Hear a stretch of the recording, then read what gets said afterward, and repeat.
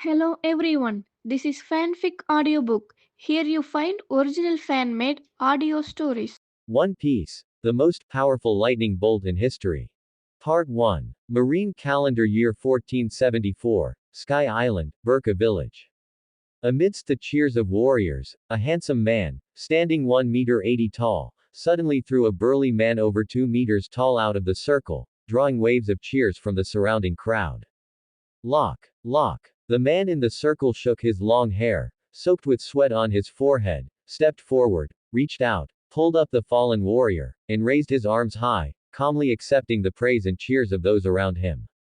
The bonfire flickered, the aroma of roasted meat drifted in the night wind, and the white sea of clouds rolled at the edge of the village, like a silent tide. Children circled around Locke, loudly shouting about the spectacular throw just now, while the older warriors drank ale and watched the boy with satisfaction. He was no longer that skinny, bamboo-like brat who had just been picked up and brought back to the village. After the bonfire party ended, the night deepened, and the village gradually quieted down. Locke returned to his small cabin, expertly pushed open the creaky wooden door, and inside, only a small dial lamp was lit, casting a soft light on the wall, adding a touch of warmth to the narrow space. He sat on the edge of the bed, leaning against the wall supported by cloud wood, and let out a long breath. Today should be the 10th year since I arrived in this world. 10 years. Locke raised his hand to block the light of the cloud dial lamp, his gaze passing through his fingers to the ceiling, and the memories that had been suppressed for a long time in his mind seemed to have been pried open by this silence, rushing out all at once. That's right, he was not a native of this world. Strictly speaking, he had traveled to this world as an infant, carrying the memories of his past life. Fortunately, while hunting, the simple natives of the Sky Island found him wrapped in cloud grass, nearly frozen to death. That always stone-faced hunter, Kai, carried him back to the village and raised him bit by bit with the little bit of thin milk and cloud juice he had. From the initial complete confusion to now, under the care and love of the villagers, he had slowly gotten used to this world. As he grew older, the memories of his past life flowed back like a tide. Sky Island. Burka. Locke silently repeated this name, which had no special meaning to the locals, in his heart, but his eyes gradually became complex. This place, I remember it being Eneru's birthplace, right? In his past life, he was considered an old otaku. Among the many arcs of One Piece, the Sky Island arc might not have been the most popular, but that ultimate romance deeply rooted at the end of the clouds precisely struck his soul. The bell of the Golden City, the promise spanning 400 years, the arrogant man like lightning, destroying his homeland, fighting his way up to the upper layer of the Sky Island, and establishing the God's country. But now, it seems I haven't seen any sign of him. Locke frowned slightly. The village was small. If someone had a baby or if someone was missing a fish today, the whole village would know by the next day. From his impression, at least in these 10 years, no baby with the name Eneru had appeared, nor had he heard any similar name. Furthermore, because information on the Sky Island was closed off, he had no idea which time period of the manga it was now. Locke sighed. In any case, one thing is certain. Eneru has not risen yet, and in all likelihood, he hasn't even been born. He looked down at his hands. His knuckles had a thin layer of calluses from years of martial arts training, and his palms were slightly rough, but as long as he clenched his fist lightly, that steady, solid power surged from deep within his muscles. It wasn't just power. There was something else. It was as if an invisible mist had been shrouding his body all year round. As long as he concentrated a little, this mist would extend, wrapping around every blade of grass, every tree, every brick, and every tile around him, and even the small beasts lurking in the night outside the village boundaries. That was the anomaly he first noticed after coming to this world. At first, he thought he was just overthinking it, but when he dodged the warriors' sneak attacks in the training grounds time and time again, when he could accurately judge the swimming trajectory of the flying fish behind the clouds while hunting, and even when he could walk through the entire village at night with his eyes closed without bumping into anything, he finally confirmed that it was definitely not just intuition. Powerful spiritual perception. Locke muttered to himself, the corners of his mouth curling up slightly. It allows me to predict the enemy's attack direction in advance, and the perception range is quite large. He closed his eyes and began to deliberately mobilize the mist within his body. His perception was stretched and expanded in an instant. He saw the guards patrolling outside, clearly distinguishing their slightly rapid breathing. He sensed the heavy snoring coming from Kai's small cabin not far away.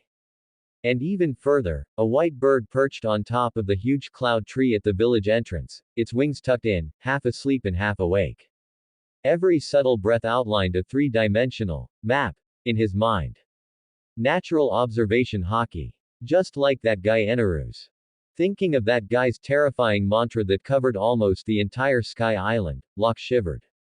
Alright, at least the starting point looks pretty good. He shook his head, shaking off the messy thoughts, took a deep breath, and when he opened his eyes again, his gaze had become firm. Since I've come to this world, Eneru hasn't appeared yet, and this is his hometown. In Locke's eyes, for the first time, flashed a light that truly belonged to ambition. I cannot miss out on that fruit. Early the next morning. Above the sea of clouds, a cool breeze blew, carrying a faint mist. On the training grounds of Burka village, the ground paved with cloud stone was soaked with sweat, and the young warriors were conducting their daily sparring. Locke, shirtless, holding a wooden spear, collided with the tall young man opposite him. Locke, come again. The young man opposite him, Tagu, grinned, you threw me so far at the party last night, today you have to let me get some payback. The wooden spears clashed, making a muffled sound. Between the seemingly simple attack and defense, Locke's movements carried a kind of relaxed composure. For him, every thrust of Tagu's spear was like words written in the air in advance: force, angle, speed, all clear. He didn't need to think too much. His body naturally made the most appropriate dodge or block. Locke sidestepped, and the wooden spear just grazed above his shoulder. He took advantage of the momentum to perform a sweep, tapping the inside of Tagu's calf. Tagu's feet went soft, and he sat directly on the cloud stone ground, stunned for half a second before he couldn't help but curse. You guy, there's really something wrong with you. My spear wasn't even raised yet, and you had already dodged it. Did you secretly learn some kind of future prediction, divine art? The young warriors around burst into laughter. Locke casually brushed it off. Stop talking nonsense, your stance is too weak, anyone could knock you down. The laughter around them grew louder. Nearby, several older warriors watched this scene, their eyes showing approval. That kid has gotten stronger again. Yeah, this guy could chase flying fish when he was 5.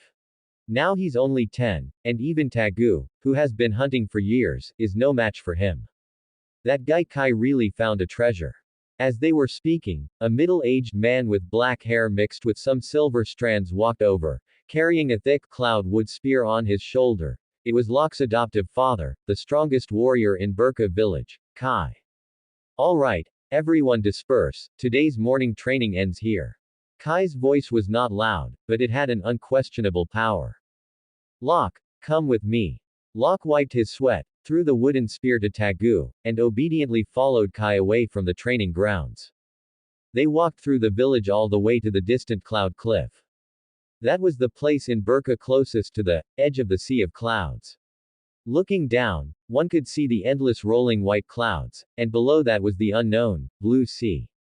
Have you heard? Kai suddenly spoke. Last night, the village chief mentioned God's Island again. Locke's heart moved, but he pretended to be confused on the surface. God's Island. Tisk, you kid, you've been in Burka for so many years, and you still don't care about these things. Kai casually stuck his long spear into the cloud ground, looking at the slowly floating sea of clouds in the distance, his tone complex. In the legends of Sky Islanders, far above the sea of clouds, there are many islands, abandoned by God, scattered in that higher sky. Sometimes, some strange-looking fruits fall from the sky, and there are also some strange-looking corpses that rush up from the lower world.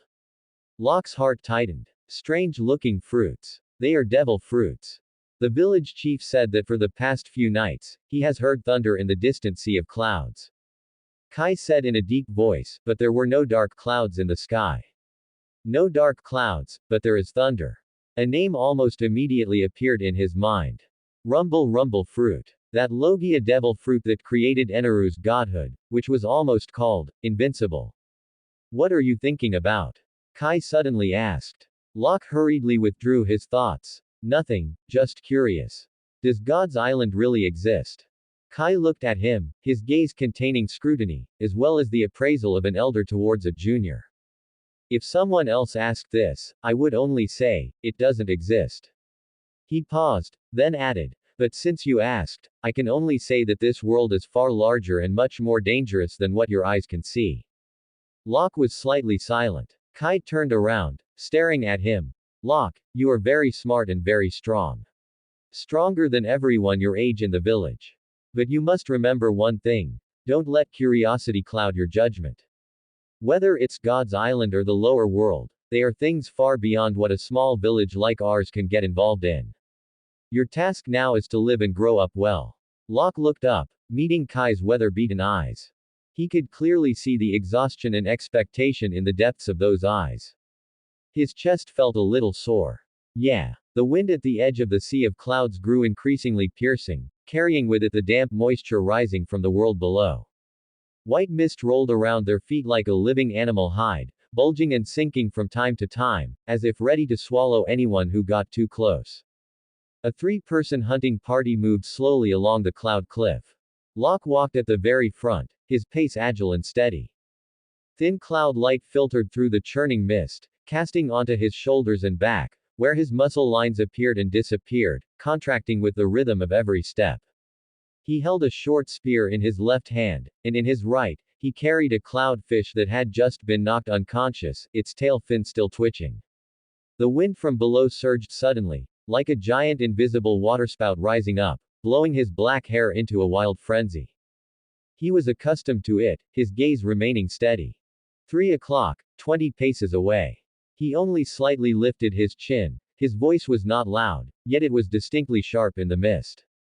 Locke's spread-out perception was like a vast, invisible net, gently yet precisely capturing everything around him. The movement trajectory of prey, the faint sounds of cloud beasts stepping on cloud grass, and the subtle changes in his companion's breathing all appeared clearly in his mind. Nowadays, he was almost constantly developing this ability. There is a flying cloud eel about 2 meters long, swimming upstream. No sooner had he finished speaking than Kai, walking in the middle, immediately raised his hand. The movement was crisp and clean, as if the experience had been etched into his muscles through countless repetitions.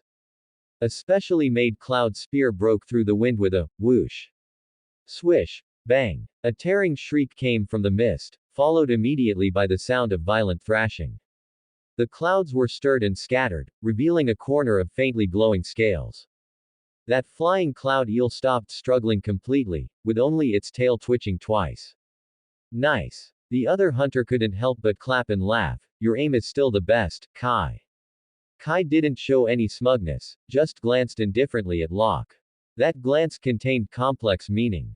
He couldn't help but smile bitterly in his heart. Without Locke's guidance, he never could have pinpointed the target's location in such a short time.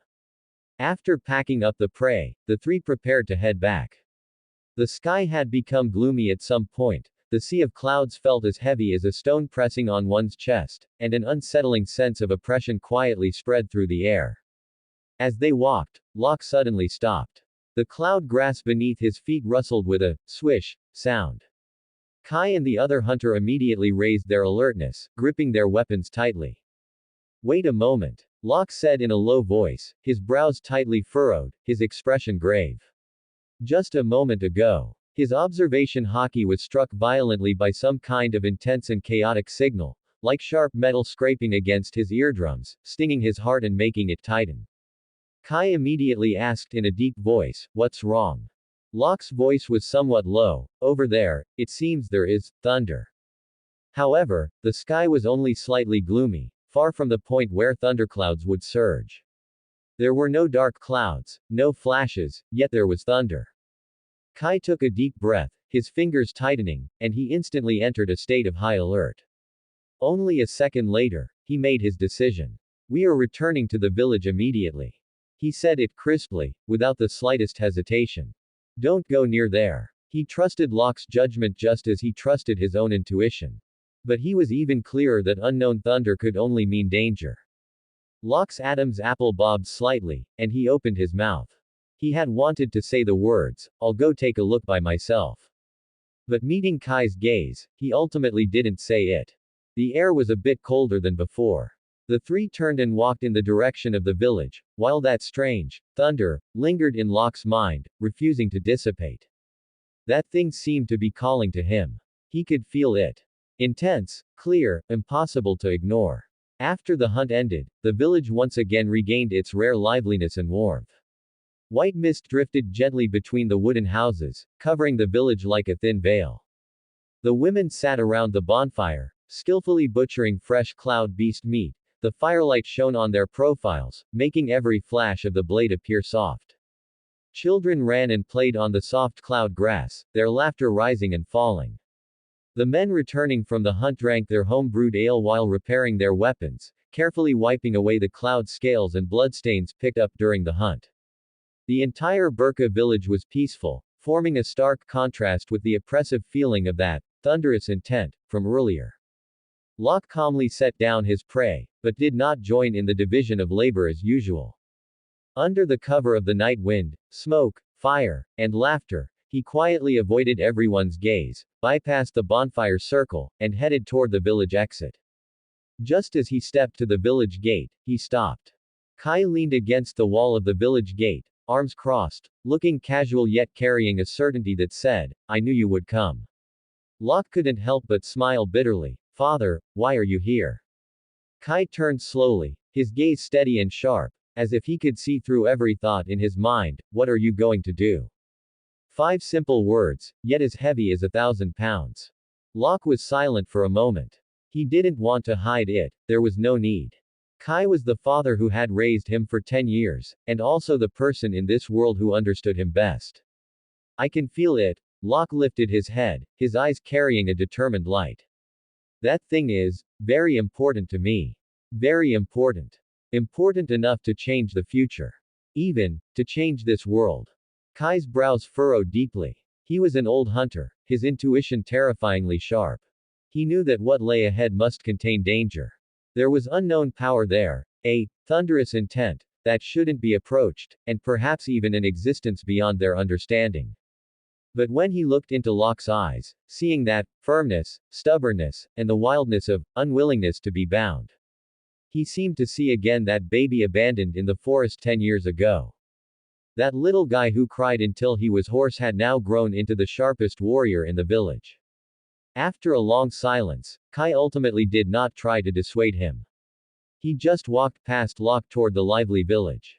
His back appeared broad and solid under the firelight, every step steady, as if he were going to block all the wind and rain behind him for Locke. "Come back early," Kai said without turning his head. No stopping. No questioning. Just a father's most simple, most certain trust. And also an old warrior's recognition of a young warrior. Locke felt a warmth in his chest and bowed deeply. "I will." The next instant, he suddenly lifted his head, and his whole body leapt out of the village gate as if ignited by the wind. Stepping on the soft cloud grass, Locke turned into a swift shadow, sprinting toward the depths of the jungle. There. It was the source of the thunder. It was the boundary of the unknown. It was the place where fate truly began to turn. And Locke was completely unafraid. The wind of the sea of clouds whistled past behind him, tearing at Locke's clothes, stretching his figure into a sprinting black shadow. His footsteps beat a rapid rhythm between the cloud grass and white soil, each landing light yet powerful, as if the wind were guiding the way and fate were in pursuit. The shadows of the jungle deepened, the branches and leaves of the cloud trees layered thick, obscuring the sky, with only specks of starlight spilling through the gaps, flickering as Locke darted quickly by. His breathing was slightly ragged, but he had no intention of stopping. Kai's words still swirled in his ears. "Sometimes, strange-looking fruits fall down. Sometimes, there are corpses that drift up from the world below. Recently, the village chief has heard inexplicable thunder several times. Inexplicable thunder. Strange-looking fruits. Unknown things drifting up."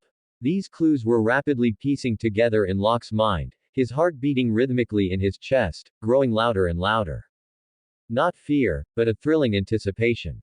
Locke's pace suddenly quickened, the cloud grass falling over in swaths behind him, like waves of rice flattened by the wind.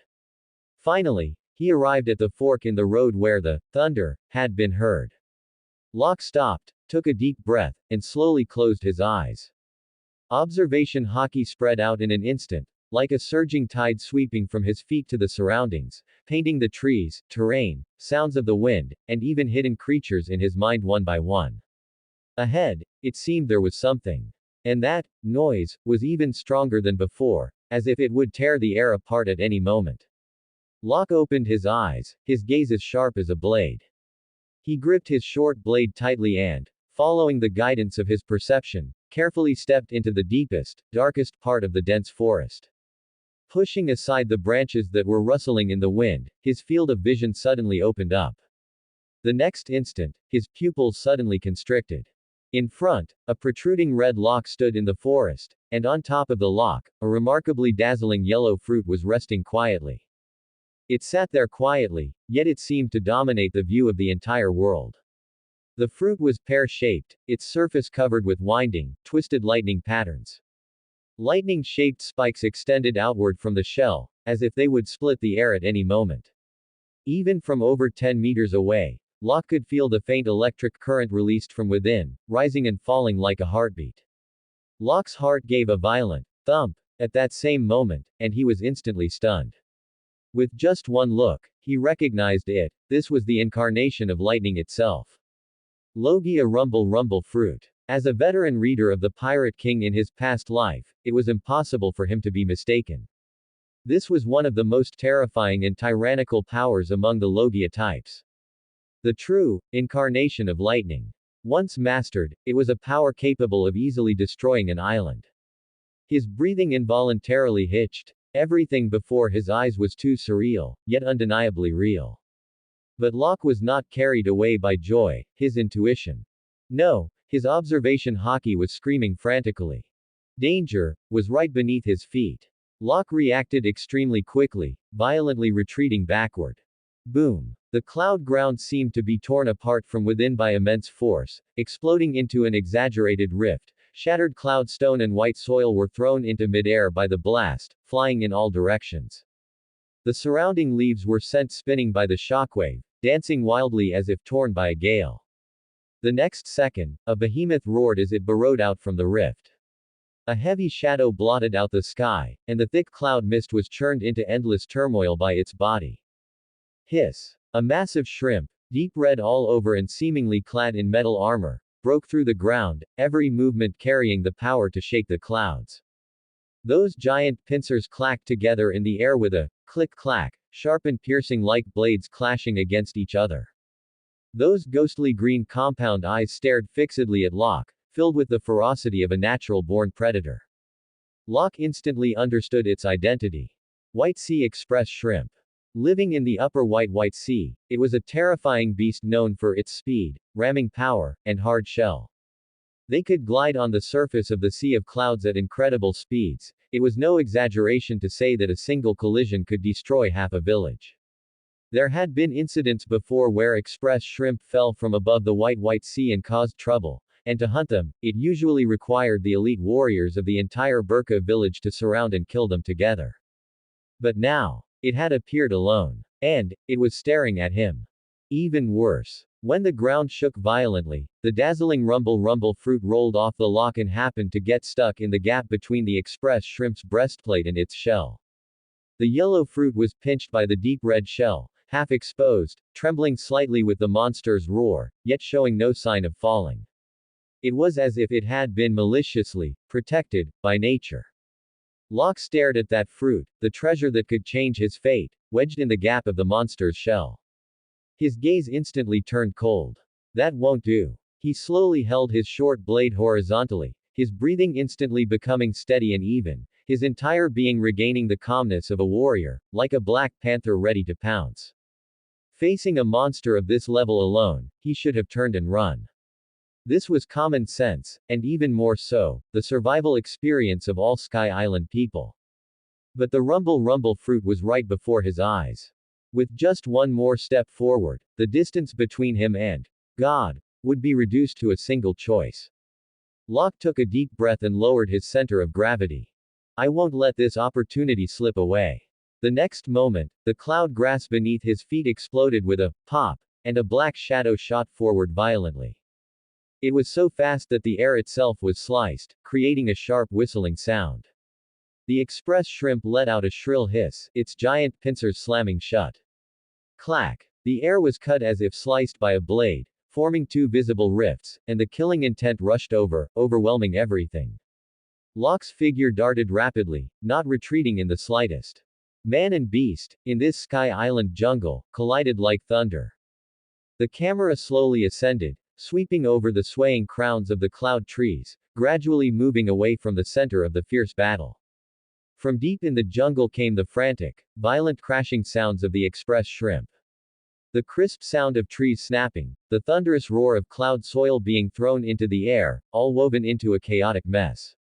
The sound lasted for several minutes, then suddenly. Boom! A beam of extremely dazzling, massive lightning, enough to illuminate the entire sea of clouds, descended from the sky, blasting the entire forest with overflowing electric light. Beneath the thunder, all sounds instantly fell silent. As the smoke and dust cleared, a figure slowly walked out from deep in the jungle. Locke slowly walked out of the black smoke, step by step, the remaining cloud grass beneath his feet gently split by the electric current. His entire body was surrounded by tiny electric arcs, golden blue lightning dancing on the surface of his skin, as if celebrating its new master. His eyes were no longer just dark, but faintly shimmering with lightning. Behind him, the massive carcass of the express shrimp lay horizontally on the ground, its shell charred and broken, with electric currents still crackling in the cracks. Locke stopped and raised his hands. Lightning gathered, boiled, and surged in his palms, rushing through his veins as if alive, each pulse bringing new power. He took a deep breath, feeling the surging and violent power of thunder within him. The corners of his mouth slowly curled into a confident arc. It seems. Locke whispered softly, his voice carrying an unprecedented sharpness. I have also managed to obtain an admission ticket to the world of the strong. Lightning crackled at his fingertips, illuminating his firm and excited face. The campfire in Burka village flared up suddenly under the illumination of the lightning that tore through the sky. The flames leapt up as if startled, only to be swayed back and forth by the sudden gust of wind, scattering sparks everywhere. That bolt of thunder, which seemed to have struck down from the heavens just moments ago, instantly transformed the entire village from a lively banquet into a state of tense preparation for battle. The women hurriedly packed away the roasted meat and cloud fruit, their expressions panicked. The children were frightened into huddling together, their cries rising one after another. The men picked up their spears and cloud shields, gazing warily into the distance, thinking a giant beast had broken through the clouds. The campfire banquet was forced to a halt, and the entire village descended into chaotic clamor. However, amidst this clamor, one figure remained exceptionally quiet. The old village chief leaned on his cloud wood staff, walking toward the village entrance with slow but firm steps. His hunched figure was stretched long by the firelight, every step seemed to tread upon the wind, yet he remained as steady as if nailed to the ground. He saw the person standing at the village entrance. Kai stood there motionless, his entire body tense, his eyes fixed firmly on the direction where the lightning had disappeared. The old village chief stopped beside him and sighed softly. Kai, are you worried about that child? His voice, hoarse yet steady, was as gentle as a breeze dispersing the clouds. Kai's shoulders gave a visible jolt, but he did not speak. In the night, his clenched fists trembled slightly. It was not fear, but a complex emotion overlapping that of a father and a warrior, worry, pride, and the helplessness of being unable to intervene. The old village chief looked up, the weariness of age in his eyes illuminated by the firelight, flashing with a sharpness that was hard to ignore. Rest assured, he said slowly, that child is stronger than all of us. He gazed toward the distant jungle, his eyes deep and profound. And, he paused, you and I both know that this child's path cannot be confined to our small village. Kai remained silent. The old village chief chuckled, his smile aged yet filled with relief. If you look at the way he gazes beyond the mountains and toward the sea of clouds, you should understand. The sky here has never been the end for him. It is merely the starting point of his future. Kai's Adam's apple bobbed slightly. He seemed to be brewing many words but did not know where to begin. Just then, a rapid sound of wind being torn apart suddenly came from the distance. A black shadow flew out from the cloud forest at an incredible speed. It was so fast that it dragged a trail of white mist across the cloud grass, like a flash of light tearing through the night. Kai instantly tensed up, his whole body alert like a beast, feet planted on the ground, ready to rush forward and intercept at any moment. However, the next second, he saw the figure clearly. His usually cold and reticent face finally showed a hint of genuine surprise and relief. Locke. The speeding black shadow broke through the thick fog and stepped into the range illuminated by the firelight. It was indeed Locke. He carried the scent of the jungle, his face stained with a little soot, and faint lightning pulsed between his black hair. What was even more impossible to ignore was the strange and shocking aura that seemed to surround his body, like the electrical sensation that presses on the air before a thunderstorm arrives. He saw the village chief and Kai, grinned, and greeted them as familiarly and warmly as always. Grandpa Chief. Father. I'm back. The moment the old village chief looked up and saw him, he was slightly stunned. Although he was already old, he was extremely sensitive to auras. The moment Locke stepped into the firelight, he clearly perceived that, within the child's body, it was as if thunder was breathing. It was just like the omen of God's descent that the elders had passed down by word of mouth back in the day. He couldn't help but grip his staff tighter, his eyes flashing with shock and confusion, which then slowly turned into awe. Kai did not have these complex thoughts. In his eyes, Locke was the child he had raised with his own hands, the boy he trained, accompanied, and watched grow up every day. He rushed forward, instinctively grabbing Locke's shoulders, his hands quickly checking along his arms, chest, and back, after confirming he was not injured. He finally patted Locke's shoulder heavily. His voice was still low, but could no longer hide the long-suppressed excitement. It's good that you're back. Locke's smile widened, as if, after experiencing an adventure only he understood, he had finally set his heart at ease at home. Only, there was a hint of sharpness in that smile. A kind of confidence belonging to the strong. A kind of radiance belonging to the future journey. After returning to the village, Locke immediately pulled Kai into the house and told him the whole story of how he obtained the power of the devil fruit. At first, Kai frowned, wearing an expression that said, "Did you break your brain, kid?" and even reached out to drag Locke to the village healer. Until Locke transformed into thunder before him. At that moment, the room was illuminated by electric light, and the sound of thunder echoed on the roof. Kai was dumbfounded, his mouth wide open in an O shape, unable to say a complete sentence for a long while.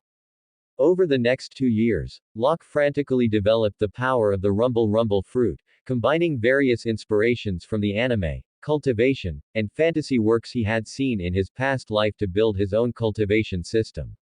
Using thunder to temper his body, making his physique increasingly powerful. Using electric current to stimulate and accelerate muscle reaction speed. Using electric waves to strengthen observation hockey, acting like a radio radar, making his perception as precise as a god looking down upon the earth. As long as he wanted, the movements of half the Sky Island could not escape his perception. A child stealing fruit, hunters discussing who would be on the night shift tomorrow, or even the sounds of arguing from other small villages in the distance, all were perfectly clear. And the prototype of armament hockey was also explored to a small degree through constant trial and error, using lightning to stimulate his skin and muscles to make them harden. He walked a path of strength that belonged entirely to himself. Feeling the time was right, Locke demonstrated his ability in the center of the village. When he opened his palm, a real flash of lightning bloomed in the sky, its dazzling intensity even 3 parts greater than the thunder that had struck the jungle that day. The whole village was frightened into collapsing to the ground, thinking Locke was a god descended to earth, and they knelt and worshipped him one after another. If not for Kai shouting to stop them and the old village chief hurriedly explaining, I fear Locke's doorstep would have been filled with offerings the next day. But even so, the whole village still regarded his ability as a divine gift, and treated him as the guardian of Burka village. Locke was not stingy either. Over the 2 years, he often used weak electric currents to clear the villagers' meridians and strengthen their physiques. Using electricity to stimulate muscles, strengthen hearts, and stabilize blood flow. The physique of the entire village was significantly enhanced as a result. The white-winged cloud beasts that once required a dozen adult hunters to deal with could now be easily taken down by 3 or 5 youths. Hunting became easier, and food became more abundant. Everyone's awe and respect for Locke gradually shifted from godlike fear to family-like trust. 2 years later, at night, moonlight spilled onto the cloud wood roofs, and the village had quieted down. Kai brought Locke to the village chief's room. The old village chief was organizing ancient cloud dial records. Hearing footsteps, he looked up, slightly puzzled. Kai. Locke. What's going on so late? Kai opened his mouth but did not know how to begin. Locke got straight to the point. Grandpa Chief, actually, God's country, really exists. Thud. The staff fell to the ground. Time passed quietly. It was the year 1480 of the sea circular calendar. God's Island Upper Yard. The main seat of the temple. Golden white light poured down from the domed cloud windows, illuminating the entire grand hall. 7 massive cloud pillars held up this solemn space like a miracle, while the warriors on both sides stood in neat rows, silent and solemn. On the central throne, a black-haired youth rested his forehead on one hand, his brows slightly furrowed, his expression complex to the extreme. Locke, now 16 years old and the current god of Sky Island, was deeply questioning his life at this moment. How did things end up like this? Pirate-style flashback insertion. The scene began to fade, transitioning into a flashback fragment. Back then, when he said to the old village chief, "God's country is real." The old village chief nearly choked on the spot, and the cloud staff in his hand nearly snapped. Locke continued to explain. I discovered it when I was practicing using lightning to strengthen my observation hockey, expanding the range until it could cover the entire island. It was right at. Before he could finish, both the old village chief and Kai froze, staring at Locke with speechless expressions. Are you saying, you know what everyone on the entire island is doing? Seeing this, Locke hurriedly shouted. I didn't eavesdrop on anyone's private business. I really didn't. In fact, he really had no interest in listening to those. As early as a year ago, under Locke's influence, the fate of the entire Burka Island was completely rewritten. After the other tribes on Burka Island witnessed Locke casually summoning a bolt of lightning to turn a cloud beast into charcoal. Basically, the same scene would occur, with everyone kneeling down with a thud. A god has descended. The heaven-sent Thunder Emperor. Oh God, please accept us. Locke was startled on the spot and hurriedly shouted, I am not a god. The villagers immediately nodded like pounding garlic. Understood, understood. You are not a god, but you must be an existence sent by the gods to protect us. Locke. He couldn't argue his way out of it at all. But for the sake of his grand plan, he simply stopped worrying about it. Thus, under his leadership, all the villages on Burka Island were quickly integrated, forming a unified Sky Island alliance. Locke further instilled his knowledge into the Sky Island craftsmen, initiating an unprecedented Sky Island technological revolution. Combining the local specialties of the Sky Island, the various special dials, Locke designed a batch of imaginative technological creations. Heat dial-driven cloud sea motorcycles, speeding across the clouds like silver lightning. Flame dial jet flying ships, dubbed by the villagers as the Thunder Emperor's divine ship. Impact dial accelerated cloud wings, granting Sky Island warriors the ability to fly briefly. Tremor dial armor, wind dial rifles, lightning dial communicators, and more, allowed the entire island to leap directly from a primitive tribe to a semi-technological civilization. Under Locke's guidance, the craftsmen were moved to tears, never having imagined that shells could be used in such a way. The entire Sky Island began to sprint down the point of no return of technological development, with a speed of progress more exaggerated than all recorded eras combined. The craftsmen circled him every day, wishing they could open his brain to see where all those miraculous ideas came from. Locke sat on the main throne of the temple, looking at the warriors standing solemnly below, and couldn't help but sigh. I originally just wanted to improve my strength and improve everyone's standard of living. How did I end up owning the temple now? Locke, on the temple throne, rubbed his temples as the memories continued to flow backward in his mind. The flashback continued to be inserted. That night, when he said that sentence, God's country is real. The old village chief's eyes almost popped out, and he was so excited that his legs could barely stand steady. Kai's breathing became rapid, as if he had suddenly become 10 years younger. They had waited for this day, for decades. Locke, take us to see the real God's country. The old village chief's voice trembled. Although Kai was usually taciturn, he couldn't help but clench his fists at this moment. I also want to see it. Locke originally wanted to say, it's not the time yet, but seeing the two of them so excited that their eyes were red, he finally nodded. All right. I will take you to see the real God's country.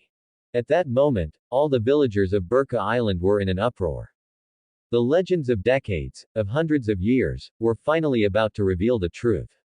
So the next day, over a dozen flame-dial jet flying ships set sail in a grand procession. When the flying ships passed through the thick white sea and rose to the real God's country, 10,000 meters above, all the Burka villagers were dumbfounded. They had expected to see God's palace, legions of angels, holy radiance. But what met their eyes was a chaotic, explosive battlefield. The white sea split open, as if two worlds were colliding. On one side were the native Sky Island residents, wearing cloud armor and wielding long spears. A young knight charged at the very front, his long spear knocking back enemies, incomparably brave. And on the other side were a group of Shandia tribe warriors with bronze skin and muscles as solid as sculptures. They wore animal skin shorts, their upper bodies bare, muscles bulging like locks, wielding weapons and fighting with boiling blood. Arrows flew, cloud spears roared, and battle cries tore through the sky.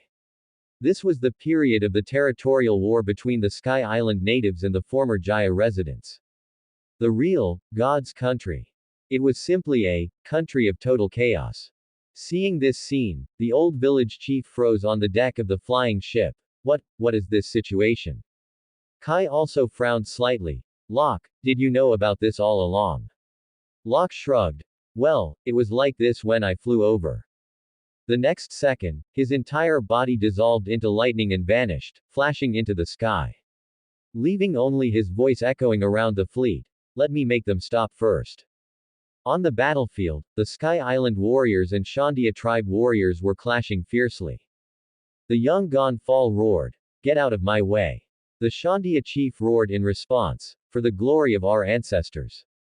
The killing intent of both sides tore through the wind. Suddenly, everyone on the battlefield felt a sense of dread simultaneously. It was not from the enemy, but from deep within the sky, some kind of irresistible power. Z's. Boom. A lightning bolt over 10 meters wide crashed down from the clouds. The light pierced through the battlefield, and the thunder made everyone's eardrums numb. A violent storm exploded, instantly blowing the warriors of both sides back more than 10 meters. But miraculously, not a single person was injured. The lightning bolt dissipated. A youth slowly appeared from within the lightning, hovering in the very center of the battlefield, looking down at both armies. His black hair lifted slightly, golden white lightning wrapped around his body, and his eyes flashed with lightning that could pierce the soul, appearing like a thunder god descending. The battlefield instantly went dead silent. The Sky Island natives and the Shandia tribe people froze simultaneously. That kind of oppressive feeling, that kind of power, they had never seen before. The young Gonfal's pupils shook violently. What is this? The Shandia tribe warriors gripped their weapons even tighter, cold sweat beating on their foreheads. This aura, it's too terrifying. Locke, wreathed in lightning, looked down at the masses, opened his eyes slightly, and spoke in a calm but irresistible voice. The war ends here. Under the entire sky, no one dared to move. Dust and smoke swirled across the ground, and the roars of the battlefield were gradually swallowed by silence. The Shandia chief and a young Gonfal slowly pushed themselves up from the ground. Before they could even brush the dirt from their bodies, they were simultaneously stunned by the sight in the sky. A young figure, wreathed in lightning, floated high in the air. Arcs of lightning danced around his body, making him look like an arbiter descended from the heavens, his eyes flashing with a radiance that made hearts tremble. That is a god. At least, that's what it looks like.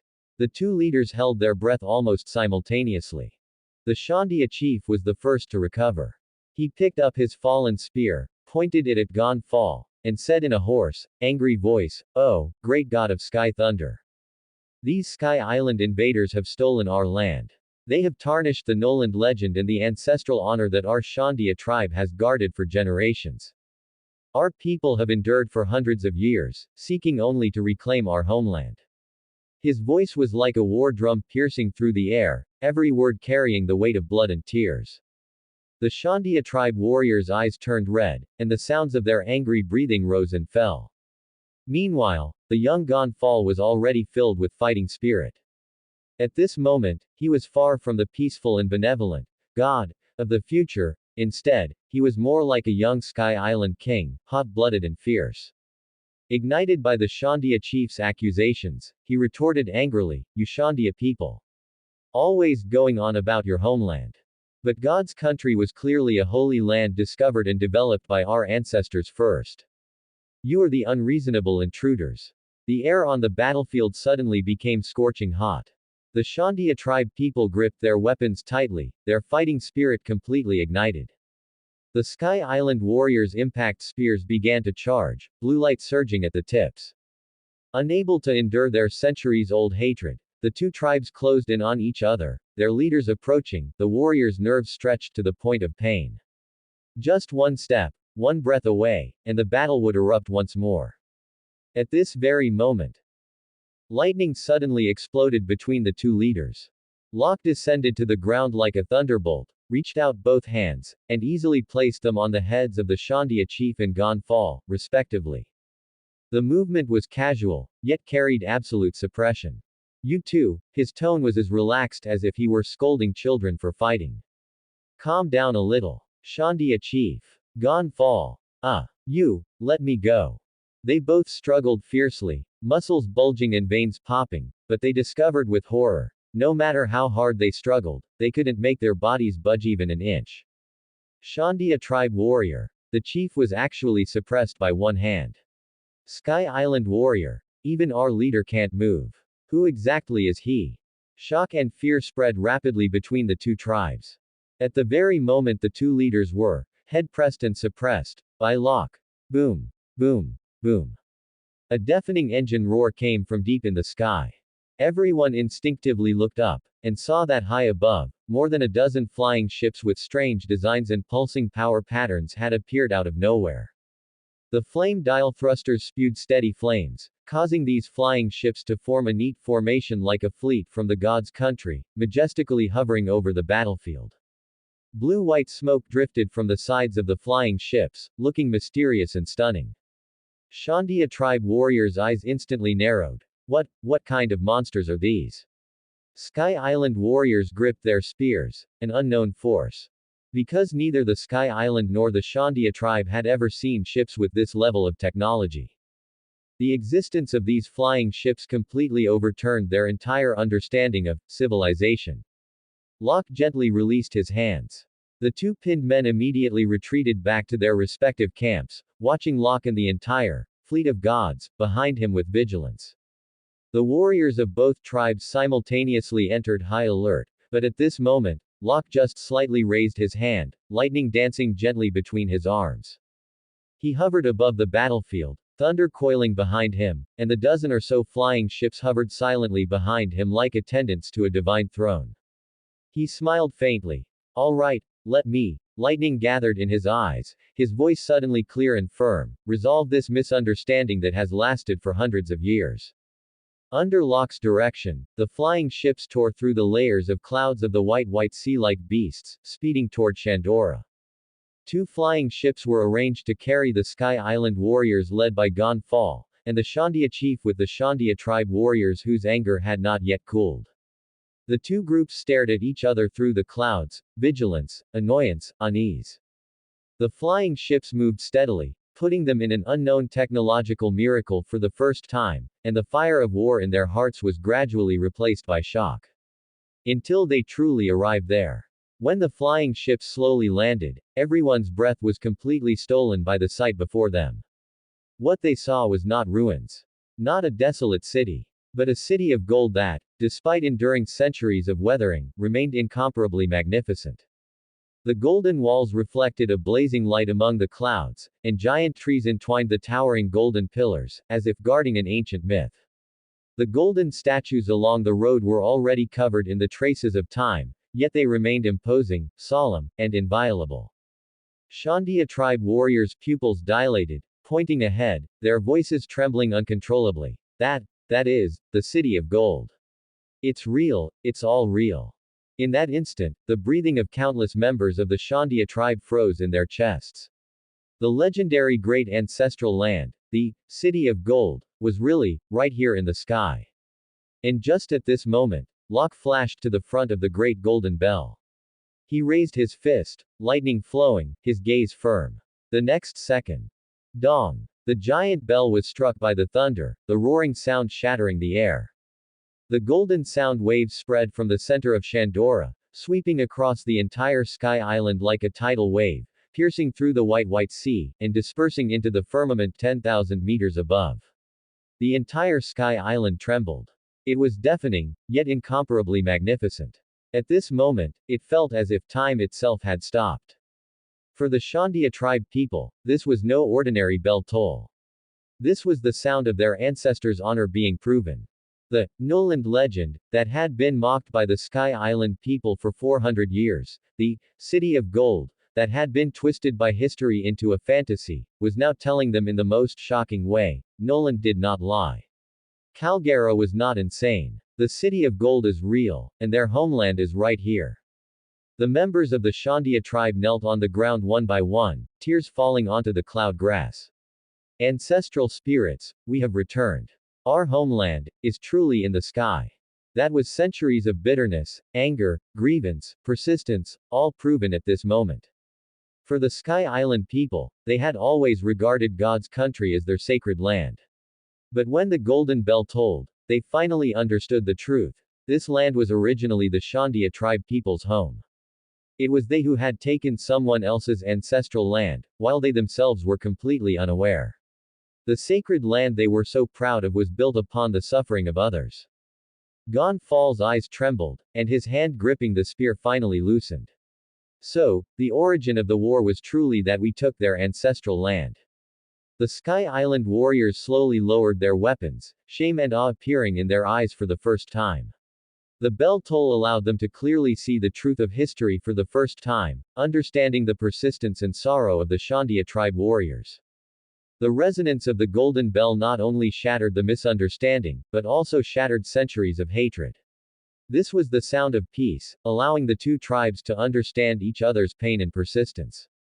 It was the bell toll that redeemed their grievances. It was the first bridge that allowed the two tribes to truly communicate. As the sound waves dissipated, the swords and spears on the battlefield fell. Gon Fall lowered his head and sighed, saying sincerely, "The Sky Island people owe you a sincere apology. What we were fighting over was indeed your home." The Shandia chief pressed his fist to his chest and said in a deep voice, "We Shandia are willing to acknowledge your sincerity. Let the war end from this moment on." Hatred ended at this moment, and both sides finally put down their centuries-long blood feud. And Locke, hovering in the sky, watched all this, lightning flashing in his eyes. Over the next 4 years, Sky Island ushered in a new era favored by fate. There was no longer the roar of war, no longer the centuries of bloodshed and resentment. In their place came an unprecedented fusion, rebirth, and takeoff. The Sky Island natives and Shandia tribe warriors, who once viewed each other as enemies, now worked side by side moving boulders and restoring the ancient city. They would exchange combat techniques under the giant trees. They would even dance around the same bonfire during the harvest festival. The Shandia tribe could finally return to their ancestors' land openly and honestly, no longer needing to carry weapons or hatred when approaching the ruins of Shandora. For the first time, the Sky Island natives sincerely acknowledged that God's country was not their exclusive sacred ground, but the homeland the Shandia tribe had been exiled from for centuries. During these 4 years, a long silent name once again echoed across the sea of clouds: Jaya. Driven by Locke, everyone accepted this once buried name, for it symbolized not only the true ownership of the land but also the shared future of both peoples. Later, with the arrival of the Bill Islanders, the sky of Jaya seemed to be torn open, revealing a rift leading to the future. They brought a technological revolution. Knowledge from Locke's memories, combined with the unique shell resources of Sky Island, made the entire island seem to enter another era.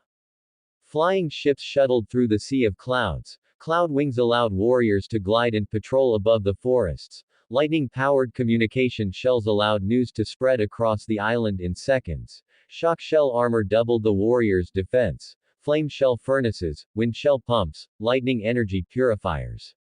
In just 4 years, Jaya transformed from a primitive tribe into a modern aerial city.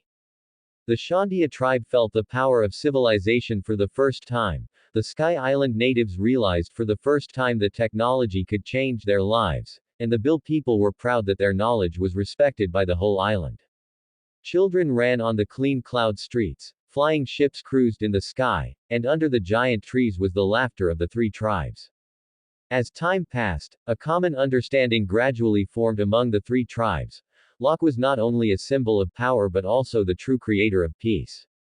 Without him, there would be no peace among the three tribes. Without him, there would be no shell technological revolution. Without him, this land would forever be immersed in hatred and misunderstanding.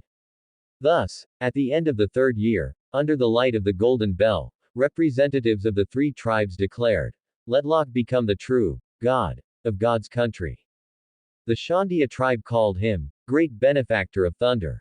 The Sky Island natives called him True Lord of the Sky. The Bill Islanders called him God's Child who changed destiny. Locke originally wanted to refuse, but when he saw thousands of eyes filled with trust and hope, he understood. A new era needs a representative, and it also needs a guardian. Thus, he nodded. That day, the entire Jaya was in a frenzy. Tens of thousands of people from the three tribes gathered before the Golden Bell, and lightning descended from the sky, illuminating that young figure. Thunder Emperor Guardian of God's Country Locke, co-ruler of the three tribes. The declaration echoed throughout the sea of clouds. Since then, when flying ships flew in the sea of clouds, a flash of silver-white lightning would always arc across the sky. When Shandia children prayed before the altar, they would quietly look up at the young man who was unlike a god yet greater than one. When Sky Island warriors patrolled the borders, they couldn't help but look up at the high sky where there was always a silently flickering bolt of lightning, watching over the entire Sky Island. Everyone knew it in their hearts. It was that youth draped in thunder who had been silently guarding this kingdom 10,000 meters in the sky. The main hall of the temple was quiet and solemn, and the light spilling through the cloud windows seemed to plate Locke with a layer of faint golden radiance. The youth closed his eyes, having just finished his long memories, and when he opened them again he was already the God elected by the tribes of Sky Island. Locke slowly let out a breath, tapped the armrest, and muttered to himself, a 16-year-old king.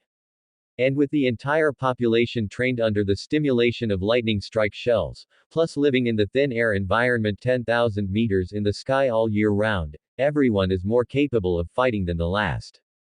He raised an eyebrow, showing a bit of pride. Their physical constitutions are much better than those so-called pirates down below, right? Isn't this the legendary nation in arms? Locke rubbed his chin, thinking for a moment. Looking at it this way, I have easily achieved the goal that Crocodile never accomplished in his life. To build an armed nation that is incredibly strong. Thinking of that sand crocodile in his past life losing to the protagonist Halo, he couldn't help but chuckle. The 2 rows of guards below had long been accustomed to their God's casual and chatty nature, and couldn't help but giggle. Lord Thunder God is talking to himself again. This voice is really amiable, huh? But, just sitting there makes people tremble. This pressure is too unlike a 16-year-old. Locke's ears twitched, and his face flushed slightly. Hey. I can hear you, you guys. The guards immediately looked away with straight faces. We didn't say anything. Locke sighed helplessly. raised his hand, and a delicate arc of lightning gently danced on his fingertips. Since completely mastering the power of the rumble fruit, Locke had once silently transformed into a bolt of lightning, descended 10,000 meters to the lower world, and explored the true world. It was a world completely different from Sky Island. The true azure sky was no longer obscured by the white sea. The vast, boundless ocean whipped up salty sea breezes. The harbors were crowded with people, and the shouts of vendors were constant. On land, the scent of soil mixed with the desires and ambitions of humanity. And most importantly, relying on his omnipresent lightning perception, Locke pieced together a key fact from intelligence, rumors, and people's words. The era he was currently in. It was exactly the year 1480 of the marine calendar. A truly chaotic, glorious, and old era where the strong rose together. The rock's pirates held the reins of fear, and the sea trembled before them. The great treasure of pirates Shaki had just retired from the pirate world and was preparing to open a bar on Hashinosu. The celestial dragons were extravagant and cruel, treating the world as a toy. The influence of the marine and pirates ebbed and flowed, and order was crumbling. The strong emerged in large numbers, like a galaxy of stars, each one a big figure capable of shaking the era. And most importantly, there were still 4 years until the world-shaking God Valley incident. Lightning danced on Locke's fingertips, pulsing rhythmically like a heartbeat. Deep within his chest, that restlessness and wildness, long covered by a stable life, gradually awakened. The old era. The strong are everywhere, chaos is like a tide. He curled his lips into an excited smile. What an itch-inducing era indeed. Locke stood up from the throne and walked slowly down the stairs. The high-altitude cloud winds rushed in through the cloud windows, blowing his black hair, cloak, and lightning arcs to dance side by side. He looked up at the deep, boundless blue sky outside the cloud windows. Beneath that sky was the magnificent ocean, the stage where countless legends rose and fell. His eyes flashed with irrepressible sharpness. Rocks. Garp. Roger. And those great pirates who were about to shake the world. A soft chuckle, like a low rumble before thunder. Let me, this thunder god, go and witness the storms of the old era in person.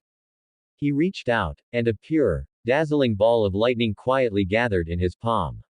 The light was like the break of dawn, illuminating the entire temple in silver white. It was time. The lower world. 10,000 meters in the air. The clouds were torn into long white trails. A dark shadow was falling at high speed in a bizarre posture, head down with arms crossed. This was none other than Locke, the thunder god, who had left home less than half a day ago, now in his forced to be set free version. The gale roared in his ears, yet he looked as if he were lying in a hammock sunbathing, his face full of speechlessness. Phew. I just said I wanted to go down to the lower realm for a walk, and as a result, the entire god's country almost started a civil war just to stop me from leaving. The scenes flashing through his mind made the corner of his mouth twitch. Gon Fall, like an old urchin, grabbed his thigh tightly. Lord God. You cannot go to the lower realm. It is very dangerous down there. The Shandia chief was even more exaggerated, directly hugging Locke's waist. Our Shandia tribe has only just begun to have a good life. Please, do not abandon us. That scene was more intense than seizing the treasures of a fallen nation. Finally, Kai and the old village chief spoke at the same time, with the tenderness and majesty unique to the elderly. If the child wants to venture out, let him go. However, remember to come home often. The whole island nodded instantly. Yes. Come home often. You must come home often. Locke suspected on the spot. Am I going out for an adventure, or am I getting married? The wind blew his black hair wildly, and he rolled his eyes while hanging upside down in midair. However, I never expected that someone could actually enter the heart of Father's blockhead. As he thought about this, he frowned again. I clearly perceived that she was sincere towards Father, but why? Would I forget her name? He tried to recall it seriously, but he couldn't think of anything. Forget it, we'll talk about it later. Falling at high speed, the sea surface drew closer, sunlight reflected on the sea, shimmering like countless golden scales. Locke crossed his arms and began to formally think about his travel route. The final destination has already been chosen in advance. But before that, The corners of his mouth lifted slightly. Let's just wander around the sea of the old era for now. Anyway, with my current speed, there are hardly any people in this era who can catch up to me. If I can't beat them, I can just run away tilde. He hummed softly. Uncle Kizaru is probably still slacking off, somewhere right now, not even wearing his marine uniform yet. Just as he was leisurely planning his future, his peripheral vision suddenly caught the shadow of a huge ship on the sea. It was not an ordinary ship. The ship was huge, and the bow was pulled forward by two massive, sea serpents. The deck was crowded with beautiful figures, and a brown pirate flag fluttered on the sails. Locke's pupils shrank sharply. The next second, the corner of his mouth slowly curled into a meaningful arc. Yo tilde. This is too much of a coincidence. The sea wind howled, and the waves rolled like white dragons. On this turbulent sea, a gorgeous warship towed by two giant, sea serpents, like a moving giant serpentine shadow, cut through the sea with great pressure. That was the most popular, most mysterious, and most dangerous female pirate crew of the old era. The Kuja Pirates. The deck was filled with agile and charming female warriors, and at the very front of the bow, two distinct and charming figures stood side by side. A slender woman with a cold and arrogant temperament, black straight hair with slightly curled ends, and snake-shaped hoop earrings was slightly frowning. Tritoma. The other was leaning against the ship's railing, her posture lazy yet impossible to ignore, with a cigarette in her mouth, her slender fingers lightly holding the cigarette holder, full of charm. The future world's most famous owner of the rip-off bar, at this moment, was still the soul of the pirate crew. Tritoma bit her lip gently, unable to help confirming again. Lady Shaki, have you really decided? Shaki exhaled purple smoke, her eyes half closed, her tone casual yet firm. Ah tilde, I have decided. I am going to wash my hands of this, ending my pirate career. The Kuja warriors behind her instantly exploded. Lady Shaki. Don't. We can't bear to let you go. Captain, don't leave. Sob sob sob. Our faith is gone. The scene was like a large farewell funeral. Tritoma held her forehead, yet still insisted on asking rationally. Then, where are you planning to go? The Marines have been getting crazier lately, arresting people regardless of whether they are pirates or not. If you encounter them. Shaki gently shook her cigarette, the corners of her mouth lifting into a dangerous and charming smile. As for that, I have already thought it through. She looked into the distance, her tone leisurely. I plan to go to Hashinosu. Tritoma's heart tightened. Ha, Hashinosu. Isn't that the territory of the Rocks pirates? Shaki's smile remained unchanged. Don't worry, it will be fine. Tritoma exclaimed. That is Rocks. The craziest monster in the world. Shaki waved her hand lightly, as if brushing away a sea breeze. Anyway, I have already decided. The Kuja pirates are entrusted to you tilde. Just as Tritoma wanted to say something more, Shaki suddenly stopped moving. Her combat intuition suddenly sounded an alarm, and her heart felt as if it had been gripped by some invisible hand. Danger. An extremely dangerous aura. She turned her head abruptly. Tritoma keenly caught Shaki's change and immediately looked up at the sky as well. The next second, both of their pupils shook violently. They saw that high above, the clouds were violently torn open by a blue-white lightning bolt. In the center of the rift illuminated by the lightning, stood a tall, upright figure with black hair flying in the wind. He seemed to be standing on the air, with no support at all. He was over 2 meters tall, with perfectly defined muscles faintly visible.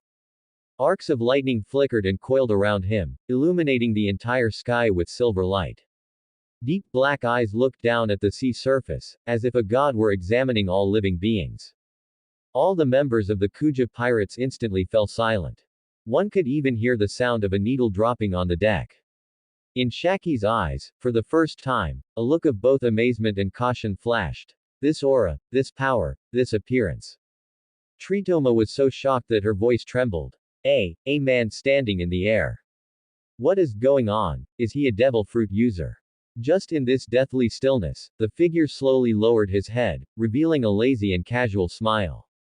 Then, he raised his hand and waved naturally. Yo tilde. His voice was like a low rumble of thunder, yet inexplicably carried a bit of roguishness. Can I hitch a ride? Boom. The sea surface completely exploded.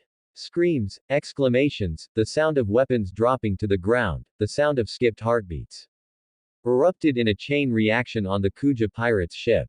This most dangerous all-female pirate crew of the old era was collectively stunned at this moment. Just because of a certain thunder god-level handsome lifeform that had descended from the sky. On the deck of the perfume Yuta. A faint crackle of electricity sounded as Locke descended slowly from the air. The moment his feet touched the planks, the lightning quietly dissipated along his ankles, like birds returning to their nest, docile and restrained. However, the air around him seemed to bear an invisible, immense pressure, so tight that it made it hard to breathe. Swish, swish, swish. The Kuja warriors of the Kuja pirates pulled their bowstrings taut instantly, the arrowheads humming as they vibrated, all aimed directly at Locke's neck, heart, and forehead. The air was filled with killing intent.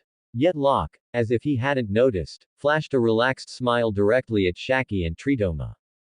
Hi. Shaki's eyelashes twitched slightly, and Tritoma stiffened like a taut bow.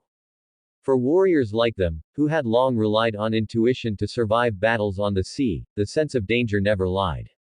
And at this moment, the aura emanating from this man was as cold as the deep sea, as oppressive as a thundercloud, as violent as an ancient behemoth. Their observation Haki had been screaming a warning from the moment he appeared until now. But what shocked the two female pirates most was not just his danger and power, but the way this man looked at them. No amazement. No desire. Not even the slightest instinctive reaction a man has when seeing a stunning beauty. For the first time, a feeling other than crisis emerged in Shaki's heart, bewilderment. He actually has no reaction to our beauty. Tritoma looked ashen. Could it be that he is the type who likes men? The Kuja warriors behind them whispered, why does he have absolutely no reaction? Even Lady Shaki's charm has no effect. Could he really be that kind of person? What a pity, he's such a handsome guy. The atmosphere on the scene suddenly became strange and dangerous. Locke, sensing their inner thoughts, instantly had a few black lines appear on his forehead, speechless. In Shaki's heart, there had always lived that future old rogue with glasses, Pluton Rayleigh. He had no interest in interfering with other people's love stories that were destined to be written into history. As for other women, as a king of Sky Island, what kind of beauty haven't I seen? If it weren't for him insisting that he was still young and needed to go out and train, Kyan Gonfal would have long since wanted to stuff all the girls from the entire Sky Island to him, creating a harem of 3,000 beauties for the Thunder God. Sensing the tension of the Kuja pirates, Locke waved his hand gently. Don't be so nervous, I don't intend to attack you. He smiled gently. I really am just hitching a ride on the way. He said it very sincerely. But to the ears of the Kuja pirates' crew, that was a provocation. Shaki slowly lifted her eyes, exhaled a puff of purple smoke, and said in a cold voice, young man, you are very confident. Do you know whose ship you are standing on? Locke laughed upon hearing this, his smile more relaxed than the sea breeze, without a hint of nervousness. The Kuja pirates, Hutilda, I have heard a little about them. As soon as these words were spoken, the deck instantly erupted. You are too presumptuous. How dare you speak to our Captain Shaki in that tone? Go to hell. Before the words had even faded, a Kuja warrior roared and released her bowstring. Swish. The arrow pierced the air like thunder, shooting straight towards the center of Locke's brow. Shaki's pupils constricted sharply. Stop. But it was already too late. Bang. The arrow hit accurately. But the next instant, the entire arrow passed straight through Locke's head, shooting out from in front of him while dragging an arc of electricity. Locke's head had completely transformed into a whirlpool of azure lightning just before the impact, like smoke blown away by the wind, and then slowly condensed back into human form. Shaki and Tritoma exclaimed in unison upon seeing this. Logia. The deck was deathly silent. The Kuja warriors were dumbfounded, their hands holding the bows and arrows trembling uncontrollably. Logia. In this chaotic old era, it represented the sequence of emperors on the sea. No weakling could possess this kind of power. Locke turned his head slowly, glanced at the arrow that had already flown into the sea, and his tone was even a bit disdainful. Sigh. I already said. I really just came to hitch a ride. The hearts of the entire Kuja Pirates crew skipped a beat. Shaki took a deep drag of her cigarette, struggling to steady her heart that was beating so fast it felt like it would burst. For the first time, she used a truly serious, lowered tone. Young man, who exactly are you? Locke smiled lightly, lightning quietly dancing in the depths of his eyes. Me. He looked up, gazing at the boundless sea and sky. Just a traveler who came down from the sky. The scene shifts. The perfume Yuta continued to break through the waves, sprays exploding at the bow, white mist scattering into the air. Locke was sitting brazenly on the head of one of the giant Yuta. This fierce sea king, at this moment, was as docile as if its spine had been broken, its body stiff, its tail pressed tightly against the sea surface, and it was even breathing cautiously. Fearing that it would be struck again by that terrifying, lightning education. Facing the sea breeze, Locke's clothes and black hair were blown, snapping in the wind. The whole person was as relaxed as some rich young master taking a ride on a private yacht. He patted the Yuta's head, his tone relaxed. Good, faster. The Yuta shuddered all over. Hiss. Hiss. Translation. I'm really trying my best. Don't electrocute me again. The screen shifts to the deck. Shaki stood by the railing with her arms crossed, Tritoma standing beside her, both of them staring straight at the Yuta being ridden by the man. That scene was simply too insulting to the dignity of their Kuja pirates. They were a nation famous for snake taming. Yet now, their own snake had actually become a man's mount. Tritoma asked in a pitiful, low voice, Lady Shaki, are we really going to take him to Hashinosu? Shaki was stunned upon hearing this, her expression complex. The first thing that surfaced in her mind was that tragic and humiliating scene from just a moment ago. A moment ago, the entire Kuja Pirates crew had confidently shouted, what's the big deal about a Logia? This is the new world. Everyone use armament hockey. The next second, all 100 or so warriors on the ship were collectively educated by lightning, instantly electrocuted into charcoal paving the floor. Even the two giant snakes were electrocuted until their eyes rolled back and they foamed at the mouth, turning from sea kings into domesticated soft-bodied pets. Shaki's mouth twitched violently. She glanced at the group of Kuja warriors at the stern who were still, fizzing with smoke, and then looked at the two giant snakes at the bow that had been completely tamed to the point of mental exhaustion. What else? She helplessly held her forehead. Do we have any choice? Tritoma choked back a sob. That's right, even if we don't take him, he could just strike our ship, and fly there himself.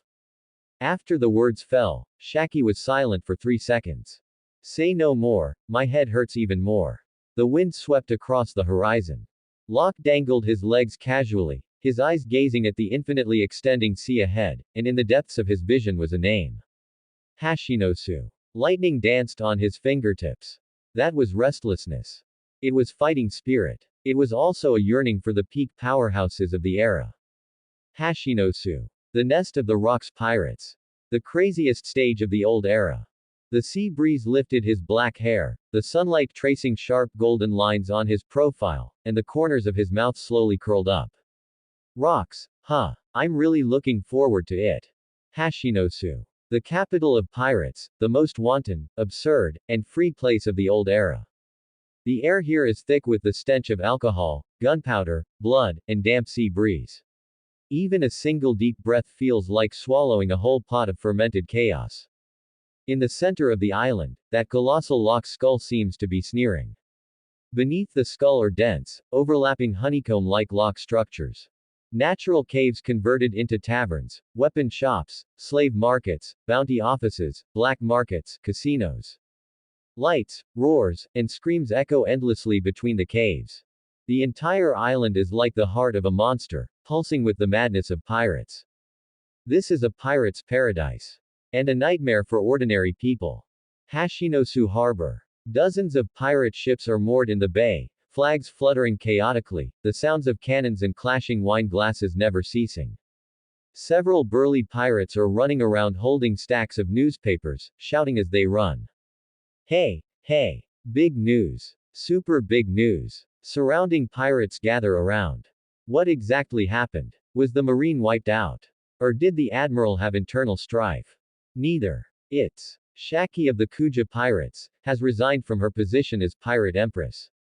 Quote question mark exclamation mark exclamation mark exclamation mark quote. The whole place goes quiet for 2 seconds. Then, boom. The entire harbor erupts like a volcano. Countless pirates bury their heads and weep. Some are even howling while hugging each other. No. Lady Shaki is retiring. We can never chance upon her at sea again. My youth has ended. Ah. Back when the Kuja pirates besieged us, we actually forgot to fight back just because she was too beautiful. Sister Shaki. Exaggerated, broken, devastated. They are sincerely mourning their youth, and the entire harbor becomes an ocean of tears. Hashinosu Inner District. Sunlight shines through the gaps in the honeycomb caves, reflecting onto the figures of two legendary women. Gloriosa, youthful version, is holding a newspaper, her willow eyebrows slightly furrowed. What is Shaki thinking? Why would she suddenly decide to retire? Beside her, Charlotte Linlin pre-deformation version is chugging a bottle of alcohol. Hearing her words, she laughs loudly. PFF'd. Isn't she just like you, chasing men all over the world? Ha ha ha ha. On her arm stands a tiny katakuri, looking like a miniature figure. Katakuri carefully maintains his balance. Mama, please don't make jokes like that, I might fall off. Below him, a tiny Charlotte oven is holding candy, munching while giggling foolishly. Mama is the best Tilda. Gloriosa rolls her eyes and hums lightly. Someone like you who keeps popping out kids like popcorn, how would you understand the troubles of love? Linlin pauses her drinking. Who are you calling popcorn? Gloriosa ignores her, gently stroking the corner of her mouth, her eyes thoughtful. However, to think that child Shaki would be affected by feelings. It's truly a rare sight. Her voice is soft and gentle, carrying rare lamentation. On the other side, the young and late-blooming Whitebeard, Edward Newgate, sits on a giant lock, back to the sea breeze, his expression cold and steady. He is looking down, carefully wiping his precious blade, Murakumogiri, with a cloth. The blade shines like a new moon, reflecting the flickering firelight of Hashinosu. And beside him, HMPH, a bunch of idiots talking about Shaki this, Shaki that all day, it's so annoying. Miss Bakken stands with her hands on her hips, looking completely displeased. The next second, she immediately switches to a charming smile, clinging to Whitebeard's cheek, her voice intentionally softened. But only you are devoted to me, right, Newgate tilde tilde tilde. Whitebeard's movements pause. Then, he frowns and says impatiently, when did I ever say I liked you? Snap. Miss Bakken jumps onto Whitebeard's shoulder, tugging hard on his mustache like a frantic monkey. What did you say? Say that again, I dare you. I am the super popular Miss Bakken of Hashinosu. The people pursuing me could line up to the end of the Grand Line. You actually. Whitebeard winces in pain. Isn't that great? Then stop staring at just me.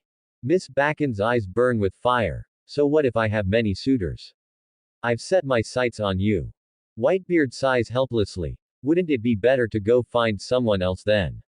I said, that's not happening. Miss Bakken's roar instantly clears a 3-meter defense zone. Even nearby pirates drinking are scared away. The daily chaos of Hashinosu, at a glance. The next day Hashinosu Harbor. A storm-like noise suddenly erupts. Countless pirates rush out of the harbor, shouting as they run. Incident. Incident. A major incident. What happened? The Kuja pirates ship is here. The entire Hashinosu explodes as if struck by lightning. All pirates rush toward the harbor in an instant, their eyes shining like light bulbs. When the perfume Yuta docks, Shaki steps onto the harbor. Boom. Dozens of pirates look as if they've been struck by a god, their eyes turning into hearts as they kneel in unison. An angel has descended. Ah. Sister Shaki. If I can see you once in this life, I can die without regrets. Why would you come to such a dirty place? Could it be that you are also here to join the Rocks pirates? Just like Lady Gloriosa. The chaotic clamor almost flips the dock. Shaki pauses her steps, a cigarette in her mouth, smiling. I plan to live here for a while, oh Tilda. The pirates are collectively shocked. What?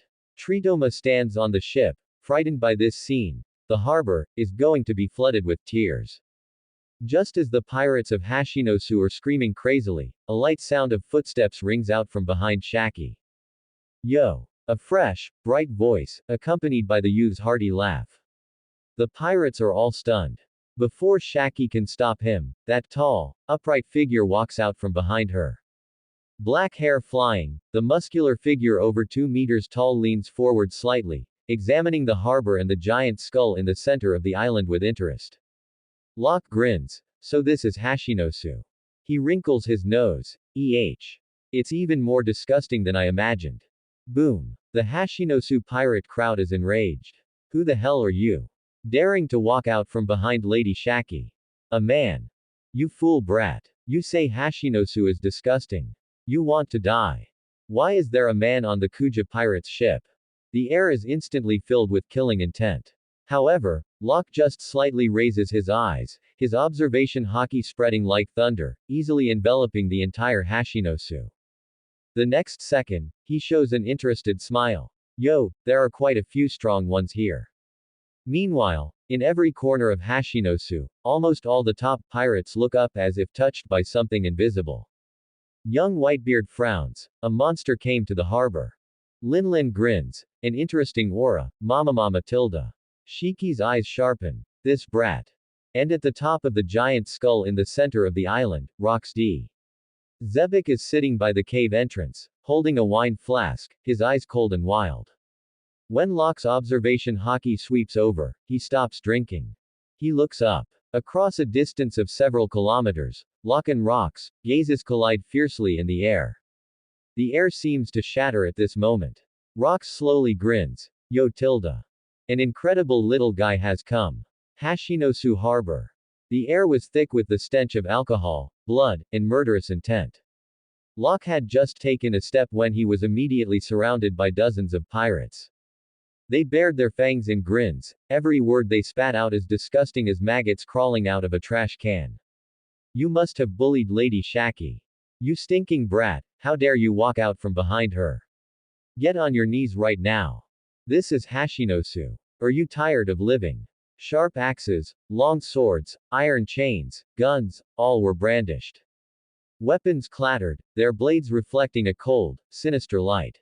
Shaki wanted to speak, but she was instantly shoved back into the protective circle by hundreds of sycophant pirates. Lady Shaki, don't be afraid. We will stand in front of you. Whoever dares to touch Lady Shaki today, we'll make them die 800 times. Shaki. Tritoma, on the shore, locked eyes with Shaki, who made a subtle gesture, retreat immediately. Tritoma reacted instantly, turning around and shouting, Kuja pirates. Everyone prepare to leave the harbor. Immediately. The perfume Yuta turned and retreated rapidly. Locke naturally saw this, and he smiled. It really is, a realistic pirate world. He slowly looked up, his gaze sweeping over the group of ferocious pirates surrounding him. These people were filled with nothing but filth, desire, malice, and cruelty.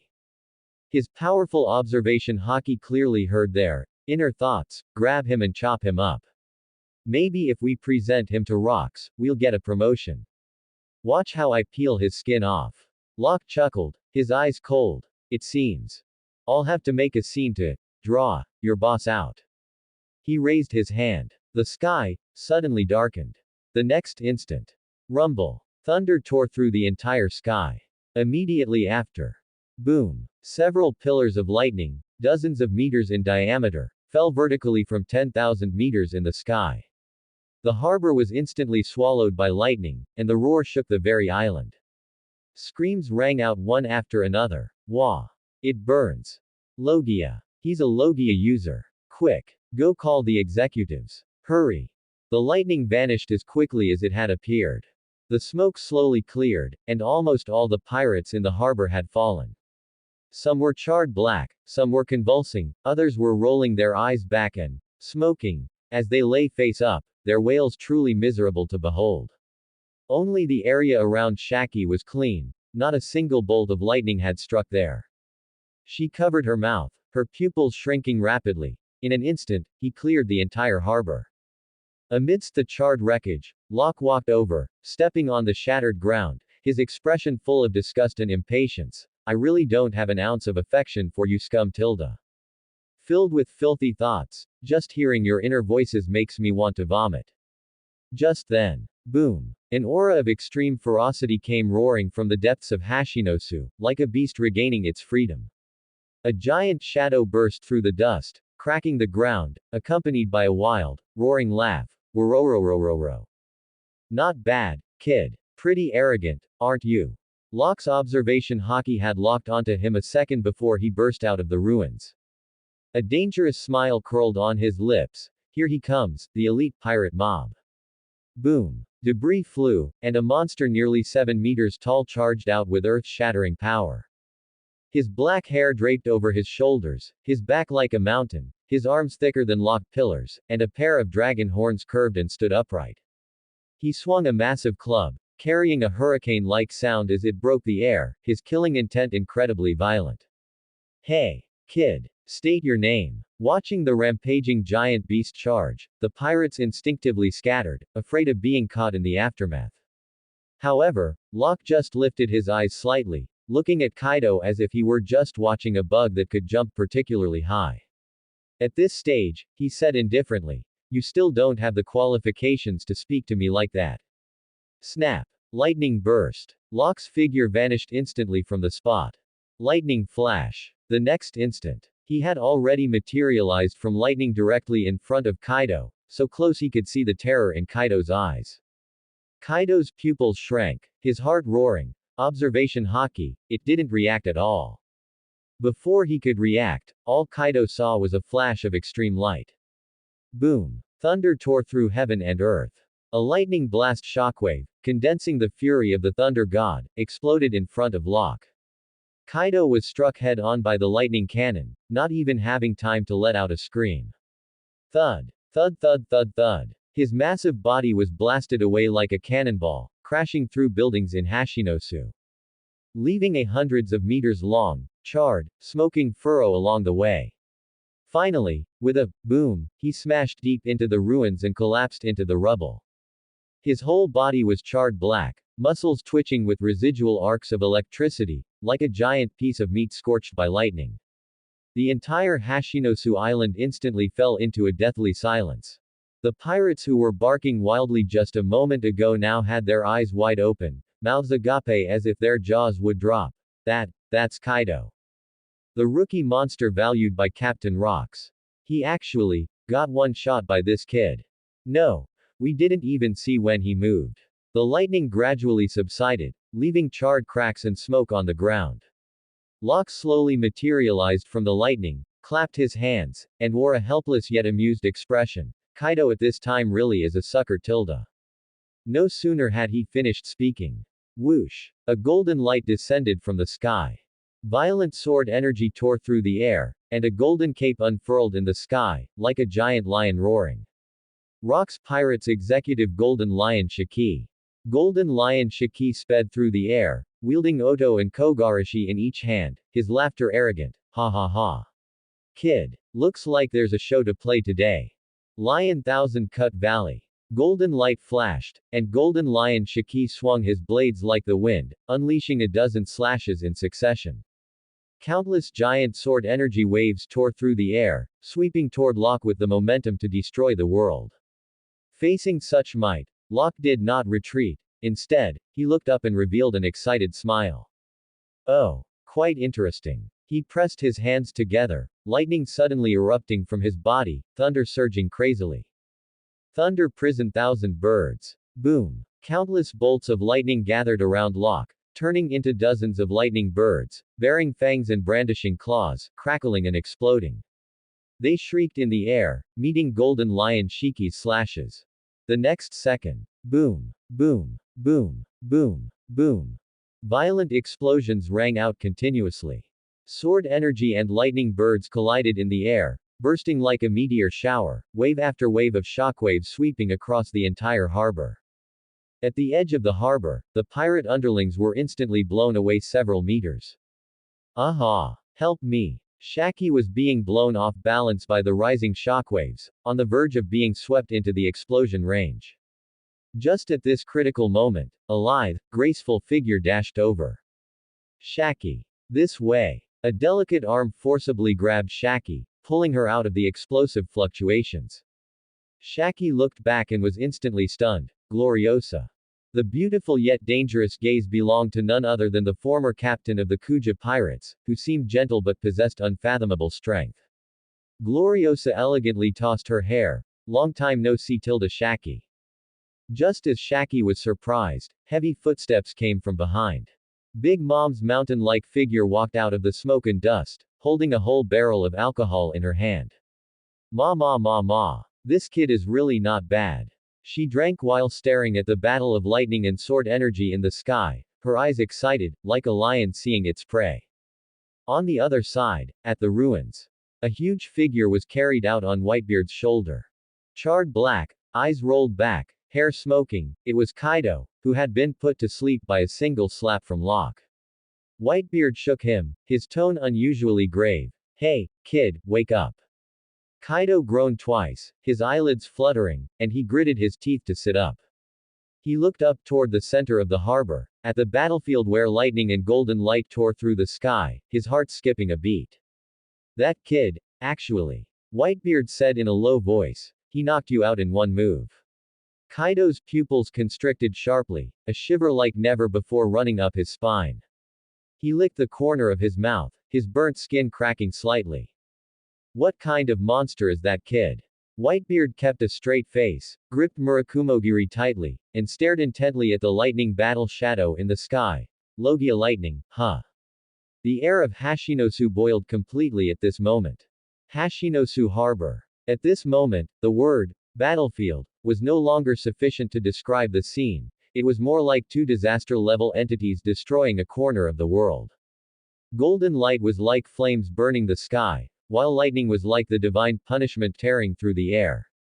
The harbor, the sea, and the sky were all dyed in the colors of these two disasters, gold and silver.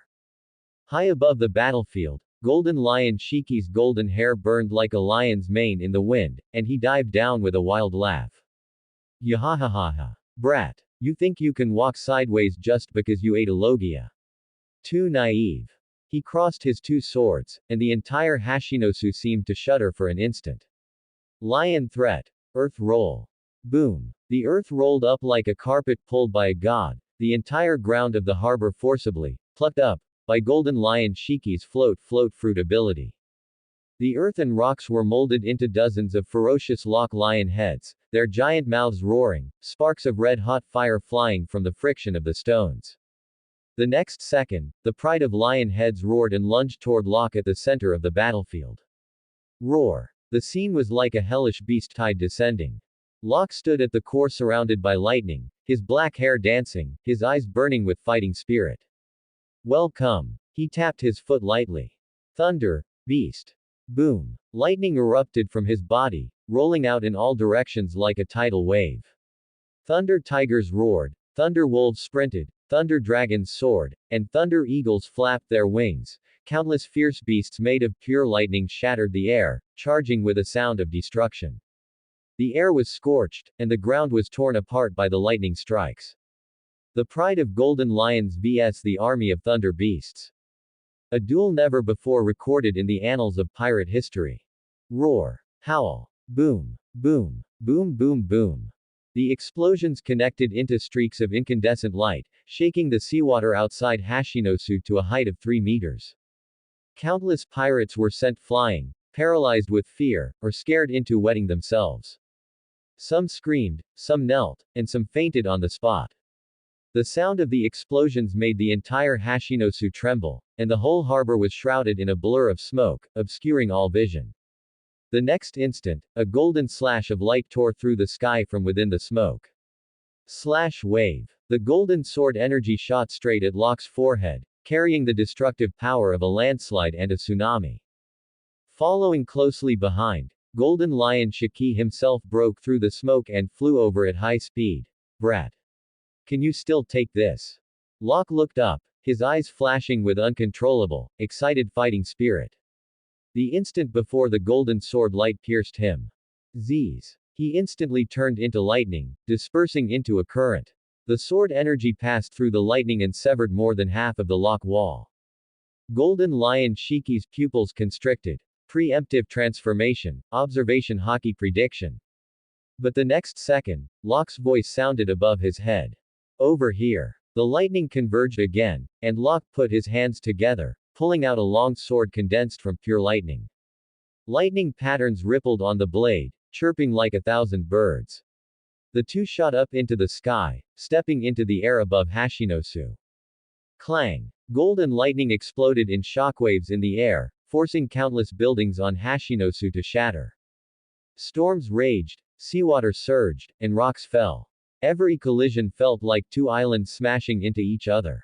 The pirates all looked up, watching this scene. Heavens! Oh my god! Two monsters. Captain Golden Lion Shiki is actually being forced to go all out. Who exactly is that brat? In the sky, Golden Lion Shiki and the lightning-wielding youth continued to cross paths, flash, and collide, shaking the clouds apart.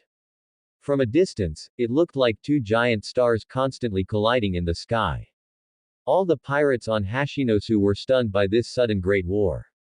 Hashinosu Observation Area. The harbor had been cleared into a charred wasteland, the smoke had not yet dissipated, and not a single grunt dared to take another step forward. Those who could still stand here were all beasts of the old era monster level. Newgate carried Kaido with one hand. Kaido was charred all over, his hair messy as if struck by lightning. He panted heavily, his eyes fixed on the lightning flashing in the sky. That kid, actually able to go head to head with Golden Lion Shiki. He himself was unwilling to believe the scene before him. Linlin saw his disheveled state and almost laughed until she choked. Ma ma ma ma. Kaido, you look even more ridiculous than that bunch of my newborn babies. Kaido didn't want to talk to her. Shut up. John staggered to the edge of the crowd with a wine bottle, scratching his head in a daze. So noisy. Can't even drink in peace.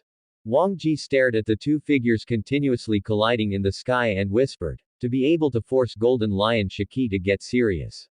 This brat is no ordinary person. Miss Bakken crossed her arms, standing beside Whitebeard, and tilted her chin to look at the sky. Who exactly is this brat? Whitebeard's tone was rarely solemn, not simple. Gloriosa crossed her arms elegantly, but was clearly suppressing a gossiping heart. Shaki, do you know this child? Shaki exhaled a puff of smoke deeply and held her forehead. Don't know. Gloriosa frowned. Then how did he appear with you guys? Shaki spread her hands with a helpless expression. He came down from the sky himself. Then jumped onto my boat, said he wanted to hitch a ride to Hashinosu. The air went quiet for 3 seconds. The expressions of the surrounding executives uniformly changed to, are you kidding me? Is Hashinosu the kind of place you can just hitch a ride to? The sea breeze howled, but it couldn't drown out the roar of the entire island trembling slightly. Above, lightning and golden light tangled like two giant dragons tearing the firmament. Below, a group of natural disaster monsters of the pirate world were all attracted by this battle.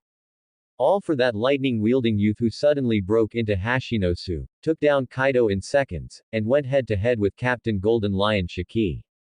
In the sky, lightning tore through the clouds, and the Golden Lion's slash tore through the air.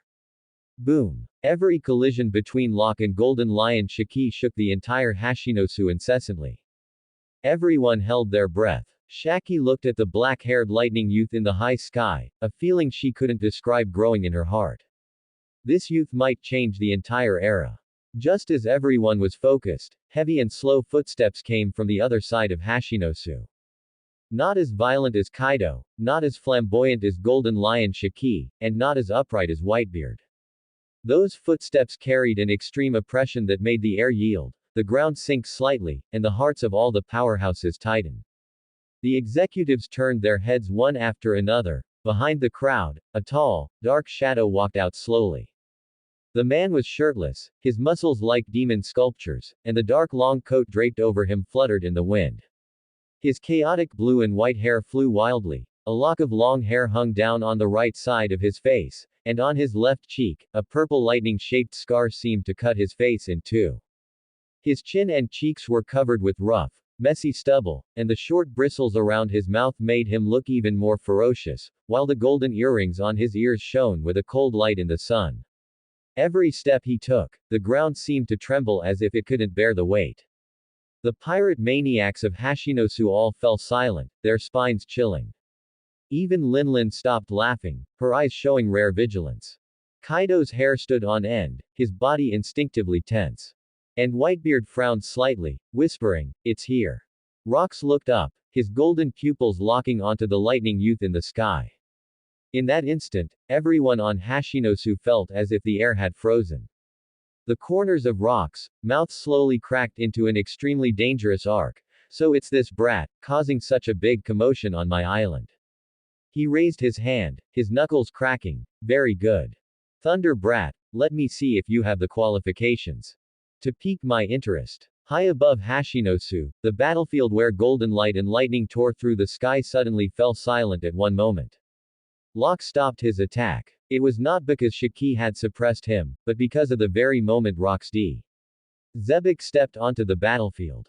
That bottomless sense of oppression swept across the entire Hashinosu like a tidal wave. Countless pirates stopped breathing at that moment. Locke slowly turned his head in the air, his black hair blown by the wind, with lightning flickering around his body. A look of excitement curled the corners of his mouth. The main act has finally appeared, huh? Then, he looked at Shiki, who was still roaring and charging with his sword raised. "I don't have time to play with you anymore, Shiki." Hiss. Shiki's observation haki screamed wildly at that instant, as if warning him, extreme danger ahead. But the sword momentum was already set, and the charge could not be stopped. The lightning at Locke's fingertips changed from scattered to solid, from dancing to compressed, and from a whisper to a roar. In the silent sky, a low incantation clearly exploded. "Thunderclap heaven ending prison." The world changed color instantly, and the air cracked like glass. The sea breeze went dead silent, and the soul of the entire Hashinosu trembled as if being torn by electric currents. Rumble. The lightning that erupted from Locke's body was no longer a scattered attack, but was all gathering towards the heavens. A pillar of lightning shot straight to the top of the clouds, as if tearing the firmament apart. Immediately after, the sky split open as if pushed from within by 8 giant hands, and 8 incomparably huge thundercloud vortices suddenly appeared. Each one was terrifyingly large, like mountains and peaks. Lightning surged and rolled within them, like the roar of a thunder god. On Hashinosu, countless pirates collapsed to the ground upon seeing this. What is this commotion? Is that still within the range of what a Logia can do? The sky has split open. At the center of the 8 vortices, the lightning compressed and condensed. Finally, amidst the terrifying energy of billions of volts, they transformed into 8 giant thunder god hands. Each giant hand was wrapped in the light of lightning, with patterns like those of divine retribution. They reached out simultaneously. Their directions were different, but their movements were as one. Boom. Closing in from all directions, it was not a strike, not a slash. It was a blockade, a detention, an imprisonment. 8-direction lightning prison, descend. Shiki's pupils constricted violently. Oh no. He tried to float up, turn, and dash, but the electromagnetic pressure had already sealed off the air. The next second, he was completely locked in the center of the lightning prison by the 8 lightning hands, as if grabbed on the spot by a god. At the same time, extremely high-intensity electric currents flowed crazily inside the lightning prison. The pressure generated by the bursting strong magnetic field made Shiki's expression change drastically. The float fruit. I actually can't move. He was completely imprisoned in midair by the lightning, unable to move even a finger. The massive lightning prison slowly rotated above Hashinosu, like the judgment of heaven descending upon the world. All the powerhouses on Hashinosu had their pupils constricted. Whitebeard said in a low voice, "That is not a simple attack, that is an ability specifically designed to counter Shiki." Kaido's temple veins throbbed. This brat, what kind of monster is he? Linlin's tone was solemn. "Ma, this control, this pressure, it's completely on a crushing level." Gloriosa covered her mouth. Shaki, where on earth did you pick up such a monster? Shaki wiped sweat from her temple. Don't ask me, I want to know too. In the center of the lightning prison, Shaki showed a look of genuine fear for the first time. The moment the imprisonment was completed, Locke's eyes turned cold, and he slammed his hands downward. End. Heaven. Boom. The 8 thunderclouds collapsed simultaneously, and the billions of volts of lightning condensed into a world-destroying pillar of lightning, forcibly pressing Shiki's body and slamming it fiercely into the sea below like divine retribution. Gah! Dodge! Hurry and dodge! Who on earth brought this monster here? The pirates on Hashinosu were all scared pale, their limbs going weak. Heat waves, electric currents, and sea mist rushed towards them, as if to scatter their souls. The clouds were completely evaporated, and visible vacuum cracks appeared in the air. For a moment, the light was so blinding that no one could open their eyes. Deep in the harbor, Rocks D. Zebek opened his eyes abruptly. His observation haki screamed a warning the moment the lightning pillar took shape. That was a danger that even he dared not easily ignore. You fool brat, don't mess around on my island. A storm suddenly rose behind Rocks, and the moment he drew his sword, the air of the entire Hashinosu seemed to be sucked dry. Black haki swirled around the blade, and his killing intent boiled like an abyss. He roared, H-Ra. The next breath. Boom. An explosive slash tore through heaven and earth, and the sword pressure collided with the lightning pillar like a black tidal wave. The moment the two energies clashed, the sky exploded and the sea surface shattered, as if a corner of the world had been torn open. A split second before the heaven-ending lightning prison touched the sea, Rock's explosive sword energy forcefully severed the middle section of the lightning pillar. Crackle, crack, crack, crack. The lightning pillar shattered, the lightning energy dispersed, and the remaining power slammed into the sea. At the critical moment, relying on the ability of the float fruit, Shiki escaped at high speed, rushing out of the edge of the lightning prison like a rag doll being thrown. Cough. Half of his body was charred black, and he tumbled through the high air like a rag, carried away by the strong wind for hundreds of meters. If Rock's sword had been half a second slower, Shiki would definitely have been severely injured. On the sea surface, after the broken lightning pillar fell into the sea, the entire sea area seemed to have been struck by a giant hammer. The seawater exploded, giant waves soared 1,000 meters high, and the lightning scattered. Boom. The coastline of Hashinosu was directly cracked by the shock. All the pirates were pale, their legs weak. Is this something a human can do? Captain Shiki was almost nailed to the bottom of the sea. Boss Rocks was forced to save someone. Who on earth is this brat? The lightning above Hashinosu gradually dissipated, and the aftershocks of the sea surface explosion still trembled in the air. Locke hovered in midair, arcs of lightning slithering like snakes around his feet, his black hair gently lifted by the faint electric current, his whole person seeming to merge with the sky. Rocks looked up, for the first time looking at the boy before him with a completely serious demeanor. The lightning refracted on the purple lightning mark on his left cheek, shadows and golden light intersecting on his cheekbones, making his whole face appear colder and deeper. The two stared at each other across the entire harbor. At that moment, the earth seemed to fall silent, and even the waves paused for 3 beats. Rocks looked at the lightning-clad boy in the air for a few moments, and he had already realized it. This boy, despite having just displayed power sufficient to destroy the island, had not a shred of killing intent. Rocks spoke in a deep voice, his tone solemn. Brat, what is your origin? Your attack just now was not meant to kill. What exactly do you want to do? Locke slowly curled his lips in the air, looking down at the most dangerous man of the old era. Lightning burst forth suddenly, illuminating half the sky. Locke opened his arms, and the entire sea surface was illuminated silver-white by his thunder. He tilted his head slightly, his voice filled with uncontainable wildness and declaration. I just want to let this sea know. The lightning behind him transformed into giant lightning wings, a lightning beast, and a lightning pillar, like a god descending to the world. From today on, I have arrived. The hearts of all the monsters on Hashinosu skipped a beat simultaneously.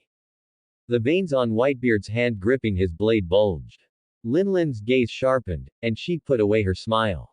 Kaido broke out in cold sweat all over his body, though he didn't know if it was out of fear or excitement.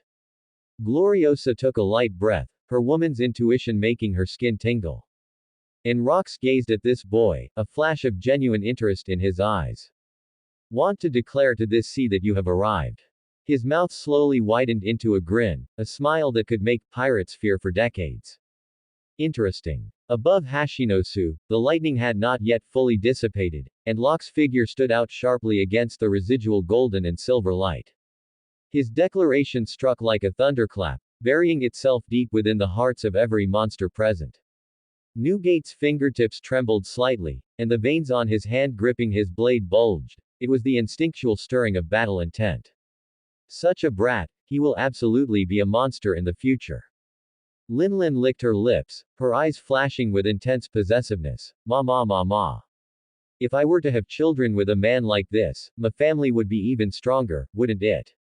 Wang Ji and John exchanged glances, both seeing an unpredictable new variable in each other's eyes. And Kaido, watching the boy wreathed in lightning in the sky, suddenly felt a cold chill run down his spine. He touched the charred flesh on his chest where he had been scorched by the lightning, and the first thought that popped into his mind was, something's not right. I have a feeling this guy is going to do something terribly bad to me in the future. The man most resistant to beating in this world was, at this moment, feeling a trace of fear. In the distance, with a loud boom, a large piece of rubble was blown away. A charred Shiki staggered out, half his eyebrows singed off, yet a wildly arrogant smile hooked at the corners of his mouth. Jihahaha. Brat. No, monster. I've remembered you. This laughter made the scalps of all the pirates tingle. Being able to make a mad lion like Shiki laugh like this meant that not only was he refusing to admit defeat, but he was also excited to the point of exploding. Suddenly. Ha ha ha ha ha ha. The very air of Hashinosu vibrated from this laughter. Rox D. Zebek finally stepped out of the heavy shadows, his blue and white long hair falling over his shoulders, purple lightning patterns dancing. He was the most terrifying man of the old era. He reached his left hand toward the sky, and the air pressure across Hashinosu dropped instantly. Brat. He laughed loudly, each word shaking the sea waves into flowing backward. You're not bad. Come and join us. Come with me to overthrow this world. All the powerhouses on Hashinosu were instantly restless. Newgate gripped his Murakumogiri. Linlin bit her fingertips hard, her breathing rapid. Join us, join us, join us. Kaido kept a cold face on the outside, but was screaming frantically on the inside. Don't you dare agree, ah. Gloriosa, Miss Bakken, Wang Ji, John. Every monster was waiting for the boy in the sky to make his decision. High in the sky, Locke kept his head lowered, black hair obscuring half his face. Hashinosu was silent. The next second, Locke raised his head, revealing a relaxed smile that completely defied convention. I don't want to. All the powerhouses on Hashinosu. Locke, with his hands in his pockets, lazily added the finishing blow. I was planning on joining the Marine, actually. A deathly silence. 3 seconds later. The entire Hashinosu erupted. Linlin's pupils shrank violently, and she flew into a rage, instinctively releasing killing intent. You fool brat. If you actually want to join the Marine, don't even think about leaving here alive. She raised both hands, her roar tearing through the sky. Zeus. Prometheus. 2 massive living souls, one black and one gold, formed instantly. Zeus surged with thunderclouds, and Prometheus burned with wild flames, the whole person looking like a demon god descending. Newgate's shoulders shook slightly, and he held his Murakumogiri horizontally, the shockwave circles on the tip of the blade spreading like a heartbeat. Thump, thump, thump. With the tremor fruit activated, for the first time, true killing intent appeared in the eyes of the young Whitebeard. Stinking brat, if you join the Marine, we will have to fight to the death. Shiki, who had just flown out of the ruins, heard Locke's words, and his pupils shrank violently. The next moment, he flew into the sky laughing wildly, taking a battle stance side by side with Linlin. Jihahaha. Brat, you really are tired of living. His twin swords bloomed with golden light again, his battle intent rolling like a hurricane. Wang Ji and John exchanged a look, armament hockey and killing intent rising in unison. The officers of the Rock's pirates all entered combat stance. Just as the flames, tremors, and sword energy were about to erupt completely. Rock's laughter paused, and his aura dispersed. The world suddenly stilled, the sea breeze stopped, and everyone's breathing froze. It was a kind of oppression like the firmament looking down upon the world. The next moment, ha ha ha ha ha ha. Rox laughed loudly, shaking the heavens. Brat, you've got guts. Running up to me and saying you want to join the Marine, that's the first time I've ever seen it. The monster's killing intent was suppressed by his wild laughter, and Rox locked his gaze directly onto Locke. But, I can feel it. You aren't the type to submit to others, you couldn't possibly bow to that bunch of pigs above. Purple lightning patterns exploded, and the air twisted as if it had become solid. Then go. In your own way. Turn this world upside down and show me. All the powerhouses on Hashinosu were stunned. Locke lowered his head and chuckled. As expected, you are that kind of person. He raised his head, thunder cracking in his eyes. But being a pirate. He raised his right hand, wreathed in lightning, can't change the world. Boom. Lightning erupted from his body like a tsunami, and the next instant, he struck an attack pose. All the monsters instantly raised their weapons. A sharp light flashed in the depths of Rock's eyes. Want to challenge me? With just you right now. He roared. Newgate. Linlin. All of you, stand down. Whitebeard, Linlin, Shaki, and the others were shocked simultaneously. Rox is going to take action himself. Rox stepped forward, and the airwaves exploded. He drew his long sword, and armament hockey and Haoshoku covered the blade like a black-purple tidal wave. The world darkened, and the monsters of Hashinosu retreated simultaneously. Rox gripped his sword with both hands and roared at the heavens. Abyss. Curse. A slash fell. The sky seemed to be cleaved open, and the sea surface collapsed. Locke raised his right arm, muscles tensing, thunder roaring. The sky turned dark instantly, electrical charges in the atmosphere surged crazily, and all the thunder within his body condensed into his right fist, forming a violently pulsing black-gold thunderball. The lightning continuously distorted the air. Thunder Emperor. Locke roared. Cataclysm. Star. Roar. The thunder fist smashed into rocks. Slash. In an instant, heaven and earth collapsed. A torrent of dark red and gold lightning electromagnetic plasma sprayed out. Wherever it passed, the air was evaporated, and the earth was melted into a vortex by electricity. Rocks, Abyss Curse, and Locks, Cataclysm Star Roar, collided head-on. Heaven and earth roared, and space cracked into spiderweb-like patterns. Above Hashinosu, it was as if two stars comparable to natural disasters were colliding head-on. Linlin, Whitebeard, Shaki, and Kaido were all pushed back more than 10 steps. Kaido was even forced to his knees by the shock. Is this an attack a human can unleash? Boom. This was no ordinary explosion. It was a destructive resonance sufficient to unbalance heaven and earth.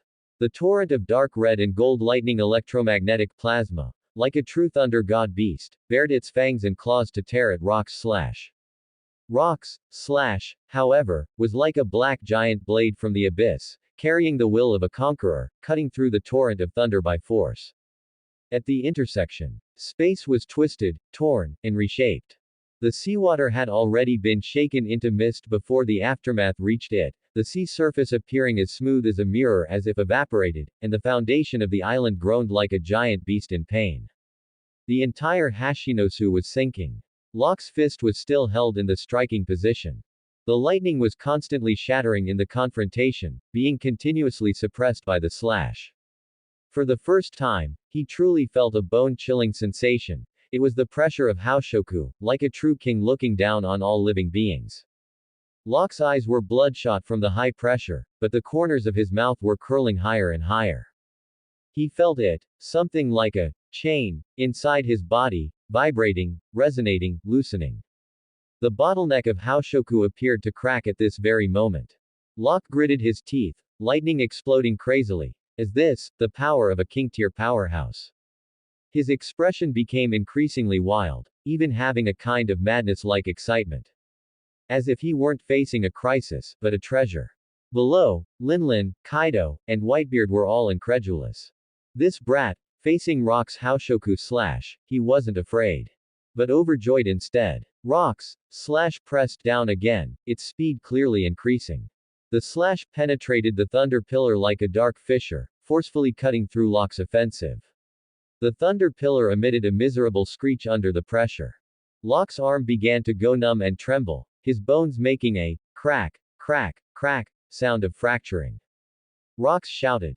Brat. The current you still isn't qualified. Locke laughed wildly in response, then come again. Ha ha ha ha. But in the end, he was still a line short. When Rox slash pressed to the limit, the lightning on Locke's body exploded instantly, and he reacted on the verge of death. SSSS's. His body instantly turned into lightning. A sharp explosion, like the chirping of 10,000 birds. The next breath, his whole person turned into a beam of silver-white lightning, rising out from the side of the slash at extreme speed. And the abyss slash, having lost its target with a boom, continued to rush upward. Boom. The entire sky seemed to have been violently cleaved by a giant sword.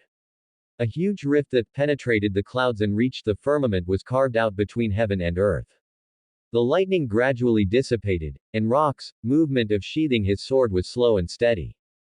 The black-purple Haoshoku contracted around him like an abyss. He looked in the direction where the lightning had disappeared, and for the first time, true gravity appeared on his face. It was recognition, it was vigilance, and it was also a faint excitement. Brat. The low, deep voice sounded as if it were speaking to the entire era. Your power hasn't bloomed yet. If you really go to join the Marine. He looked up, and the purple lightning patterns glowed slightly. This world is afraid it's going to change sky. All the monsters on Hashinosu were silent. The lightning completely dissipated in the sky, leaving only a massive fissure forcibly carved into the firmament, like an unhealable scar etched upon the world. Hashinosu gradually regained its sound. Violent winds whipped up dust smelling of scorched earth, waves began to crash against the harbor again, and the air still held the metallic tang of lightning and violence. Newgate stood silent for a long moment before slowly walking over to Rock's side. Rock's. His tone was low, yet it could not hide that trace of extremely rare unease. Letting him go just like that, is that really okay? Rox did not answer immediately. He looked up toward the direction where the lightning had vanished, his blue and white hair ruffled by the sea breeze, purple lightning patterns dancing on his cheeks. Then, his familiar, arrogant laughter rang out. Ha ha ha ha ha ha. The laughter seemed as if it would shatter the entire Hashinosu. He turned around and swept his gaze across these monsters of the old era. Newgate, Linlin, Shiki, John, Wangji, Kaido, Gloriosa. Each and every one of them was a monster capable of suppressing an entire region. And at this moment, they were uncharacteristically silent, all waiting for his response. Rox raised that incredibly arrogant face of his in a grin. What? Have you been shaken by a brat? At this moment, no one refuted him. The impact brought by that youth just now was truly too intense, and the most critical part was. He was still so young. Rox put away his smile, his gaze instead becoming deep and profound. He spoke slowly, his voice steady and resolute. Don't forget, I am Rox. And that brat. He raised a finger toward the place in the sky where the lightning had dissipated. I have a hunch that he isn't the stubborn type. We might not end up as mortal enemies in the future. As these words fell, all the powerhouses on Hashinosu were stunned. But not one of them denied that strange intuition deep in their hearts. That youth had clearly rejected them, and even claimed he wanted to join the Marine. Yet they had not sensed any malice from him. All that was there was hockey, confidence, and that fierce, sharp edge declaring his own arrival. He was not a youth who made one dislike him. The winds and tides rose on the sea, as if to bear witness to this feeling. Just as everyone was silent in thought, Kaido suddenly blurted out. It's like saying that even if you wanted to chase him, you'd actually be able to catch up. What did you just say? Rox slowly narrowed his eyes. Kaido immediately realized he had slipped up. I meant. I was just stating a fact. Stating a fact, my foot. Bang. Before he could finish, rocks kicked Kaido flying with a single strike. That massive body flew backward like a cannonball for 100 meters, slamming heavily into the lock wall of Hashinosu. The entire wall collapsed with a roar, and rubble fell like rain. Rocks cracked his knuckles, his anger not yet subsided. You idiot. I heard you were put to sleep with a single slap today. With just that much skill, you dare to spout nonsense here. He roared. It seems it's time to give you some extra special training. A dusty, disheveled large head poked out from the ruins, Kaido's eyes even reddening. I really tried my best. That move was impossible to dodge. His devil fruit ability is too strong. Seeing this, Linlin could no longer hold back and burst into wild laughter, clutching her stomach. Ma! Ma ma ma ma! Kaido, you're too pathetic. You're killing me. Shiki clutched his stomach, laughing crazily. Jahahaha. Kaido, don't go bragging in front of us anymore. You couldn't even take a single slap from a brat. Wang Ji and John looked at each other and sighed in unison. Gloriosa shook her head. My, that child is still too green. Hashinosu returned to its usual chaos, clamor, and bickering, as if nothing had happened. At the edge of the harbor, Shaki stood alone in the shadows. The sea breeze blew through her long hair, and the ash from the cigarette held between her fingertips scattered with the wind. She gazed at the direction of the horizon where the lightning had vanished, whispering softly, a monster youth, who will change the era. North blew an unnamed island. The sunlight was bright, the sea breeze gentle, and seabirds glided by leisurely. But the next instant, boom! The entire sky was torn asunder. A terrifying pillar of lightning from a clear sky slammed down without warning, like the wrath of a god. The island shook instantly, and some weak creatures were scared straight into unconsciousness. A massive crater exploded open, with fire and smoke billowing dozens of meters high.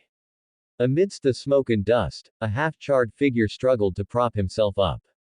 Locke clutched his waist, wincing and wailing. Ouch, ouch, ouch, ouch, ouch. Rocks, that guy, he plays way too dirty. Using an advanced Conqueror's Haki ultimate right off the bat.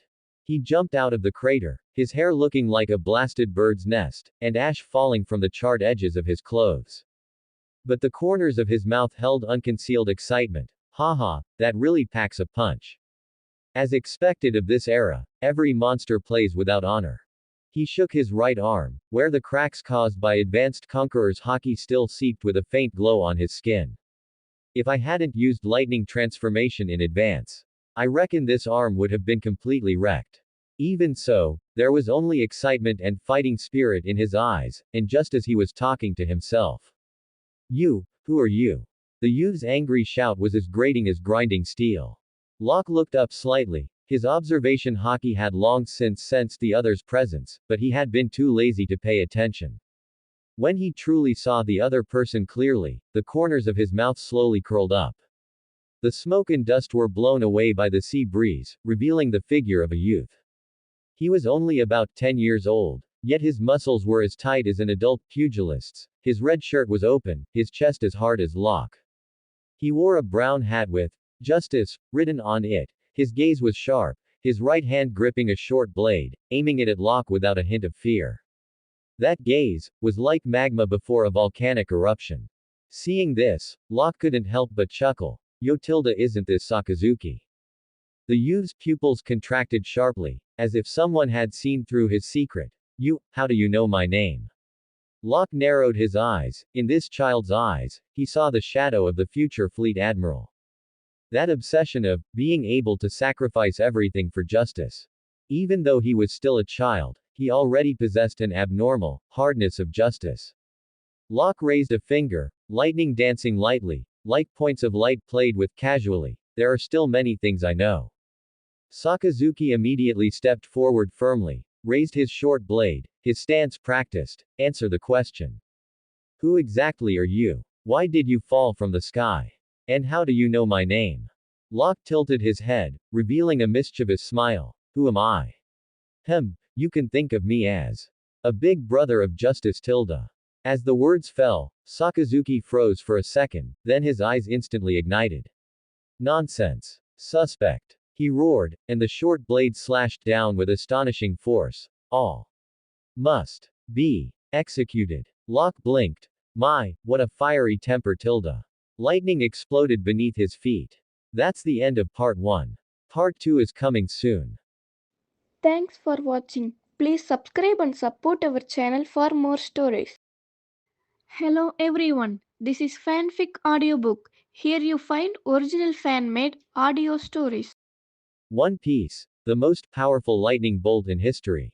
Part 2. North Blue Nameless Island. The sea breeze dispersed the smell of burning. On the ruined ground, a boy with a blown-out afro lay on his back, his chest heaving violently, with faint black smoke rising from his mouth. You, cough, you fool. Sakazuki forced himself to curse, his voice hoarse, yet he was as stubborn as a flame, unbending even if broken. Even though he was sucking in cold air from the pain, he refused to close his eyes. The lightning strike just now had not only hit his flesh but had also struck his narrow worldview.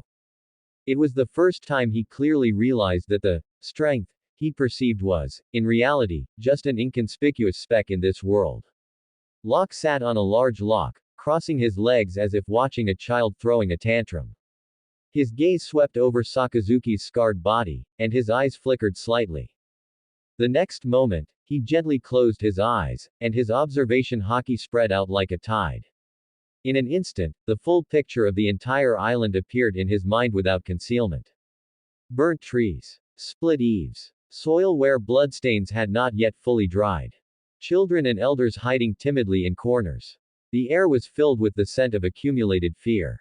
Locke sighed softly in his heart. No wonder this child's eyes were as hard as stone. No wonder he was like a beast that would bite, despite his young age. Because this was the North Blue, ravaged by pirates, and because no one could protect them. Because this child had to be fiercer and tougher than the pirates to survive. Locke opened his eyes and looked at the still smoking Sakazuki, his tone returning to a relaxed one. Hey, kid, I already told you, I'm not a pirate. Sakazuki glared at him fiercely, stubborn but weak. So what, cough, does it matter? And you saw it, didn't you?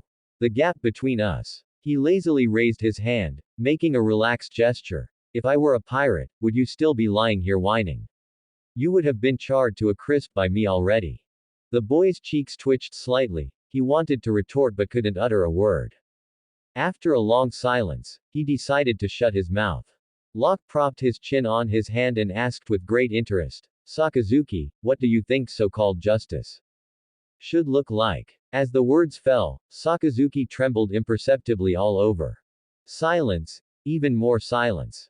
Until his fingers gripped his short blade tightly again, his knuckles turning white. In that instant, the air seemed to freeze. Finally, he squeezed out in a voice that was almost a low growl. Justice should be absolute justice. Accompanied by a throat-tearing roar, he suddenly propped up his body, pointing his short blade toward the distant sea. Pirates should disappear from this world completely. Not a single one must be left. That was the pain and obsession carved into his very bones. Locke clearly saw that what flashed in the depths of his eyes was not just hatred, but an unmaskable sorrow. Like his family had been taken away. Like the world had forced him to endure true cruelty. Like some irreparable night that had collapsed before his eyes. Locke's heart trembled slightly, and he murmured softly, is that so? The next morning, sunlight shone on the dilapidated little village, and the air held the scent of soil mixed with the sea breeze. Sakazuki went down to the fields to work early in the morning, covered in bandages. His movements were as rough, forceful, and devoid of gentleness as ever, as if the land owed him a huge sum of money. Hoo! Sweat dripped down, soaking his bandages. But just a dozen meters away, Locke was surrounded by elders and children in a circle, like a traveler from the clouds telling stories. And then, that cloud fish jumped too high and hit me right on the nose. Bang! Knocking me right off the cloud. Ha ha. Whoa. What was it like when Brother Locke flew? Are there really glowing flowers in the sky? Locke nodded solemnly. Of course, little ones, those are lamps specifically for lighting the way for angels tilde. The elders laughed until their wrinkles bunched up, and the children's eyes shone with excitement. Meanwhile, Sakazuki's temples began to throb, several veins popped out on his forehead, and his breathing became increasingly heavy. Finally, clang! He slammed his hoe onto the ground in anger. He couldn't help but roar. How long are you going to keep hanging around here, you fool? Locke turned his head slowly, glanced at him, and said in a cheerful tone, hey, Tilda, I'm just staying here temporarily. The elders quickly stepped in to defend Locke. Don't be mean to Brother Locke. He helped us fix the well in the houses. The children also rushed over. Brother Locke is telling us stories about the sky. Sakazuki roared internally. How did you all come to like this guy with unknown origins? He resentfully picked up the hoe, flinging away a clump of dirt. Hiss. The movement tugged at his wounds. He muffled a groan, his body trembling slightly. Seeing this, Locke held his forehead and sighed. This stubborn turtle, who is he trying to impress by holding on like that? At noon, with a giant lightning grilled fish that Locke dragged from the sea, and 2 wild boars that he had, stunned, and brought back. The whole village instantly burst into an uproar. Children screamed and ran around, women bustled about, and the elders, eyes reddened with excitement. This fish, we haven't had one this big in 3 years. Meat, so much meat, the children can finally eat their fill. It's been too long since we've had such liveliness. These words reached Locke's ears, turning his expression from a smile to a slight daze. He looked at the scene before him, and a hint of indescribable soreness welled up in his heart. A village that had once been ravaged by pirates until only its skeleton remained was now regaining its life because of his casual actions. They just wanted to live well. But in this world, even living well was so difficult. The sea breeze carried the aroma of meat. In the village, dyed red by the setting sun, the voices were loud and bustling, the long-lost liveliness making the place feel as if it had finally awakened from a long nightmare. Locke leaned against a tree trunk, watching everyone eat heartily with a smile, while his gaze gradually slid toward the most inconspicuous shadow. Behind a tree. There, a boy's shadow stood as stiff as a lock. Sakazuki still held his short blade, his back straight, his eyes constantly fixed on the village entrance and the edges of the surrounding darkness, not letting any movement slip past his ears. Even though his wounds hadn't healed, even though his stomach was starving to the limit. Yet he still had not taken a single step into that laughter. The children's laughter drifted over, the elders ate while crying, the hot soup boiled in the pot, and Sakazuki was like a piece of iron stone fallen into the shadows. Locke sighed softly. Sigh, this kid. He grabbed a skewer of roasted meat thicker than a child's arm, the grease dripping onto the ground with a sizzling sound. Then he strode toward behind the tree. Hey, kid. Locke stopped in front of him. Seeing this, Sakazuki frowned tightly and said in a deep voice, I'm not hungry. Stomach. Gurgle. The sound was so loud it made the leaves on the tree shake 3 times, the air fell silent. Locke raised an eyebrow, wearing an expression that said, stop messing around, I'm telling you, eat something. How can you protect everyone if you don't have strength? As the words fell, Sakazuki jerked his head to the other side, like a hedgehog that had its tail stepped on. I said, I don't. Locke predicted his move, and a faint blue lightning sparked from his fingertip. If you don't eat, I'll shock you. Sakazuki jumped. The next instant. Give it to me. He snatched the meat skewer from Locke's hand like lightning and began to devour it wildly, his speed so fast that meat scraps flew everywhere. His mouth was stuffed, but his eyes were fixed on the ground, stubborn as could be. The corners of Locke's mouth lifted slightly, and he watched him quietly for a few seconds. The child's shoulders were as stiff as a stone, but as he swallowed bite after bite of meat, that extreme tension finally loosened just a little bit. Locke said softly, that's more like a child. Sakazuki's movements paused, he didn't look up and didn't retort. He just kept eating. But he no longer looked starved, like a wolf. Even if he were the future fleet admiral, at this moment, he was nothing more than a boy who had finally allowed himself to eat a meal. North Blue Nameless Island. Sunlight, sea breezes, cooking smoke, and laughter were intertwined. The small village, once dilapidated and trampled by pirates, seemed to have been reborn in just over 10 days. Wooden houses were rebuilt, Drainage ditches were cleared, a simple watchtower was erected on the coast, and even the laughter of the children was brighter and crisper than before. At the center of all these changes was the young man sitting on the roof with his legs crossed, repairing tiles while using light thunder to nail them down. Locke tapped the tiles with his fingers, and the faint lightning that flickered from his fingertips snapped the nails precisely into place. The old man below was so amazed that his mouth hung open. Brother Locke must be a true celestial being, even lightning listens to him. The children on the ground looked up and shouted, "Big Brother Locke is the god of lightning. Big Brother Locke can fly. Big Brother Locke is our village's hero." Locke couldn't help but laugh embarrassedly as he listened. Hey, making me sound so exaggerated will make me shy tilde. Yet, in his voice, a hint of gentleness and satisfaction could not be hidden. On the other side, Sakazuki gripped the wooden beam tightly, frowning as he watched Locke's every move. Although he never admitted it, he had shifted from his original state of vigilant hostility to one of wishing he could record every single action of Locke's. He followed Locke everywhere, helping the villagers with their work, whether it was repairing roofs, hunting wild boars, carrying firewood, or keeping watch. He always walked half a step ahead of Locke, like a wolf cub that never left his side. Days passed by. Locke taught the villagers how to dig drainage ditches. Taught the children to distinguish wind directions, tides, and sea beasts. Helped the elderly nail up their dilapidated doors and windows. In the evenings, around the campfire, he would talk about his experiences in the Sky Island, the city of clouds, the sea of light, the giant lightning beasts. The children's eyes shone like stars as they listened, and the elderly listened with great interest. And Sakazuki watched all of this, watching Locke nonchalantly repair everyone's broken lives. The boy realized for the first time. Strength is not just about killing. Strength is for protection. This was something that almost no one had ever told him in this chaotic and bloody North Blue.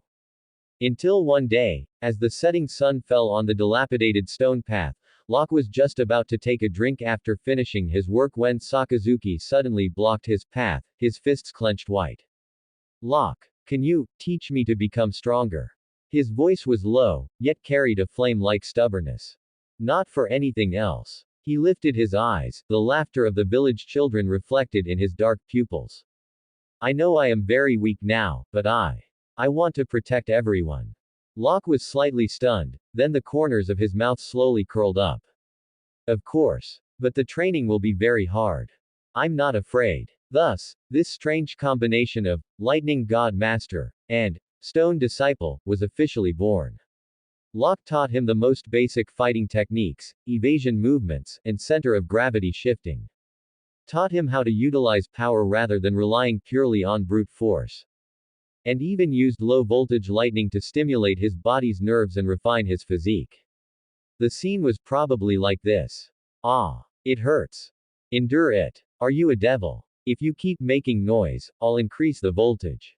I'm shutting up." The villagers watched from afar. Sakazuki got electrocuted and sent flying again. That kid can really take it. These two, why are they strangely in sync? Although Sakazuki was rolling on the ground in pain, his eyes became brighter and more determined. It was a kind of look that only a boy who had finally seen a future possessed. On the 8th night, the sea breeze blew softly, and the moonlight spilled over the wilderness clearing.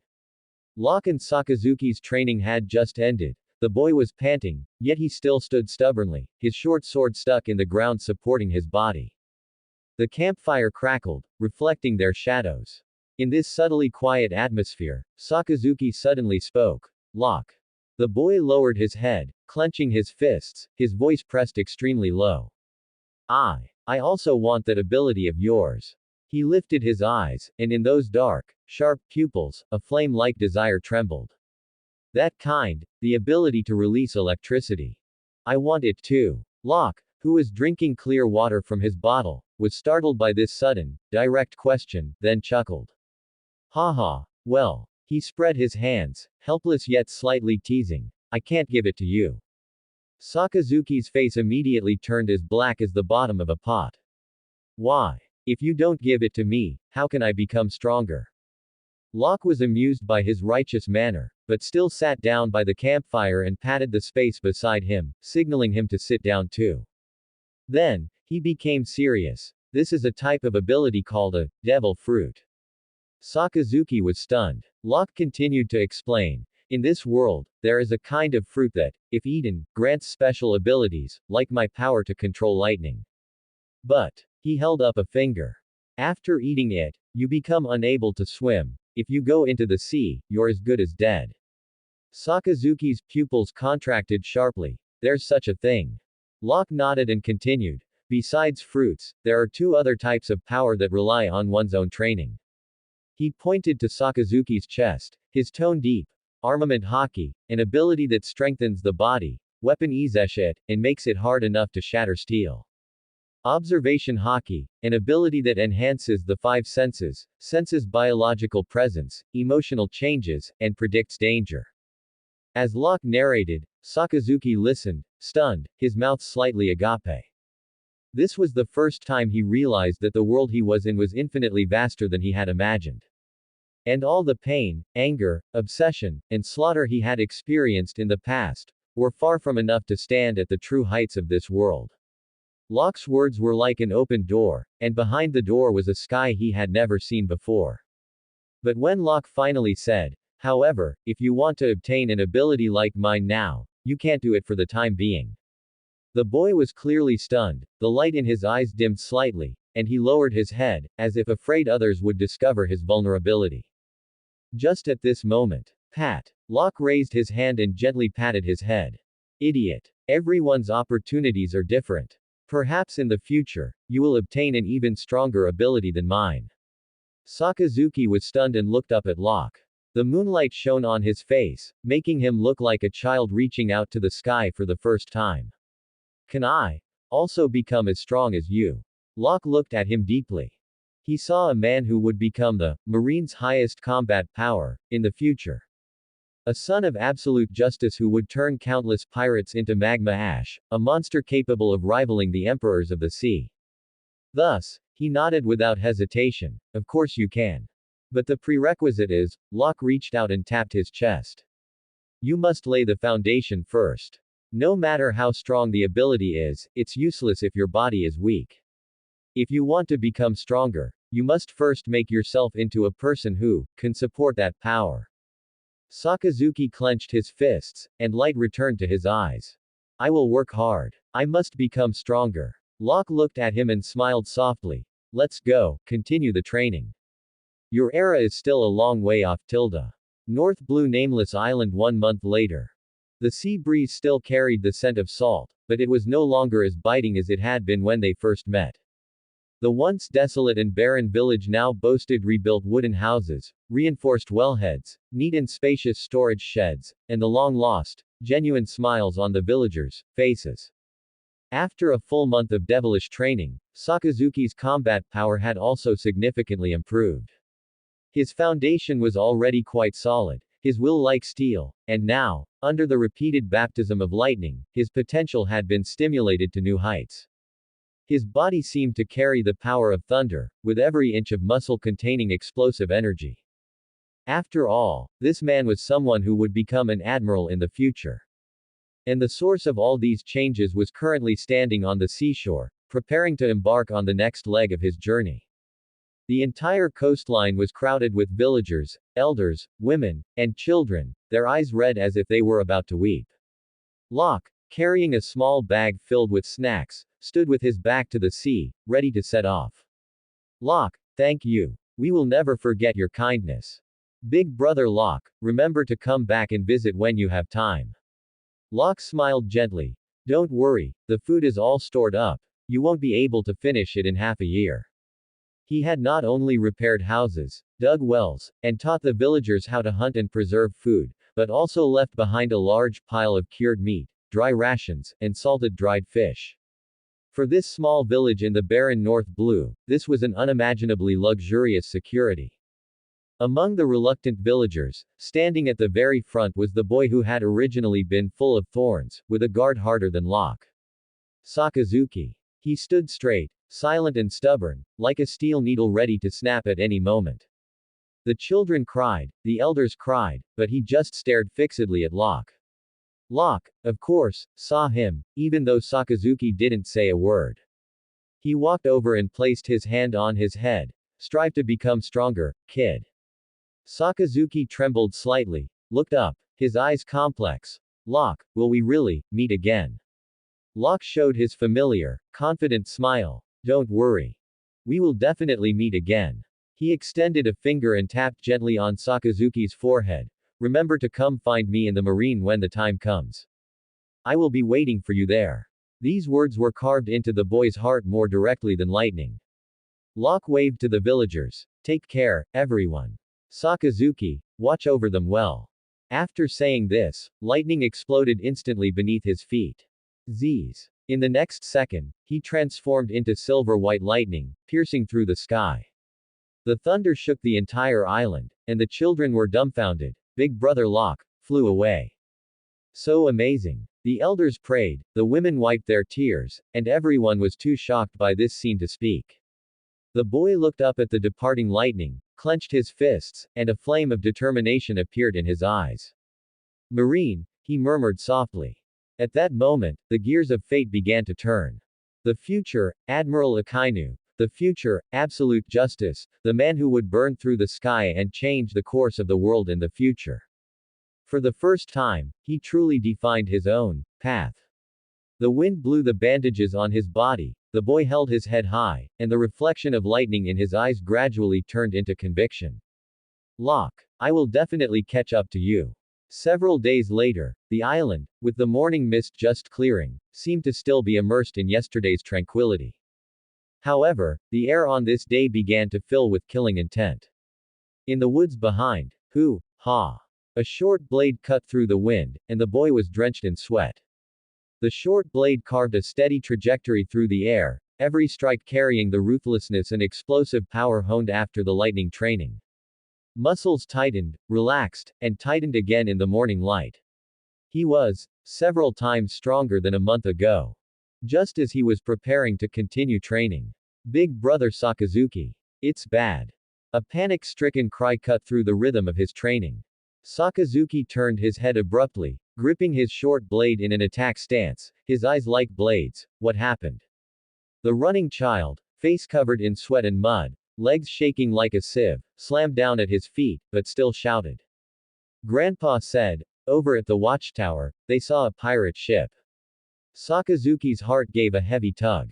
It was here. The disaster he was most nervous about, but which would inevitably come. Notify everyone to hide in the cave immediately. Hurry. He gripped his short blade tightly and sprinted toward the coastline.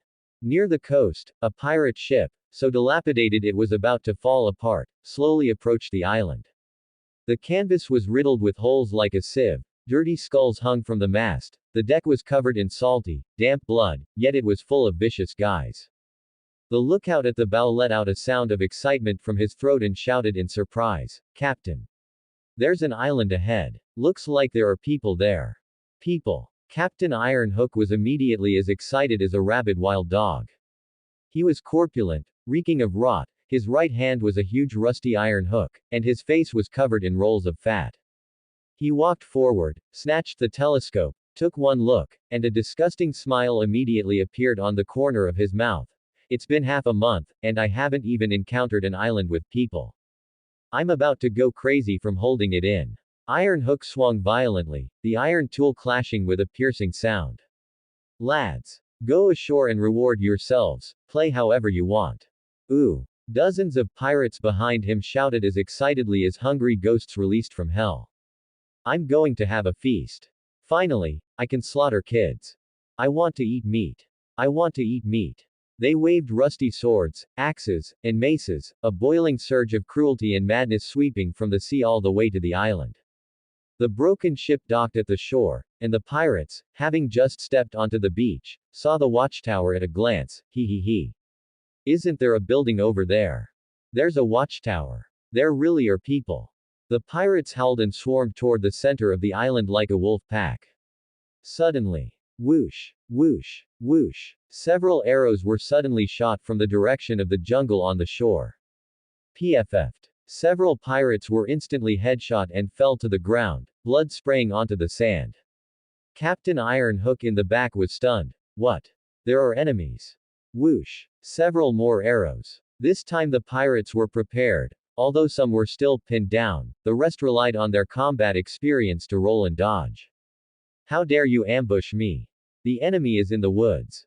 Charge in. The pirates roared one after another and charged into the jungle. In the direction the arrows were shot from, a boy was changing his quiver. He was not good at archery, but the words Locke said before leaving still echoed in his mind. When dealing with pirates, don't talk about head-on confrontations, the one who survives is the winner. And now, the pirates had already charged into the jungle, leaving no place for him to ambush them again. Facing dozens of pirates, his eyes did not flinch in the slightest. Only because behind him were all the villagers fleeing to the cave. Sakazuki gritted his teeth and growled, "Absolutely, I cannot let you advance any further." He raised his short blade, leaned forward, pushed off the ground with his heels, and faced the pirates charging into the jungle. Rushing forward. The air in the jungle was thick, tree shadows swayed, and the wind itself seemed afraid to draw near. The charging pirates were completely unaware that they were not chasing some lone youth, but a young beast tempered by lightning. Sakazuki gripped his short blade tightly, his toes digging slightly into the ground. The next instant, the ground cracked under his feet. Ha! His entire body, like a fully drawn bowstring, shot violently toward the first pirate. The pirate raised his sword and laughed wildly. Die, brat. Before he could finish his shout, Sakazuki's figure had already circled under his armpit, his movements so fast that his afterimage had yet to fade, the angle of his short blade devious. PFF'd. The sharp blade pierced through his chest. Hot blood sprayed up, splashing onto the leaves and staining the green foliage red. The pirate's pupils constricted, a choked sound of unwillingness escaping his throat, but he fell before he could utter a final curse. Sakazuki pulled his blade out without even glancing at him, his eyes filled only with cold killing intent and determination. The rushing pirates realized something was wrong and shouted one after another, "Surround him. Don't let him get away. Let's chop him up together." A dozen pirates roared as they charged, but in Sakazuki's eyes, their movements were as slow as crawling insects. Every detail of the movements Locke had taught him was now being precisely replicated within his body. Lowering his body to dodge. Sidestepping to flank. Using the tree trunk to rebound. Seizing the opening to strike a vital point. Ha! The short blade swung, leaving only a cold silver gleam. PFF'd. PFF'd. PFF'd. 3 pirates fell almost simultaneously. One had his throat slit. One had his heart pierced. One had his abdomen slashed, falling to the ground and wailing. His movements were without a hint of disorder, more precise than an experienced hunter. The pirates' expressions changed completely. They finally realized that the person before them was no youth. He was a grim reaper. What kind of monster is this brat? Impossible. He's clearly still a child. His speed. We can't even see him clearly. Fear spread like wildfire. Sakazuki continued to charge forward, instantly approaching a pirate, backhanding his short blade to sever the pirate's wrist, then fluidly slicing open his carotid artery. PFF'd. The pirate's eyes widened, and he fell to the ground in despair. This entire action took no more than a second. A pirate retreated in terror. What exactly are you? Sakazuki, having lunged in front of him, spat out 2 words in a low voice. Justice. The next instant, the short blade pierced his heart. In just 5 minutes, the screams in the forest gradually faded, replaced by dead silence. Dozens of pirates lay on the ground, some piled up, some scattered, their eyes wide open. Their final sounds before death were all trembling with terror. Demon. Sakazuki breathed slightly heavily, his knuckles gripping the short blade turning white from overexertion, his wrist trembling slightly from the excessive killing. Yet his spine remained straight. He looked down at the blade in his hand, his eyes reflected on the edge. Determined, sharp, and unyielding. Somewhere in the sky, the thunderclouds had not yet arrived, but the lightning had already gone ahead. A silver-white bolt of lightning dragged a long tail, carving a dazzling trajectory across the firmament. Locke hovered in midair, as if listening to something, his eyebrows arching slightly. Over on the small island. The faint trace of lightning he had left inside Sakazuki was sending back weak fluctuations. Tisk, ran into pirates so soon. The North Blue is indeed chaotic. Lightning danced at his fingertips, but the next second, he laughed outright. However, with that brat's current strength tilde. And adding the little toy, I left him. Saying this, Locke looked up at the distant horizon, a wild smile curling his lips. In the original story, you could cut through the North Blue all by yourself, Sakazuki. I believe in you. I'm so unconcerned that I can't even be bothered to turn back tilde.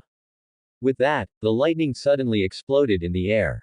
Z's. His entire body transformed into a blinding bolt of lightning, flying at high speed toward another direction to continue his journey.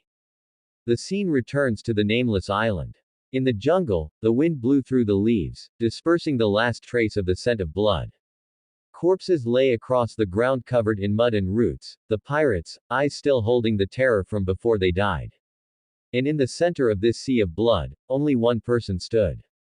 Sakazuki was dyed red with blood, but it was all the enemies. His breathing gradually returned to steady, and the short blade was held firmly in his hand. The wind blew gently, carrying away the scent of blood. He slowly raised his arm and flicked the blood-stained short blade to the side. Swish! An arc of blood landed in the mud. He was not shaken by having killed so many people, nor was he consumed by the desire to kill, revealing no cruel expression. There was only a kind of determination that would never bend, even if he had waded through hell. He looked up at the sky, in the direction where the lightning had once disappeared. Locke. He gripped the short blade tightly, blood dripping from his fingertips. Even after just experiencing a bloody battle, the youth was still like a blade just unsheathed, sharp and menacing. I will catch up to you soon. Marineford Fleet Admiral's office. The sea breeze blew in from the huge floor-to-ceiling windows, carrying a salty, damp, and solemn aura. The person sitting behind the desk was the pillar, capable of keeping the entire marine stable. Fleet Admiral Kong. His body was like a mountain, his yellowish-brown skin seemingly cast from bronze, his chest broad as if it could carry an entire sea. His mountain-shaped sideburns and beard were extremely conspicuous, and beneath his sleeveless black shirt were explosive muscular lines. He wore the heavy Fleet Admiral's cape on his shoulders, yet he wore it as naturally as a combat uniform. At this moment, his brows were tightly locked as he processed a large amount of paperwork. Click. The office door was pushed open. The young Sengoku pushed the door open and entered, his trademark black afro on his head. His expression was serious, yet it could not hide the shock in his heart. Behind him was the young Suru, with a calm expression and sharp eyes. Although she had not yet become the Suru of wisdom, at this time, her aura was already beginning to emerge. Kong heard the sound and looked up, asking in a deep voice, "Have you found him? That youth who uses lightning?" Sengoku shook his head slightly. "No. We tracked all suspicious phenomena on the Grand Line, but have not received any reports of lightning abilities appearing recently." Suru took over, her tone heavy, "But we can confirm the intelligence is true. There is indeed a youth who went to Hashinosu all by himself." A flash of solemn coldness crossed Kong's eyes, taking on rocks alone. In this era, even if we all went together, we'd have to weigh the odds. Sengoku took a deep breath and continued, "According to information sent back by the intelligence operative planted on Hashinosu. That youth not only has astonishing combat power, but under the gaze of those monsters, he said publicly that he wanted to join the Marine. If it weren't for that spy risking his life to send the intelligence, we would have had no idea what happened on Hashinosu that day."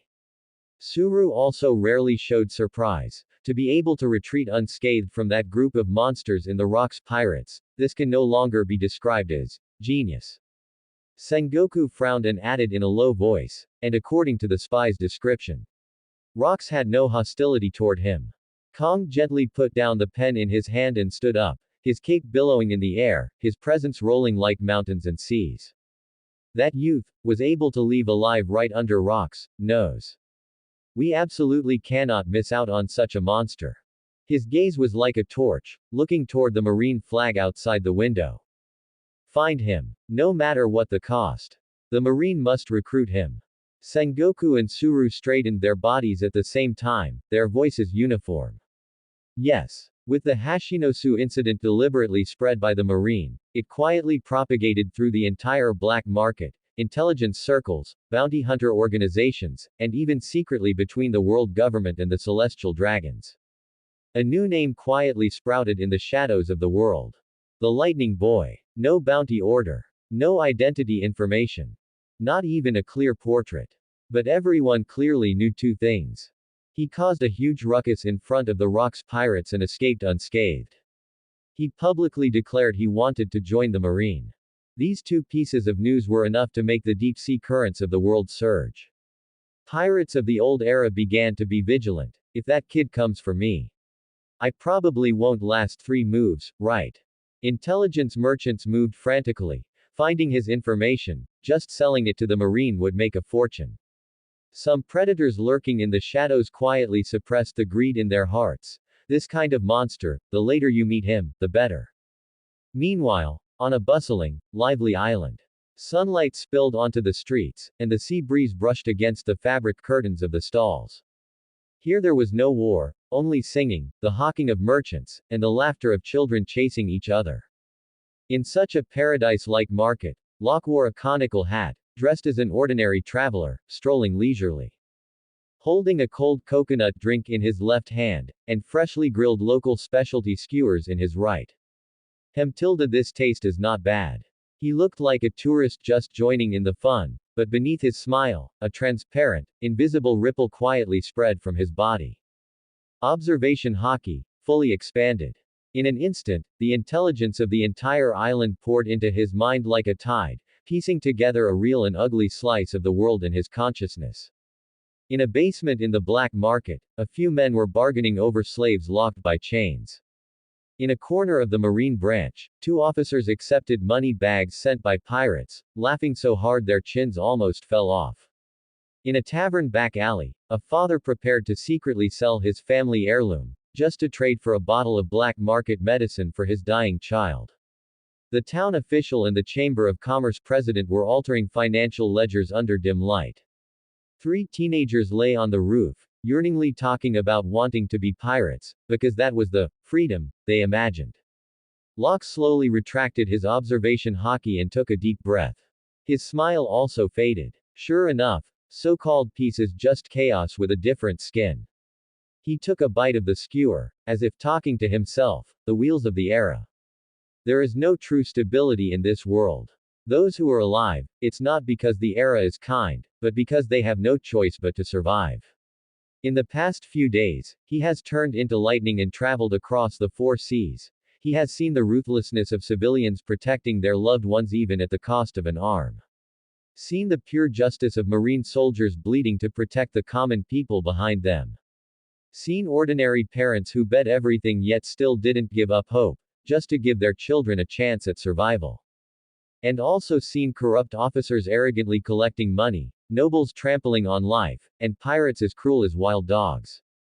He has seen the darkest bottom of human nature, and also the brightest light of the human heart. And Locke has never been a saint. He is not a savior, nor does he have that interest. But when he saw people worth saving, he never hesitated to reach out once. He tilted his head to look at the end of the bustling street, where smiles, shadows, desires, and kindness intertwined like an incomplete painting. This is not one person's fault. He said softly. It is a problem of the entire era. High above, lightning dragged out a brilliant long line, as if cutting through the clouds from the zenith. Locke was lazily half lying in the lightning, like sitting on a rocking chair in the sky, drifting aimlessly. The island behind had shrunk to a sesame seed, casually thrown behind him. Meanwhile, the storm on the island had just begun to be recorded.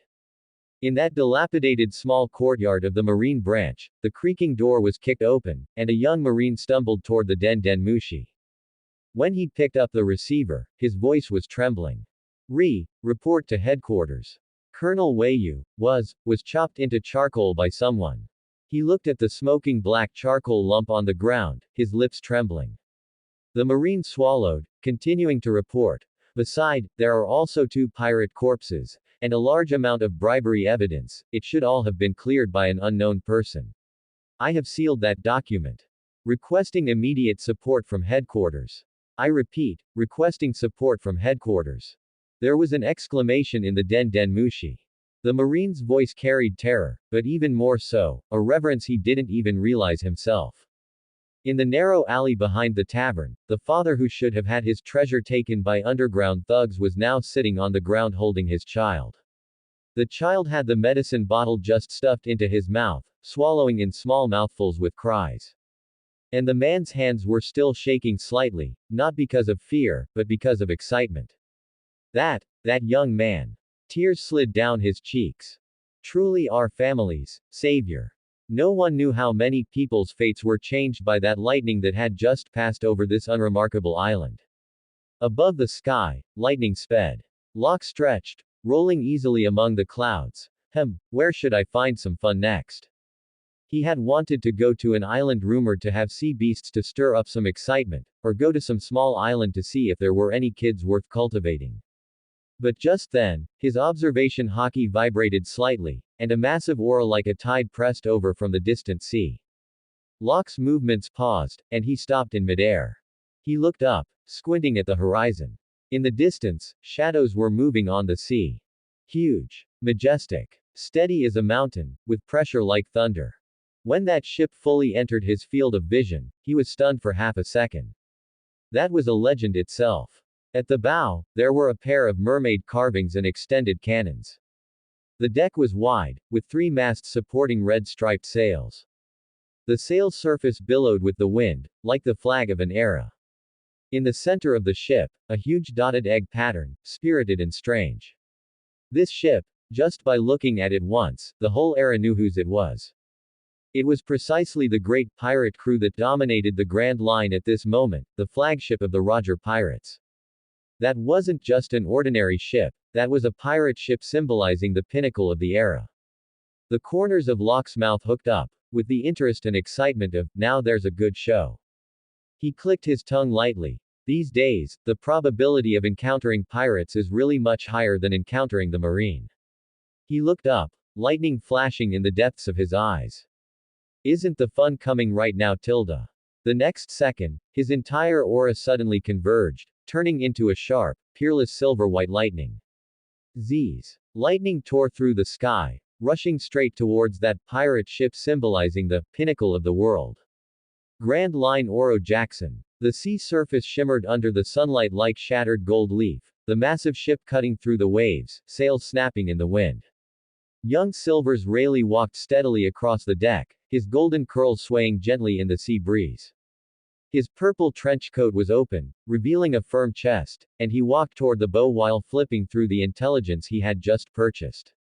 There, a sturdy man was slumped over the ship's railing, wailing in a posture completely at odds with his fearsome reputation, complaining about heaven and earth like a heartbroken teenager. His red cloak fluttered in the wind, his abdominal muscles were well defined, and his face was heroic, lacking the signature handlebar nose hair he would have later. But at this moment, he was clutching his head with both hands, face tear-stained like a young man suffering from a breakup. This future pirate king, Gall D. Roger, was currently trapped in a deep, emotional trough. Shacky. Where did you go? Why can't I find you anymore? Wah. Rayleigh adjusted his glasses, his expression already accustomed to this. This man had announced he would conquer the seas 3 minutes ago, and said he would defeat rocks 4 minutes ago. Now, however, he was like an ordinary person struck hard by a breakup. Rayleigh walked up to Roger and gave a light cough. Roger, I bought the latest news. Roger turned his head instantly as if poked on a hope button, coming back to life with sparkling eyes. What? Is it news about Shacky? Where did she go? Is she looking for me? Is she missing me? The intelligence in Rayleigh's hand was almost crumpled by him, a vein throbbing on his forehead. Idiot, I'm talking about the attack on Hashinosu. About that lightning boy. Roger's expression snapped, like a power switch being cut, and he collapsed to the ground, reverting to his depressed mode. Ah, that kind of thing doesn't matter. Shacky. Shacky, where are you exactly? Rayleigh rubbed his temples and had no choice but to continue. Alright, since you only care about Shaki. Roger immediately stood up with a carp-like leap, his face filled with expectation again. Shaki. You really have news about her? Rayleigh nodded. I heard she is on Hashinosu, and has opened a tavern. Before he could finish, but don't get too excited, also. When Rayleigh looked up, Roger had completely changed. A moment ago he was teary-eyed, but now he had reverted to his full majesty captain mode. His red cloak billowed, he stood in the center of the deck like a monarch descending, one hand on his hip, the other pointing toward the wheelhouse. He roared with a voice that shook the heavens, all hands, listen up. Change course immediately. Target, Hashinosu. The deck was silent for half a second, then, the pirates on the whole ship instantly exploded. The captain is at it again. This power of love is too outrageous. Hey, hey, hey. That's Hashinosu, the nest of rocks and the others. Haven't you noticed? The captain's obsession with beauties is even scarier than his obsession with treasure. Rayleigh folded the intelligence and tucked it between his fingers, showing a helpless yet doting smile. I really can't do anything with you.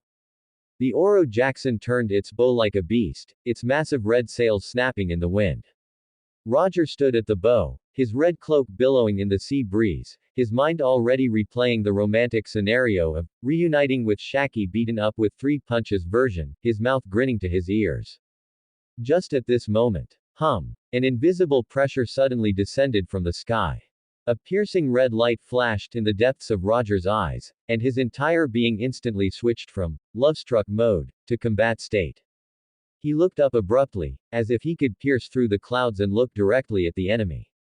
Something is coming. Sensing the change in Roger's aura, Rayleigh immediately switched from lazy mode to combat commander-in-chief.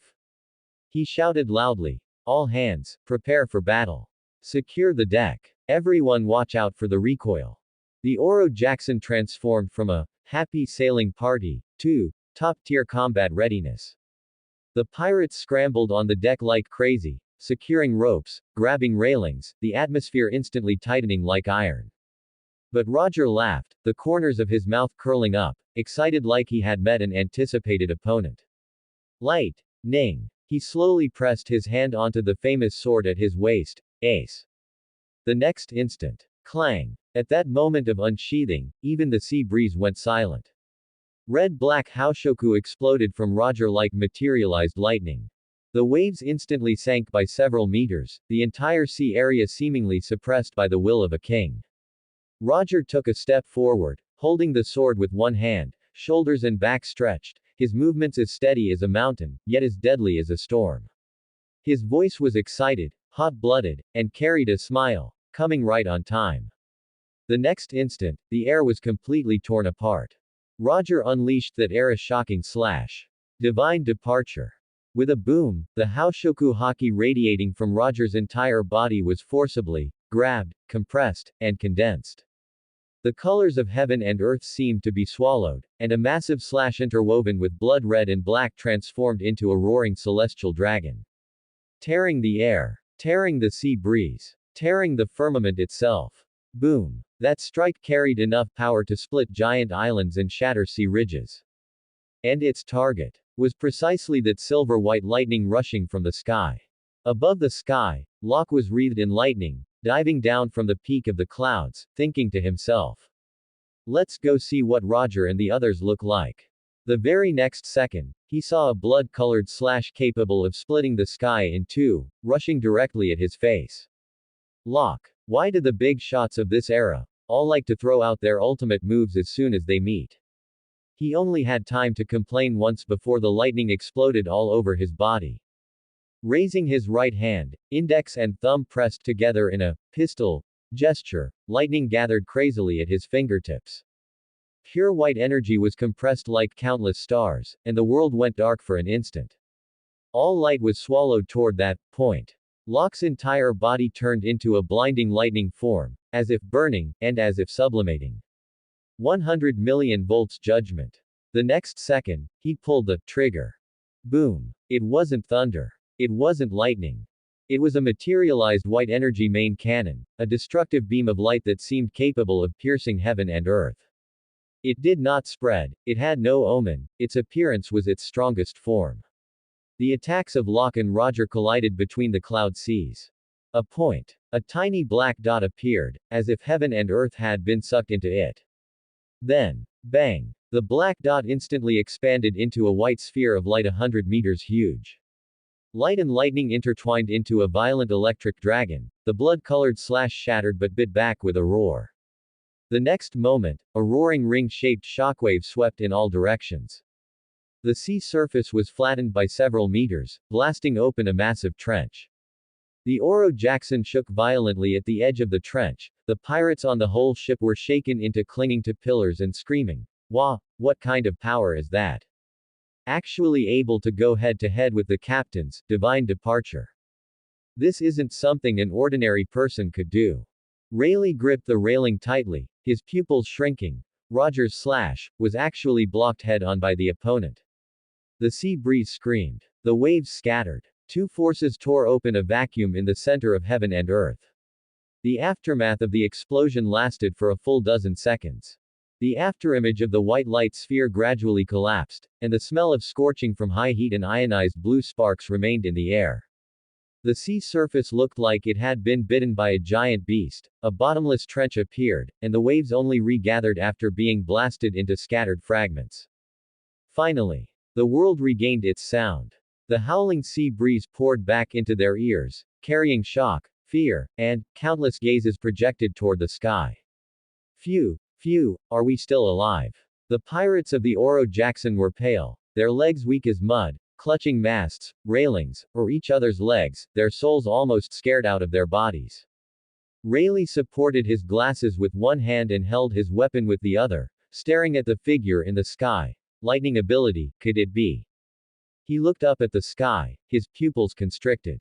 The explosion dissipated, lightning condensed again in the high altitude, and a silver-white humanoid figure stepped out from the air waves. Locke was wreathed in lightning, half his figure seeming to merge into the light. He stood in the air, looking down at the Oro Jackson. And at the bow, Roger held Ace in his hand, hockey swirling, red cloak dancing like flames. The two's gazes collided in the air, like lightning and a volcano colliding. The air trembled slightly between them, even the sea breeze was distorted. Locke narrowed his eyes and smiled, his voice echoing in midair. "Are you, Gall D?" "Roger." Roger held his head high and laughed. "Ha ha ha ha. Lightning brat, you are no ordinary person." Two terrifying auras surged against each other from sky and sea, and for a moment, the storms of the entire sea area rolled back toward the center of the two. This was the first confrontation between the future king and the future pirate king. The surface of the sea continued to churn with the aftermath, like a beast roaring, unwilling to settle down. The air after the thunder was filled with heat and a tearing sensation, and above this chaos, two figures stood facing each other across the sea and sky. One was the future pirate king. The other was a mysterious youth who traversed the era with lightning. Heaven and earth were torn in two by their aura. Half the sky was dyed blood red by Roger's Haoshoku. The other half was illuminated into a blinding platinum by Locke's lightning. The masts of the Oro Jackson creaked and groaned, as if they would snap at any moment. The entire giant ship rocked violently from side to side, and the pirates on the deck were completely stunned. Are they going to split the sky? Who is that on the other side? This kind of monster-level power. Rayleigh gripped the railing until his knuckles turned white, his scalp tingling. Are you kidding me? That youth, he can actually go toe-to-toe with Roger. Just as everyone thought the next moment would bring a second offensive, Roger suddenly withdrew his power. The Haoshoku receded like the tide, and with a clang, Ace was sheathed. The air instantly felt half as heavy. Then Roger looked up and shouted at the sky. "Hey! I can feel that you don't have any malice. Do you want to come down for a drink?" Ha ha ha ha. Silence for 3 seconds, then all the pirates on the deck were collectively shocked. Huh. Rayleigh was so startled that his glasses slipped down half an inch, and he almost fell over. You've got to be kidding me, Roger. You were just fighting with him. Locke was also stunned in midair. They were just greeting each other with ultimate moves, and now he's inviting him for a drink. Isn't this Roger a bit too casual? Everyone Why are they all like this? Lightning flashed. Silver-white lightning exploded in the air, and Locke transformed into a streak of silver-white lightning, landing lightly on the deck to stand face to face with Roger at close range. The crew immediately tensed up, but Rayleigh waved his hand from behind to signal, "Calm down, this guy shouldn't be an enemy." Only then did everyone dare to breathe a little easier. Locke looked at Roger and asked, "Are you that confident that I don't have any malice? If I had just casually split your ship, you all would be dead." Roger laughed loudly upon hearing this, pointing to his ears, "Because I heard it. Your lightning, it has no killing intent. At least for now." Locke's eyelid twitched, and he muttered in a low voice, "The ability to hear the voice of all things, is it already taking shape at this time?" Roger was taken aback, then grinned, his eyes bright. "Ah. The world is talking." Locke looked at him and suddenly understood why this man would become the Pirate King.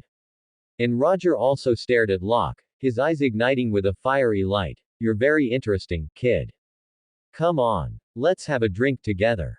The sea surface was churned into a frenzy by the aftermath of their battle, but with Roger's words, "Boys, it's time for a banquet." The entire Oro Jackson instantly switched from a doomsday scene to a party at sea. Oh oh oh oh oh oh. Banquet. Banquet. Bring out the barrels of booze. Meat. Meat. I thought I was going to die just now. I must drink 3 barrels to calm my nerves. The ship was still rocking from side to side, but the pirates had already started dancing to the rhythm of the tremors. Drumbeats, clinking glasses, shouting.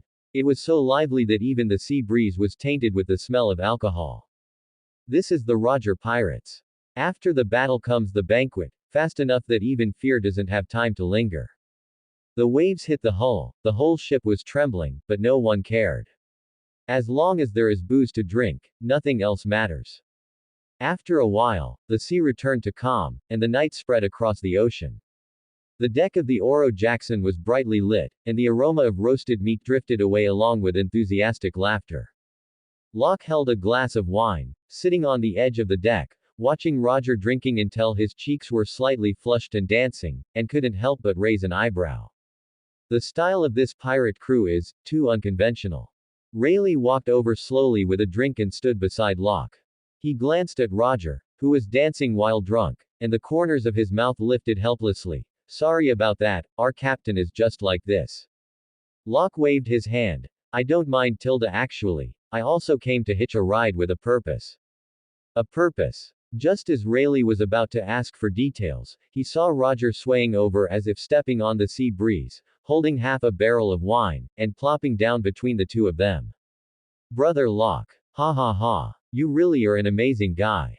He slapped Locke on the shoulder with one hand, to actually dare to run to Hashinosu and provoke rocks.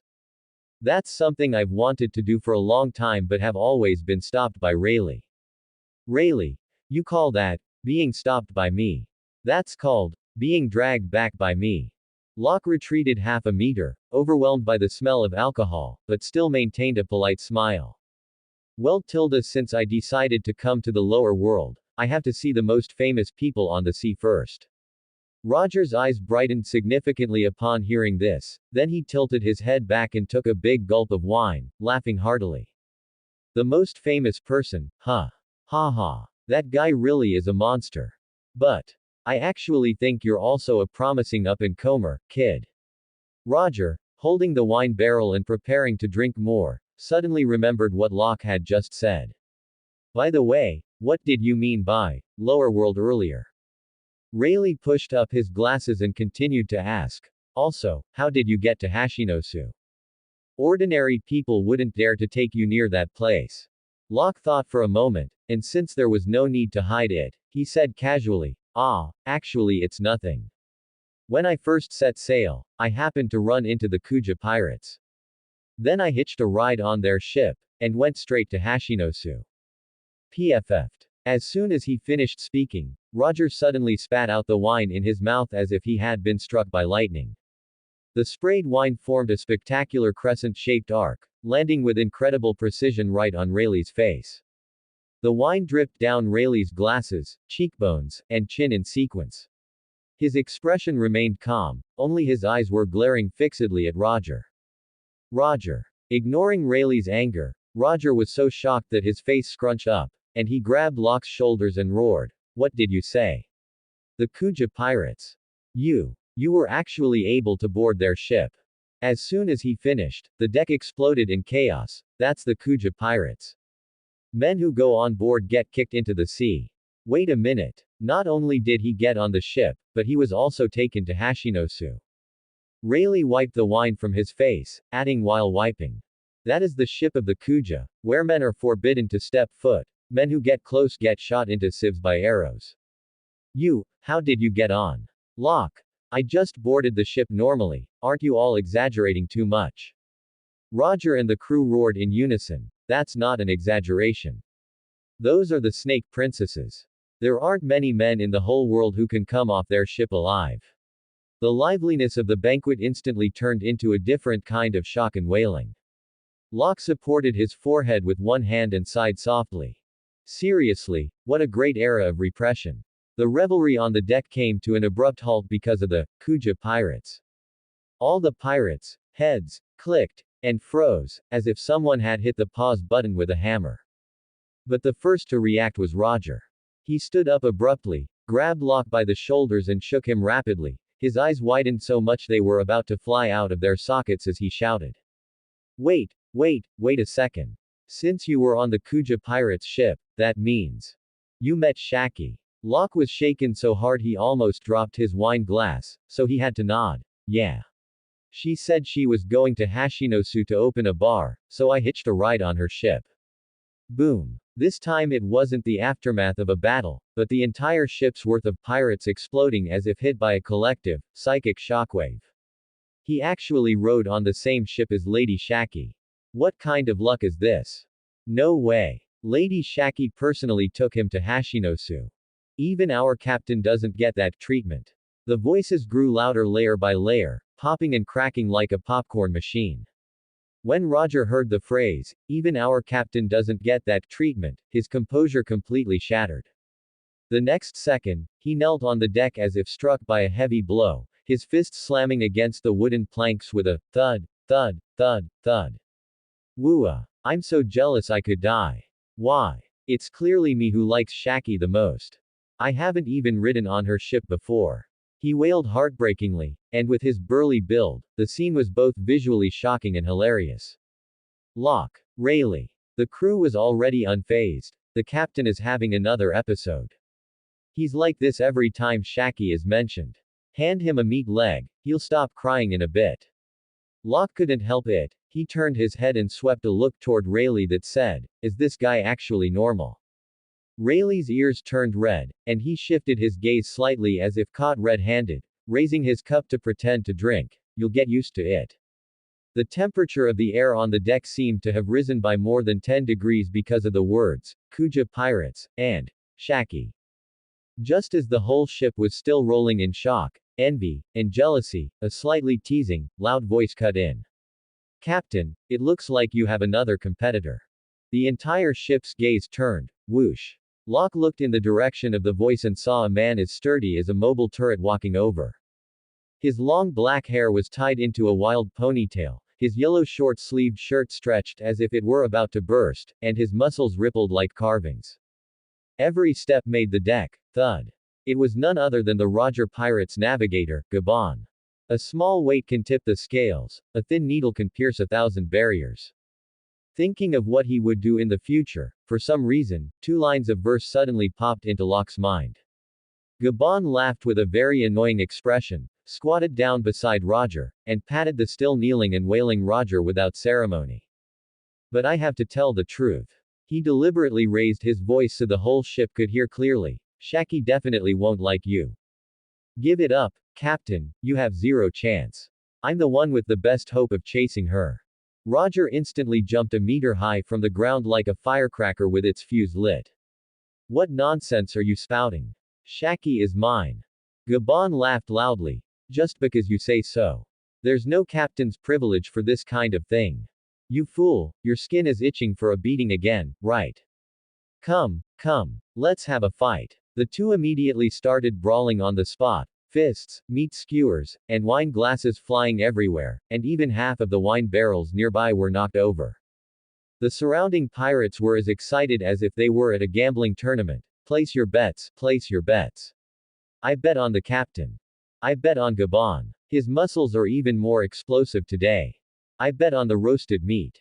It's definitely going to hit someone in the face first. Ah, don't throw the table at me. The atmosphere on the deck switched directly from a shock conference to a pirate brawl carnival, bustling like the world's most joyful farce.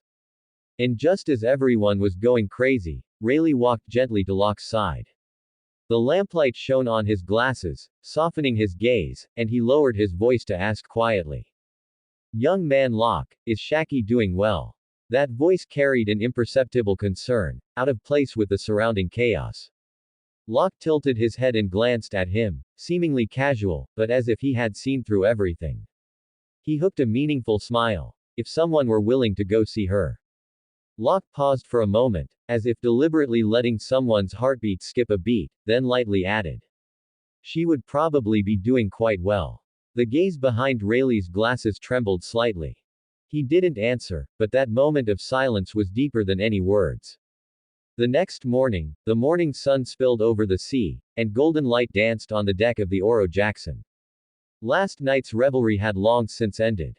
Wine barrels lay on their sides, barbecue racks were scattered, the crew members were sprawled out sleeping everywhere, some even hugging wine barrels as pillows, others lying directly on the railings drooling. In this post-battle ruin of chaos, only Locke was walking on the deck with high spirits. He didn't drink much last night, and now he was the most sober person on the whole ship.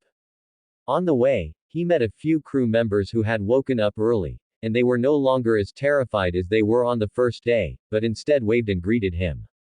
Morning, young man Locke. Your alcohol tolerance is pretty good.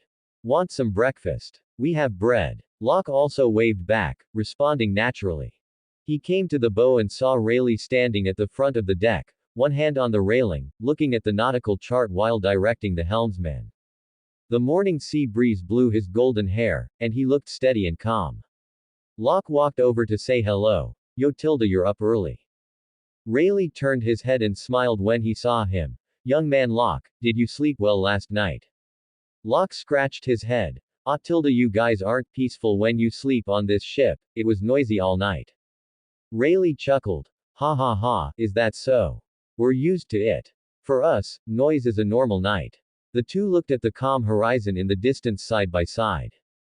The wind was gentle, the sun was warm, not at all like the scene where those people almost sank the ship last night. Rayleigh was silent for a moment, but finally couldn't help but ask the question in his heart.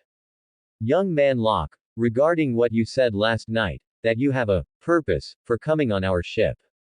Although I know you have no malice, I still want to know, what exactly does that mean? Locke was stunned for a moment after hearing this, then let out a light laugh.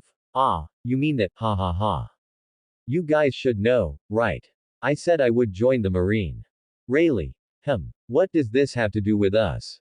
Locke stretched out a finger and pointed to the distance of the sea. I have a strong premonition. As long as I sail with your Roger pirates. A flash of lightning streaked across his eyes. There is a high probability that I will encounter that guy. Rayleigh's pupils shrank. That guy, could you mean? Just at this moment. Boom. A blinding firelight suddenly lit up on the distant horizon. Accompanied by a deafening sound of breaking air, a high-speed cannonball tore through the sky, heading straight for the Oro Jackson. Locke just waved his hand casually. Z's. Lightning exploded in the air, detonating the cannonball in advance. But the aftermath of the explosion was strong enough to stir up huge waves, the whole giant ship was shaken and tilted violently, and the pirates on the deck who hadn't sobered up rolled into a ball. Wah! What happened? Who is attacking us? Just at this moment, a roar filled with anger that pierced through heaven and earth came from afar. Jeer. Rayleigh's face changed instantly. This voice is. Locke's mouth curled into a smile. Speak of the devil. The morning sea breeze trembled from the roar. One of the monsters standing at the very top had arrived. The surface of the sea was gilded in the morning light, waves parting as if sliced by a sharp blade, a long white wake accompanied by a roaring sound cutting toward the Oro Jackson. Then, that ship appeared. It was not a majestic, imposing steel warship. It was not a stern, strictly regulated military vessel. Instead, it was a monster of a ship, one whose appearance was so cute it made you question reality, yet so dangerous it made pirates want to jump into the sea to escape. Locke raised an eyebrow, his tone light and airy. It's here, Tilda. Rayleigh took a deep breath. It really is him. Looking from afar, the bow of that goofy warship featured a comical bulldog. Its mouth was wide open, as if grinning foolishly at you, with a large bone clamped between its teeth. A pink tongue lolled out from the side of its mouth, and its round green eyes shone with a harmless glint. Added to that was a ring of spikes, making it hard to tell if it was cute or ready to bite. The hull was a retro sailing ship structure, with a blue-green color scheme featuring wavy stripes. Cannon ports were neatly arranged on both sides, their black muzzles sending a chill down one's spine. The mainsail billowed high, emblazoned with the striking, Marine HQ 3 inches, Marine. The corners of the sail were adorned with red clasps, and the crow's nest at the top looked like a tiny cabin. Cute, yet dangerous. Goofy, yet lethal. This was the ship that all pirates on the entire Grand Line least wanted to encounter, because it belonged to Marine Vice Admiral Monkey D. Garp. The man who shattered mountains with a single punch, the Marine's mad dog, Roger's arch-rival. The sea surface heaved violently as if being torn apart, combat intent mixing with the sea breeze, making the very air grow scorching hot. Roger had shaken off his drunkenness at some point and was standing steadily beside Locke. Unlike the crew behind him, who were swaying in fear, his aura was rapidly rising. He rested a hand gently on the hilt of Ace at his waist, his black hair fluttering in the wind, radiating the fanatical battle intent that only appeared when facing a nemesis. He stared at the dog-headed warship rushing toward them, a grin full of fighting spirit curling his lips. Garp. Rayleigh had also switched into combat mode, his hand on his sword hilt, every muscle ready to intercept. But before making a move, he didn't forget to ask Locke beside him, "You said your reason for coming was him." Locke nodded, his smile relaxed. "After all, you two are the sea's officially recognized mortal enemies who love to fight." He made a gesture for fate, and continued with a teasing tone, "Compared to me actively going to find him. I feel like hanging out with you guys, the probability of meeting him is much higher, Tilda." As his words fell, Rayleigh's expression stiffened. Roger was completely bewildered. The next moment, lightning exploded. Locke turned into pure white lightning and soared into the air, instantly flying 100 meters high, leaving behind only an afterimage and a leisurely voice echoing from the sky. "I won't participate in your lover's quarrel, Tilda. Have fun, Tilda, Tilda, Tilda." Rayleigh. "Lovers. Roger. Locke, get down here. I like Shaki, you idiot." But the lightning was already far away, impossible to catch. Gabon walked forward carrying his two giant axes, twisting his neck from side to side as if warming up for exercise, his battle intent spewing out like raging fire. "Ha ha ha. Well done. Just in time to sober us up." Rayleigh sighed helplessly, but revealed the hot-blooded edge unique to a warrior. "Since that's the case, then let's fight." Roger had completely entered an excited state, drawing his sword sharply, and Ace let out a loud, clear ring. "Men, prepare for battle." Ooh. The entire Oro Jackson seemed to be ignited in an instant. The smell of alcohol, sweat, and gunpowder mixed into a hot-blooded storm unique to the sea. Cannons activated. Blades unsheathed. The blood of every crew member was burned scorching hot by this heat. They knew it was time for a deathmatch with that crazy Marine again. Boom. The dog-headed warship finally charged into range, the goofy bulldog at the bow now appearing eerie and dangerous. And the man standing on top of the dog head was the real monster. A young Garp. His muscles were like cast steel, his shoulders as broad as mountains, his short black hair danced wildly, and a hideous scar on his left eye was like the emblem of a beast. His blue eyes were as sharp as if they would tear the air to shreds. He threw his head back and laughed wildly, a laugh that could shatter the waves. "Roger. You can't escape." As his words fell, he casually hooked a cannonball near his feet, lifted it as easily as a block of tofu, and then held it high with one hand. The pirates on the whole ship felt their scalps go numb at the sight. Rayleigh said in a deep voice, "Danger." Gabon gripped his dual axes. "It's coming."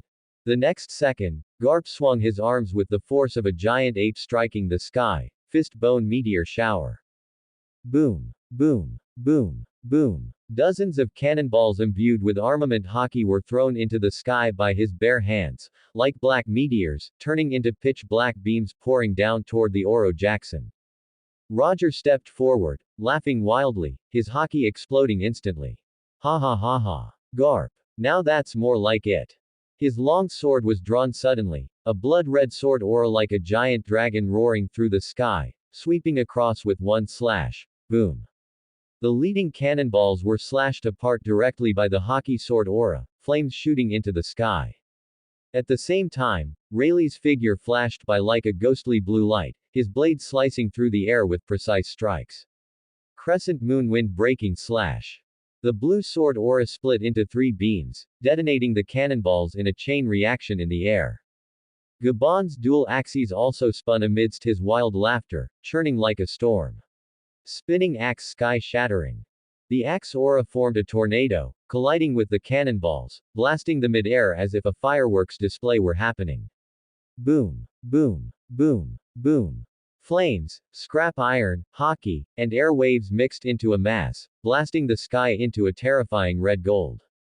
The entire sea area was illuminated by the light of the explosions, the sea surface shaking violently, the waves pressed down toward the surroundings by the blast wind.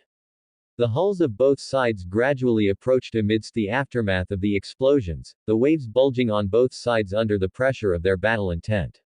"We're closing in. Hold on tight." The distance between the Oro Jackson and the dog-headed warship instantly shrank to less than 10 meters. Before anyone could react, a giant shadow suddenly soared from the dog-headed warship. Garp leapt into the sky like a cannonball, rushing straight at Roger with a sonic boom that tore through the air. "Roger." Roger grinned and laughed wildly, tapping the edge of the ship with his toes, and also soared into the air. Garp. The figures of the two monsters crossed in midair, like meteorites from heaven and sea about to collide, the air completely torn apart by their aura. The next instant, Roger roared, "Desolate soul." How Shoku exploded, and the long sword, Ace, dragging blood-red lightning, slashed horizontally toward Garp's abdomen. Garp likewise roared, "Fist bone iron fist." His entire body was dyed into pitch-black steel by armament hockey, as hard as an iron wall, like the inner wall of a giant cannon. The blade of Ace slashed into his abdomen. Clang. Sparks flew everywhere, like a sharp blade striking dragon scales of steel. But before Roger could be surprised for even a second, the iron fist of Garp, blood spilling from the corner of his mouth, had broken through the air and slammed into his face. "Get down there. Roger." Boom. That fist seemed capable of shattering mountains and breaking the sea, forcibly deforming Roger's face by 90 degrees. Roger. Wapoopapoopapop. Sounded with a crooked face. Upon seeing this, all the crew members on both ships popped their eyes out and shouted, "R.O. Roger's face has been smashed crooked." Rayleigh. Sigh, here we go again. Gabon carrying his dual axes. These fists are still as absurd as ever. And Locke, high above, was laughing so hard he leaned backward. Ha ha ha ha ha ha. Holy crap. The live version is even more incredible than I imagined. He pulled out a camera den mushi from somewhere and started taking pictures frantically. Click, click, click. Locke said, panting with laughter as he snapped photos. This level of face smashing. I have to make a commemorative photo album for him. Ha ha ha ha ha. The morning light was scorched by the flames of war as if it were molten iron about to drip, the sea boiling, tearing, and roaring. At that moment, the Grand Line bore witness to a head-on collision between two monstrous factions. Ha ha ha ha. Garp. Come again. Roger's face remained at the strange angle from where Garp had just punched it crooked, but his momentum grew wilder with every exchange. He raised Ace high and charged forward once more. "Captain. Don't force it. You can't block his fists." Rayleigh roared, stepping forward in a flash, the sword light in his hand cutting through the air like a cold moon. But Roger only laughed in response. That's exactly what makes it so thrilling. The two of them flanked Garp from left and right. Opposite them, Garp's fists were as black as iron, his armament hockey seemingly solidified into a physical form. He grinned, his eyes like those of a beast. Come on. It makes no difference even if you both come at me together. Boom. Boom. Boom. Every collision of fist and blade caused the sea to explode into deep craters, sending pillars of water shooting into the sky. The spray was shredded in the air by hockey, like fine, crystalline rain. On the other side, the Roger pirates and the Marines were locked in close quarters combat, the battle just as brutal. Charge. Brothers. Gabon swung his twin axes like two rotating storms. Amidst the whistling wind of the axes, the Marines were forced to retreat repeatedly. Don't let them get near Vice Admiral Garp. At this moment, steady footsteps approached. A cold, stern man in a beige suit with his hat brim shading his eyes drew his blade. Beauregard, Garp's most trusted adjutant, possessing both composure and killing intent. Spinning axe. Sky splitter. Draw slash. Instant. The moment the axe light and blade light collided, the air seemed to be ripped apart by force. Hiss. The sea was cleaved into two churning lines of water by the force of their impact. The screams and roars of pirates and Marines mingled together. Seagulls were frightened and scattered across the sky, not daring to even approach. The fierce battle continued, and after a dozen rounds of hard clashes, both Roger and Rayleigh were visibly panting. Roger's chest heaved. The bruises on his face remained at a comical angle, yet he laughed even more wildly. Ha ha ha ha. Garp. You're still as tough as ever. Rayleigh wiped the blood from the corner of his mouth and shouted to Roger. Roger, we can't drag this out any longer. The Marine reinforcements are about to arrive. Garp's shoulder was bleeding, and there was a distinct sword mark on his abdomen, yet he still grinned, trying to run. Not a chance. Today, I'm definitely throwing both of you into jail. Boom. The two sides clashed again, exploding into giant waves. Garp was forced back several steps by their combined assault, his moonwalk creating deep whirlpools on the sea surface. Seeing this, Rayleigh immediately shouted, Gabon. Retreat. Roger that. Gabon struck Beauregard away with an axe. The latter dragged his feet across the deck, sparks flying, but he couldn't stop him. Then Gabon jumped back onto the ship and roared, set sail. As Roger and Rayleigh jumped back onto the deck, the hull crafted from the treasure tree, Atom, vibrated as if coming to life. The next moment, the Oro Jackson leapt forward like a sea dragon tearing through the ocean surface. It was so fast that the spray didn't even have time to splash onto the deck. This speed. It's that monstrous ship built by Tom. Even Garp, who was chasing them using moonwalk, widened his eyes in rare shock. In just a few seconds, the Roger pirates vanished from sight like a gust of wind. The smoke and dust from the explosion still lingering on the sea hadn't yet dissipated. The sea breeze, carrying the scent of gunpowder and salt spray, slammed fiercely onto the deck. Thud. Garp dropped back from the air onto the dog-headed warship using moonwalk, smashing a half-meter-deep crater into the deck upon landing, sending wood splinters flying everywhere. The surrounding Marines were knocked back a few steps. Garp stood straight, looked up at the bloodstains and fallen soldiers all around, and furrowed his brows deeply.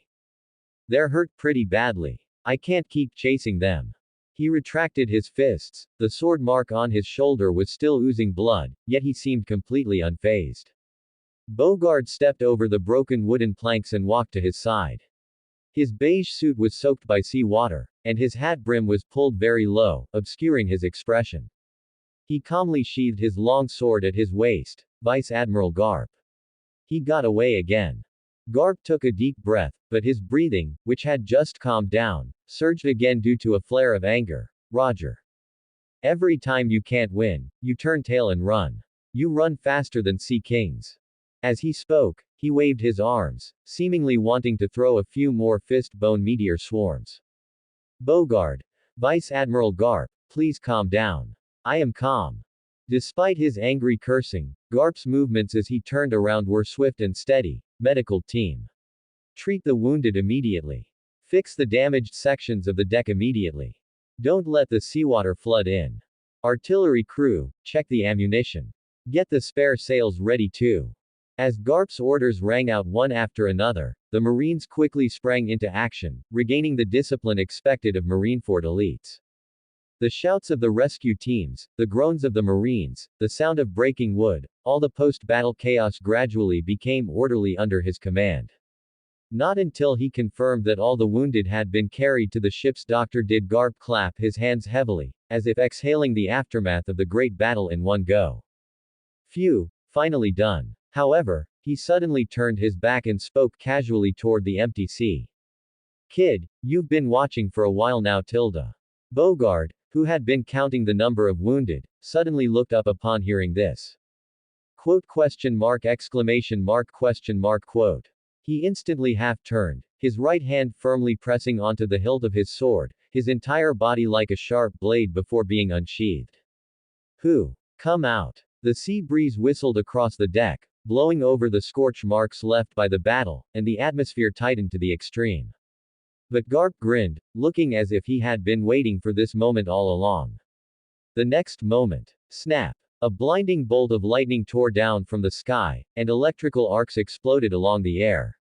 Locke landed on the deck with both feet. The lightning dissipated, and he stood with his hands in his pockets, a faint smile hanging on the corners of his lips. You found me faster than I thought, Vice Admiral Garp. Bogard's pupils constricted, his voice more urgent than before. Vice Admiral Garp. This is a lightning ability. The air instantly tightened to the extreme. Garp's brows twitched as he began to size up the youth before him properly. Lightning. His expression went from confusion to scrutiny to shock in less than a second. Suddenly, as if struck by lightning himself, he roared. Hey, hey, hey. You wouldn't happen to be that lightning boy that fool Sengoku has been searching the world for, would you? The kid who caused such a headache at Hashinosu and made Rocks so angry he nearly burst a blood vessel. Bogard turned his head, his eyes full of shock. To be this young. Garp pointed toward the direction where the Oro Jackson had disappeared, his voice gruff. I felt it before the battle even started. A surge of lightning energy slipped past on that fool Roger's ship. So it turns out you were the one secretly watching the show from the sky, you brat. Locke wasn't annoyed by the scolding, he just smiled slightly. Nice to meet you, Vice Admiral Garp. He raised his hand, introducing himself politely and casually. My name is Locke. Garp was silent for half a second, then his fists slowly clenched, and his mouth slowly widened into a grin. Not with anger, but with the excitement of a hunter. Locke, is it? He revealed a wild smile that would make the sea itself tremble. Good lad. The azure sea was gilded by the sunlight, shimmering and serene, as if the battle from not long ago had merely been an illusion. That dog-headed warship, which symbolized a visitor from hell, in the eyes of pirates, currently looked like nothing more than a vacation cruise ship. On the deck, which had been patched up here and there, 2 lounge chairs were set side by side. Lying on the chairs were the Marineford monster Vice Admiral Garp and the recently buzz-worthy lightning monster, Locke. Both were wearing colorful beach shirts, loose shorts, and sunglasses, looking just like a pair of elderly friends retired by the seaside. Garp held a coconut drink, gulped it down in big mouthfuls, and let out a long sigh of relief. Phew, refreshing.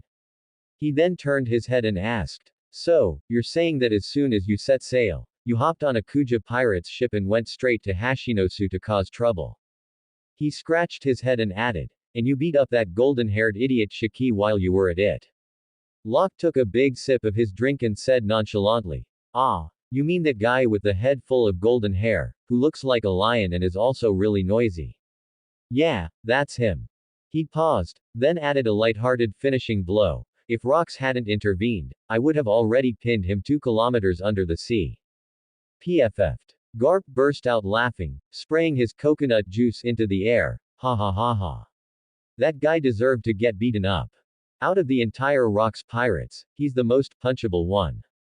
The Marines on the warship hid not far away, secretly forming a circle to observe the 2 monster-level figures. They lowered their voices, but couldn't completely suppress their excitement. Is that the legendary Lightning Boy himself? I heard he's a Logia Rumble fruit user who can control thunder to blast pirates into charred remains. He broke into Hashinosu all by himself and came out alive. If that's not a monster, what is? Shish. Keep it down. If he hears you, he might just zap you until you're smoking with one slap. But he actually said he wanted to join the Marine, is that for real? A few young Marines' eyes lit up with excitement. Just as they wanted to rush over and ask, they were frozen in place by a cold glare from Bogart, who was standing to the side. Ahem. The Marines immediately behaved like quails, but their eyes couldn't help but keep sneaking glances at the youth on the lounge chair. The youth who could use Shaki as a punching bag, trade blows with Roger, and cause the Marine Ford to launch a search, was currently sitting right in front of them in beachwear, sunbathing and drinking juice. The world of the strong, they really didn't understand it. Locke, however, didn't pay any attention to these gazes and just continued drinking his iced beverage. Garp laughed heartily and reached out to pat his shoulder. You brat, your experiences in this past month are more outrageous than mine in over a decade. Just then, Bogart adjusted his collar and walked over holding a Den Den Mushi, bowing slightly. Vice Admiral Garp. Garp pushed his sunglasses up to his forehead. Bogart's tone was calm. The wounded have all been treated, and the ship's hull has undergone temporary repairs.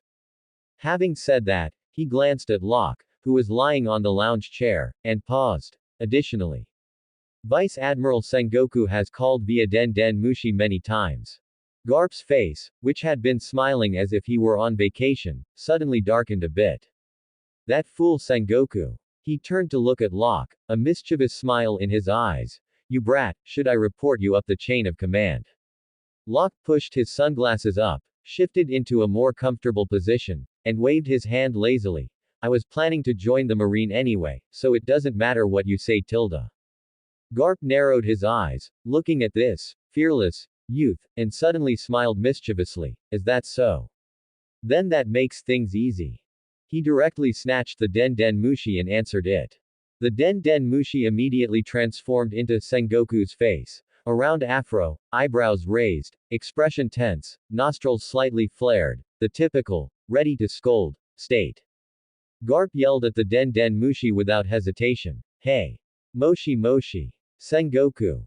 The next second, a louder roar erupted from the other end of the Den Den Mushi. Garp! Why the hell haven't you been answering the phone? I heard you started a war with Roger and his gang again. What's the situation? Give me a report. The deafening roar instantly exploded across the entire warship. All the Marines trembled, some almost dropped the tools in their hands, some secretly covered their ears, and some turned pale. Vice Admiral Sengoku, his anger levels have gone off the charts. Ah. Someone turn off the echo. My ears are going deaf. Is Vice Admiral Garp really not afraid of death? Locke, who had taken the roar head on, was already laughing so hard he slid halfway off the lounge chair. PFF'd. Ha ha ha ha ha. Bogart sighed while holding his forehead. It's starting again. Meanwhile, Garp wasn't panicked at all. Instead, he'd picked his ear with his pinky finger, his expression full of disdain. Hey, why are you yelling so loud? My ears are about to be blasted deaf by you. The other end of the Den Den Mushi was silent for a second, then the rage flared even higher. Garp. Take this seriously. Just at this moment, Garp casually added, oh right, Sengoku. Haven't you been looking for that lightning boy all this time? As soon as the words fell, Sengoku on the other end instantly entered cheetah mode. What, you found him? Where? What's the threat level? Garp turned his head and pointed to Locke, who was drinking coconut juice and sunbathing with his legs crossed next to him. He's right here next to me, sunbathing. Locke responded with a smile. Yo tilde. Den Den Mushi. Sengoku's face on the Den Den Mushi distorted into a pixelated mess. You said what? You captured him. Locke raised his drink cup and waved it lazily. Nope tilde I came here myself tilde. The Den Den Mushi's expression instantly turned into. The entire deck was dead silent. Garp slapped his thigh and laughed heartily. Ha ha ha ha. Sengoku. You're stunned, aren't you? All the Marines looked at Garp and Locke, their eyes as if they were looking at two unknown creatures wearing human skin. Are we still on a Marine warship? Why is our Vice Admiral pulling pranks like an elementary school student? This lightning boy doesn't seem like a normal person either. Vice Admiral Garp, you are really going to be hammered to death by Vice Admiral Sengoku. And right now, Sengoku on the other end of the Den Den Mushi had completely entered a state of system crash. The next second, the Den Den Mushi erupted in an unprecedented roar. Garp, you bring that brat back to headquarters immediately. Right now. Right this instant. Garp covered his ears and held the Den Den Mushi away, saying with a look of disdain, alright, I get it, why are you yelling tilde so noisy? Locke wore his sunglasses, took a leisurely sip of coconut juice, and a playful smirk tugged at the corners of his mouth. Tilde marine life, it looks like it's going to be very lively tilde. The azure sea stretched out boundlessly, and the golden course extended straight ahead. The dog-headed warship plowed through the waves like a massive sea beast in the radiance. Marineford was already not far ahead. On the return journey, when the warship passed an unnamed desolate island, Garp suddenly stood up with a pop.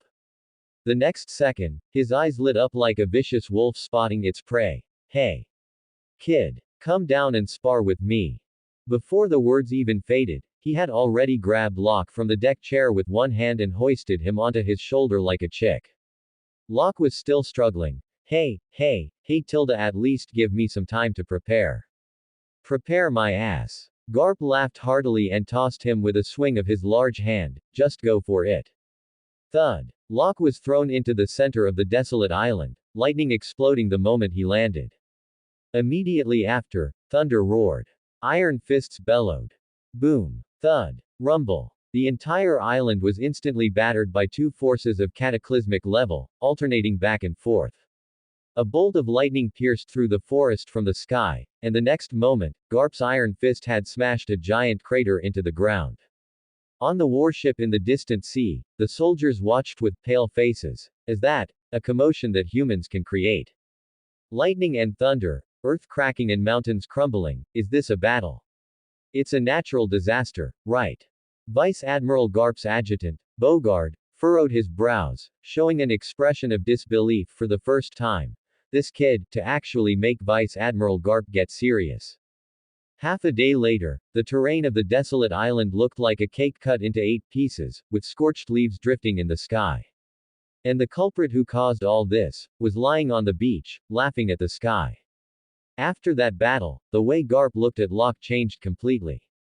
From an interesting brat, to a strategic class treasure. He praised him whenever he had the chance, completely ignoring the expressions of the soldiers nearby. This kid's strength, tisk. It's amazing. Absurd. Unless I fight to the death without retreating and use advanced conqueror's hockey, there's no way I can pin him down. What's even more absurd is that when he wants to run, I can't even catch up to him. Ha ha ha ha. What shocked Garp even more was Locke's physical strength. He propped up his chin and stared at Locke with a sly smile. Kid, what exactly is inside your head? Forging your body with lightning. How did you even come up with such a crazy idea? I can already foresee how scared you'll make Zephyr. Ha ha ha ha. Locke could only chuckle dryly. Brother Garp, it's your iron fists that are smashing through mountain after mountain, right? That's my muscles. The azure sea surged under the sunlight, golden ripples spreading layer upon layer with the waves. The dog-headed warship plowed through the waves. As the distance shortened, the massive white walls of Marineford, symbolizing absolute justice, slowly revealed their immense silhouette like a giant beast sleeping on the horizon. On the deck, Garp and Locke stood side by side at the bow, just quietly watching the sea ahead. The wind blew up Garp's cape and also stirred a few strands of hair at the side of Locke's ears. Only the sound of the waves echoed between them. Suddenly, Garp discarded the half-eaten senbei in his mouth and rarely put away his devil-may-care smile. His voice was low and hoarse. Locke. Locke turned his head to look at him. Garp gazed at the massive fortress in the distance that symbolized absolute justice, his eyes deep. Why did you join the Marine? He took a deep breath of the wind carrying the scent of the sea, as if carefully choosing his words. The Marine isn't as simple as you think. Justice sometimes can be utilized. The people we want to protect, sometimes we can't. The people we should capture, sometimes we can't. In that instant, Garp seemed to voice a certain part of the reality he had been suppressing in his heart. No shouting, no laughter, just a heavy, weary statement. Locke was silent for a moment, the sea breeze whistled in his ears, as if blowing away many thoughts. Then, he spoke quietly. Why join the Marine? He looked up into the distance, his pupils reflecting the dazzling sky. If I said it was just out of interest, would you believe me? Out of interest. Garp was stunned for a moment, then lightly bumped his shoulder with his fist. You brat, who would join the Marine for such a boring reason? But Locke just chuckled, not continuing to tease him. The next sentence, however, made Garp slightly tremble all over. As for what you said, I actually know all of it. Garp's smile froze. Locke raised his hand and lightly flicked his fingertips. Pop! A wisp of lightning burst forth, but it didn't spread outward. Instead, it swirled in Locke's palm, as if completely tamed by him. He looked at the lightning in his hand and said indifferently, Natural observation hockey has allowed me to hear and see the inner voices of the vast majority of people since I was young. Plus the enhancement of the rumble fruit. As long as I want to, every movement on an entire island is within my range of perception. As the words fell, Garp's breathing clearly hitched, but Locke's tone remained unhurried. Therefore, I can see not only the malice in the hearts of pirates, but also the shadows and corruption in the hearts of some in the Marine. I can see people in the underworld twisted by blood and money. He paused for an instant, his eyes suddenly becoming sharp. Even the so-called celestial dragons. The sea breeze was still whistling, but the atmosphere was completely different from just now, solemn, jarring, yet carrying a certain indescribable expectation. Garp's fingers tightened quietly at his side. He turned his head to stare at Locke, realizing for the first time the truly terrifying aspect of this youth. He was not just a monster-level genius, but a dangerous existence capable of seeing through the essence of the world. Such a person could never be bound. But Locke smiled, a smile mixed with wildness, freedom, danger, and a maturity far beyond his age. You worry too much. But I am different. He turned around, lightning leaping around his body like a rampaging thunder beast. The sun shone on his profile, lighting up half his silhouette into gold. I will not be bound by the world government. Nor will I be led by the nose by such a vague concept as justice. And I certainly won't let anyone manipulate me. The Marine. Then, he raised his hand and pointed to the massive white fortress gradually revealing itself in the distance. Can give me a stage to roam the world. It's big enough, and interesting enough. There are many monsters to encounter. And many things to change. His eyes suddenly became sharp, as if piercing through the entire sea. I will change this world in my own way. Garp was silent for a long time. The sea breeze blew past the corners of their clothes, stirred up waves, and fluttered the huge Marine flag flapping loudly in the distance. He whispered a sentence. You brat. The corners of his mouth couldn't help but rise, unable to suppress it, so he simply laughed out loud. Always speaking half-truths, it's so annoying to listen to. Ha ha ha ha. But, Garp grinned, revealing his signature big white teeth. I just happen to like monsters like you. I'm looking forward to the day you turn the Marine upside down. Locke tilted his head and smiled. That might not necessarily be a good thing. For me, it's a good thing. Ha ha ha ha ha ha. Their laughter startled flocks of seabirds into flight. Right in the midst of this reverberating laughter. Whoosh! The sea mist was cleaved by the bow, and a magnificent, immense fortress rose as if from the end of the world. The white walls were towering, and the giant Marine flag flapped loudly in the wind like thunder.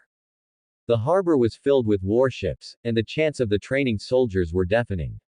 Bogard stood at the bow, his expression solemn as he lowered the brim of his hat, whispering gravely, Marineford. We have arrived. The sea breeze whipped the war flags, snapping them loudly as if playing an overture for some grand event about to unfold. As the dog-headed warship continued its advance, the sheer might of Marineford bore down upon them like a mountain and sea. It was a great fortress capable of intimidating the entire world. Built upon a massive peak that served as a natural barrier, its white walls soared into the clouds. The massive characters for Marine were carved into the cliff face like a blade, striking anyone who saw them with a sense of inescapable justice. The mountains on either side stood like giants, and countless warships were docked in formation within the harbor. The black muzzles of every ship's cannons pointed toward the sea, radiating a murderous aura. The core of the world's strongest military organization. Locke's observation hockey quietly expanded, his perception spreading out like a rising tide. In the next instant, a vast structure composed of various presences appeared clearly in his mind. At the harbor ahead, three intense, almost scorching presences stood out. A young Sengoku. A young Zephyr. A young Suru. Surrounded by the disciplined forces of elite headquarters soldiers and mid-ranking officers. Locke gave a light hum. It really is a nest of monsters. As the dog-headed warship arrived at the harbor. Boom. The sound of the hull making contact with the harbor mooring posts rang out. Immediately after, the well-trained Marine soldiers lowered the gangplank and lined up to welcome them with lightning speed. Garp walked at the front, his steps steady, and set one foot down onto the harbor ground. Boom. The sound of practiced, synchronized movements echoed as the two rows of elite Marine soldiers at the harbor suddenly raised their fists. The sound instantly unleashed an aura like a colossal tsunami. Justice will prevail. The roar echoed throughout the harbor, soaring straight into the clouds. Just then, Locke strolled out from behind Garp, his pace unhurried and his expression natural. He was met with the gazes of hundreds of elite Marine soldiers at the harbor. Those gazes held wariness, shock, disbelief, and instinctive caution. But Locke was not at all overwhelmed by the display. Instead, he scanned his surroundings with interest. Yo tilde quite spirited, aren't you tilde? Garp laughed heartily upon hearing this, slapping him on the shoulder and shaking Locke's entire upper body. How about it, kid? The headquarters, aura isn't bad, right? Ha ha ha. Locke tilted his head, his tone languid. Just a bit noisy, that's all. The air went instantly silent, and in the next second, the expressions of the soldiers at the harbor collectively cracked. What did he say? That were noisy. This is the first time someone has complained that our headquarters welcoming ceremony is too noisy. And he said it right in front of Vice Admiral Garp. Is this kid crazy? Wait. Vice Admiral Garp is actually still laughing. And he looks like he's really enjoying it. Amidst the commotion, the shock, confusion, and suspicion of all the soldiers mixed into a tidal wave. More and more eyes shifted from Garp to Locke, and the more they looked, the more alarmed they became. Vice Admiral Garp's attitude toward him was so casual. Who on earth is this kid? Before they could continue speculating, a calm, authoritative voice came from afar. Garp. The voice wasn't loud, but it was enough to make all the soldiers stand at attention immediately. Three figures walked side by side. They were the three pillars who would support the golden age of the Marines in the future. Sengoku had a head of black afro hair, determined features, and eyes as sharp as an eagle's. Zephyr had short purple hair, a muscular build, and a stride as steady as a mountain. Suru was calm, elegant, and had clear eyes, naturally inspiring respect. They stopped in front of Garp, and Sengoku stepped forward, his voice calm. You've finally returned. Garp grinned. Haha, it's the same as always. As he spoke, he pointed toward Locke. They're tilde the kid you were looking for. The three of them fixed their gazes on Locke simultaneously. In that instant, the air seemed to solidify, their gazes carrying a probing of a strong individual. Locke, however, was completely unfazed. He raised his hand and gave a casual greeting. Nice to meet you.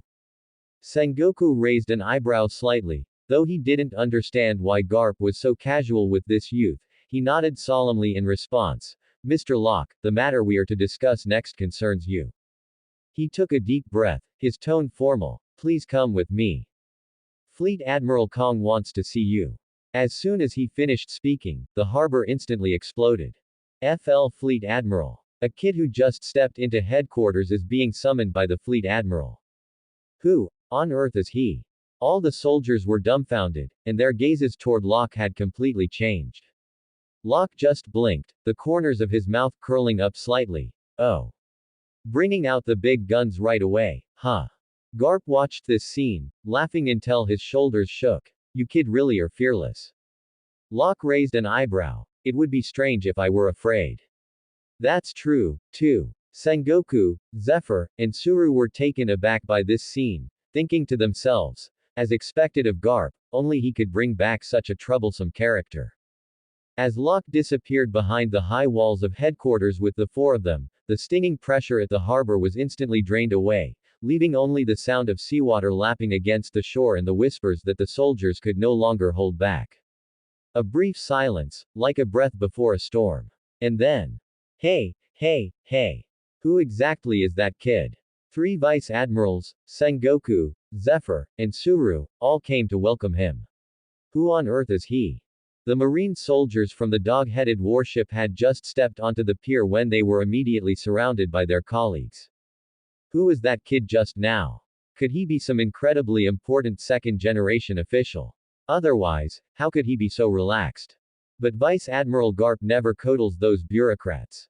The soldiers from the dog-headed warship exchanged glances, and finally, someone blurted out. Are you talking about young man Locke? He's the lightning boy who has been under investigation this whole time. After a moment of silence, the harbor erupted. He's the one who turned Hashinosu upside down, the one Vice Admiral Sengoku has been searching for all this time. No wonder Vice Admiral Garp was so polite to him. No wonder he dared to complain that we were too noisy. No wonder the Fleet Admiral wanted to summon him personally. This kid is a monster. The shock exploded in waves across the harbor, and every soldier was breathing heavily. Is he really going to join the Marine? If it's true, that would be so cool. We're going to be working with a monster like that in the future. How exciting! Whispers, exclamations, and feelings of disbelief surged through the harbor, and every Marine soldier had a premonition. A massive shift in the era was about to begin. Meanwhile, Marineford Fleet Admiral's office. Creak. The heavy doors slowly pushed open, and a calm, steady aura rushed toward them. Sengoku, Garp, Zephyr, and Suru stood on either side. The lineup was intimidating enough to make one's scalp tingle. Locke, however, walked as if strolling in his own backyard, his gaze wandering casually around the room. The office was furnished simply, with dark wood bookshelves and neat files. Every detail exuded a sense of calm, absolute power. Behind the desk, a sturdy figure sat as still as a mountain. Broad shoulders supported the Fleet Admiral's cloak, and his eyes were as sharp as an eagle's. Fleet Admiral Kong. Some say his fists once shattered the jawbone of a giant beast. Some say his aura once forced 100 pirates to their knees. Some say he is the backbone and the sharp sword of the Marines. At this moment, he looked up at the approaching youth. His gaze was deep and cautious, like a hawk staring at a young dragon spreading its wings for the first time. Both interested and remaining on guard. Locke just offered a smile. Nice to meet you, Fleet Admiral. The understatement was like lightning falling into still water. Sengoku's expression was serious, Zephyr's eyes sharpened, Suru was lost in thought, and Garp's mouth curled upward, wearing an expression that said, the good show is about to begin. The air seemed to have been gently ignited even before the lightning appeared. The first face-off between two generations of monsters began right there. Marineford Fleet Admiral's office. The air seemed compressed to the extreme. The wooden desk, the floor, and the walls were all stretched taut by an invisible pressure. Yet the young man standing in the center seemed completely unaffected. Fleet Admiral Kong sat steadily behind the desk, his entire body radiating an imposing aura that commanded respect without anger. He closed the intelligence file and fixed his gaze directly on Locke. Locke, I have read all the intelligence regarding you. You appeared out of thin air as if you descended from the sky, and on the way, you boarded the Kuja pirates' ship to head to Hashinosu. After defeating a powerful cadre of the Rocks pirates on Hashinosu, you then took the initiative to engage Rocks in battle. And you openly declared that you want to join the Marine. Fleet Admiral Kong placed the file on the desk and tapped his fingertips against it, creating a sound that weighed heavily on the heart. He then raised his eyes to stare at Locke, his tone shifting from flat to sharp. What exactly are you trying to do? The moment these words landed, the air in the entire office seemed to solidify. The backbones of the Marine were gathered together, all waiting for the lightning youth to provide his answer. Locke did not respond immediately. He scanned the group, finally letting his gaze settle back on Fleet Admiral Kong, the corners of his mouth curling upward. Fleet Admiral Kong, you ask me what I want to do. Locke spread his palm. Tiny yet extremely dangerous sparks of lightning danced across it, lying dormant like a tamed lightning snake, yet capable of devouring the world with a single thought. I possess the fastest power on this vast sea. I once flew from the coldest winter island to the hottest summer island in a single afternoon. Along the way, I saw too many stories. Pirates burn down villages, plunder merchant ships, and slaughter the common people. Marine parasites, in the name of justice, take bribes, file false reports, and turn the weeping of civilians into the clinking of coins in their wine glasses. Black market merchants wear human skin as ledgers, weighing the cries of children, the sound of chains rubbing together more grating than the abacus of hell. And the marine, he paused, his eyes as sharp as lightning tearing through the night sky. Often arrived too late. A flicker of shock flashed in Sengoku's eyes, but he remained composed. The air inside the fleet admiral's office felt heavy enough to crush steel. Locke softly uttered, "This sea is too vast, and the pace of order is too slow." Lightning danced at his fingertips as he gestured casually toward the mountain of files on Fleet Admiral Kong's desk. Even as strong as all of you are trapped between paperwork, routine official documents, and massive amounts of letters requesting support. While you are verifying a report, an island might be getting conquered by pirates. By the time orders are passed down through the layers, the bodies of the innocent have already turned cold. He withdrew his hand and softly stated, "If justice is late, it is meaningless." Sengoku's eyes widened in shock. He instinctively pushed up his glasses, his gaze behind the lenses filled with caution and vigilance. This kid has completely grasped the Marine's most fatal problem. Zephyr's arm muscles tightened, his brows furrowed deeply. Young, yet he sees things with such clarity. Suru's gaze deepened. She looked as if she were examining a newly forged blade that had yet to have its sharp edge dulled. Locke suddenly laughed, wild and open. "I do not like the freedom of rocks, which turns the world into scorched earth. And I also loathe the sticky filth that breeds in the shadows of the world government." His gaze became even sharper. If power can only maintain the status quo, only stop the bleeding, and cannot cure the disease, then it is too boring. Hearing this, Sengoku could finally no longer hold back. "Are you implying that you want to change the way the Marine operates?" "Not change." He raised his head, and in that instant, arcs of electricity lit up in his eyes. "It is acceleration." These two words fell, like thunder shaking the entire office. Sengoku's pupils constricted. Zephyr's breathing deepened. A glint flashed in Suru's eyes. Garp was already grinning as if he had found a treasure. Fleet Admiral Kong's attention became even more focused. Locke stepped forward, facing the 5 pillars of the Marine without a shred of fear.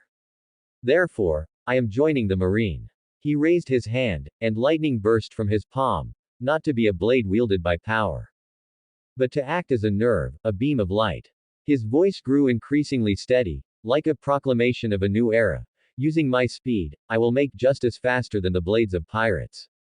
Faster than despair spreads. Faster than darkness breeds." He withdrew his hand, slightly lifting his chin, revealing a smile that belonged to the strong. "My ambition is very simple. I want to make justice the first thing to arrive on this vast sea, hope."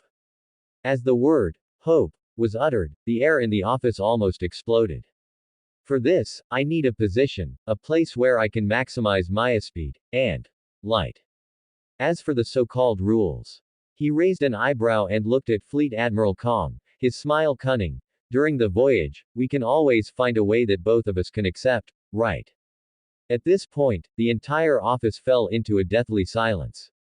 So arrogant, so clear-headed, so dangerous, so impossible to ignore as a reason. Zephyr took a deep breath and spoke slowly, his tone carrying a bit more weight. "The philosophy is too radical. Justice is not something that can be defined by speed alone." Sengoku followed closely. "Order is a massive machine. It cannot be changed at will by the power of one person. If your power goes out of control, the Marine will pay the price for it." Suru added in a low voice, "If pure light has no scabbard, it will also hurt its companions." The three's rebuttals were reasonable and well-founded, belonging to the most orthodox and solid voices at the core of the Marine. However, pwahahaha. Garp suddenly burst into laughter, directly shattering the heavy atmosphere. He slapped Zephyr's back hard, the blow nearly knocking the wind out of the future admiral. Zephyr, did you hear that? The first hope to arrive. I absolutely love it. Zephyr's shoulders shook from the slap. Garp. You. A vein throbbed on Sengoku's temple. Garp. Shut up. Suru sighed softly. Honestly. However, what truly caused the air in the entire office to solidify again was the reaction of Fleet Admiral Kong. Just then, Fleet Admiral Kong stood up. In that instant, the room seemed to shrink by 3 centimeters. His mountain-like physique loomed over everyone, combining composure, dominance, and majesty, while a certain long-lost light flashed in his eyes. He looked at Locke and slowly revealed a rugged smile. Speed and light. Indeed, the massive ship that is the Marine is sometimes a bit too cumbersome. He tossed Locke's intelligence file aside. Locke, I appreciate your courage, vision, and ambition. Your power might just be the wind that the Marine needs for its future. Sengoku was just about to speak, but was stopped by a raised hand from Fleet Admiral Kong. Kong's gaze was locked firmly on Locke. Locke. Fleet Admiral Kong extended his hand, his voice resonant like a bell. Welcome to the Marine. The room shook for an instant. Sengoku frowned but did not refute further. Zephyr remained silent, a flash of approval crossing his eyes. Suru smiled slightly, as if she had already understood something. Garp, as if he had known the result all along, looked up and laughed loudly. Pwahahaha. I told you. This kid is absolutely fine. Fleet Admiral Kong continued. The position you want will be arranged by Sengoku and Suru. As for the rules you mentioned, Fleet Admiral Kong's mouth curled slightly, revealing a meaningful smile. Since it is a new route, then let us sail and adjust as we go. Locke lightly lifted his chin. In that instant, his smile was as sharp as thunder tearing through the sky. Understood, Fleet Admiral. I will use lightning to carve out a brand new path of justice for the Marine. The doors of the Fleet Admiral's office slowly closed behind them, the heavy panels making a boom as they shut. The hallway fell suddenly silent. Locke had only taken half a step. Kid Locke. Now we're officially colleagues. Bam. Without any warning, Garp delivered a light pat to Locke's shoulder. But this so-called light pat was the kind of light that could make an ordinary officer sink into the floor or turn a soldier into a thin pancake. Locke's body sank slightly, but his footing remained as steady as a lock. Sengoku and Suru, walking behind them, stopped at the same time. The same shock flashed in their eyes. He could actually withstand Garp's light pat. Garp caught their expressions and became even more spirited. Oh, come on, Sengoku. Do you still think of him as just an ordinary kid? This guy is.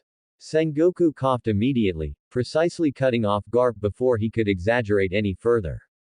He stepped forward, resuming the rigorous posture of the headquarters strategist, Mr. Locke. Locke raised a hand, easily dismissing the formal address. We're comrades now, no need to be so distant. Just call me Locke. As he spoke, the hallway went quiet for a moment.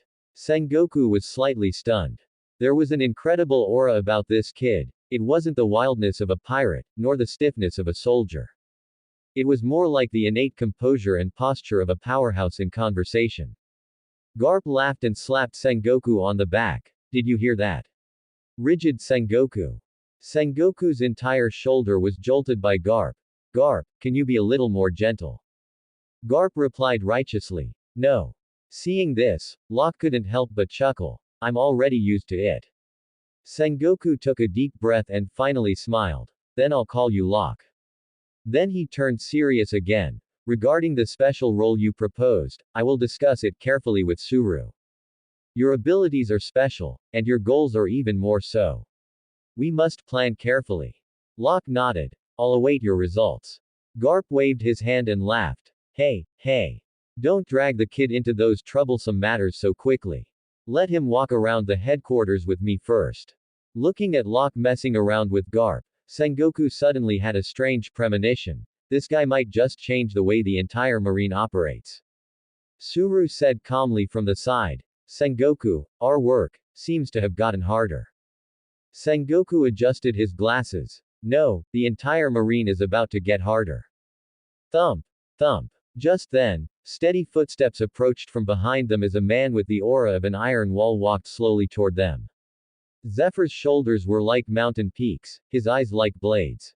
As soon as he approached, he immediately and keenly caught a blazing, wild fighting spirit staring intently at him. The collision of air currents between powerhouses ignited the air in an instant. Zephyr narrowed his eyes, looked at Locke, and said in a deep voice, "It seems you have something to say to me." The corners of Locke's mouth lifted slightly, his gaze sharp. "To be honest, you are also one of the reasons first joined the Marine." Huh. Sengoku and Suru were both stunned. Garp picked his ear. Hey, kid, what are you saying?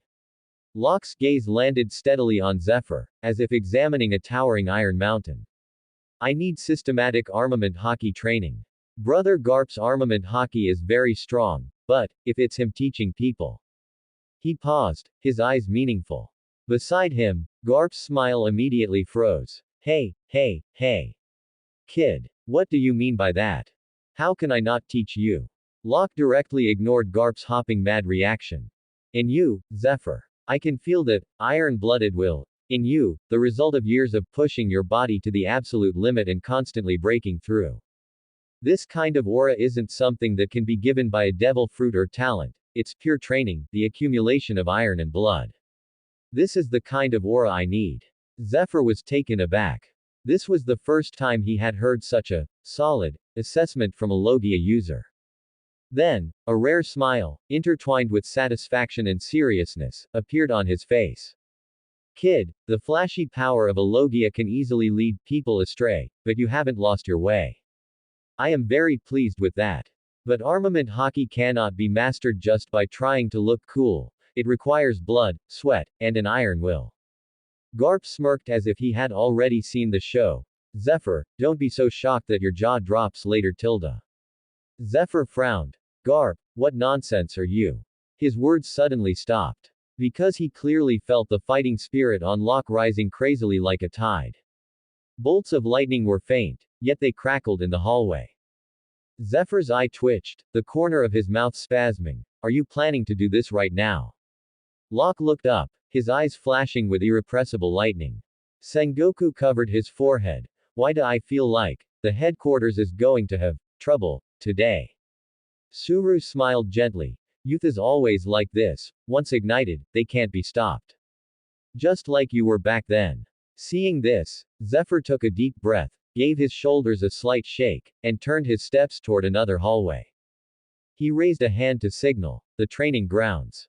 Then he turned back, his gaze like a drawn saber, sharp and exposed. Nothing helps you understand the correct use of power better than actual combat.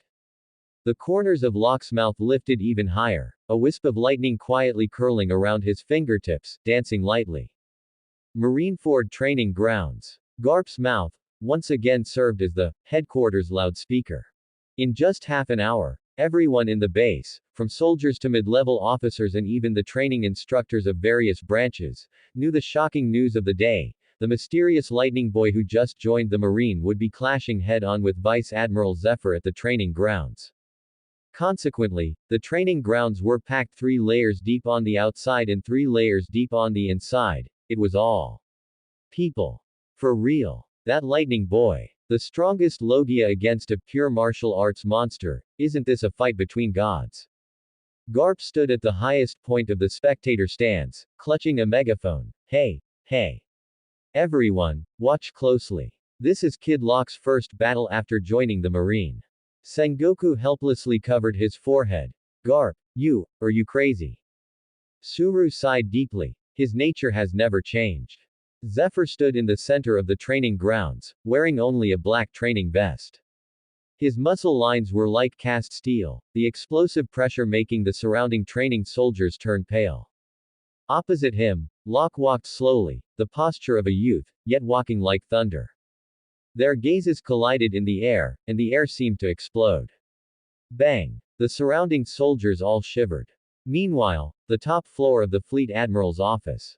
Fleet Admiral Kong stood in front of the large floor-to-ceiling window, arms crossed, squinting at the training grounds area in the distance.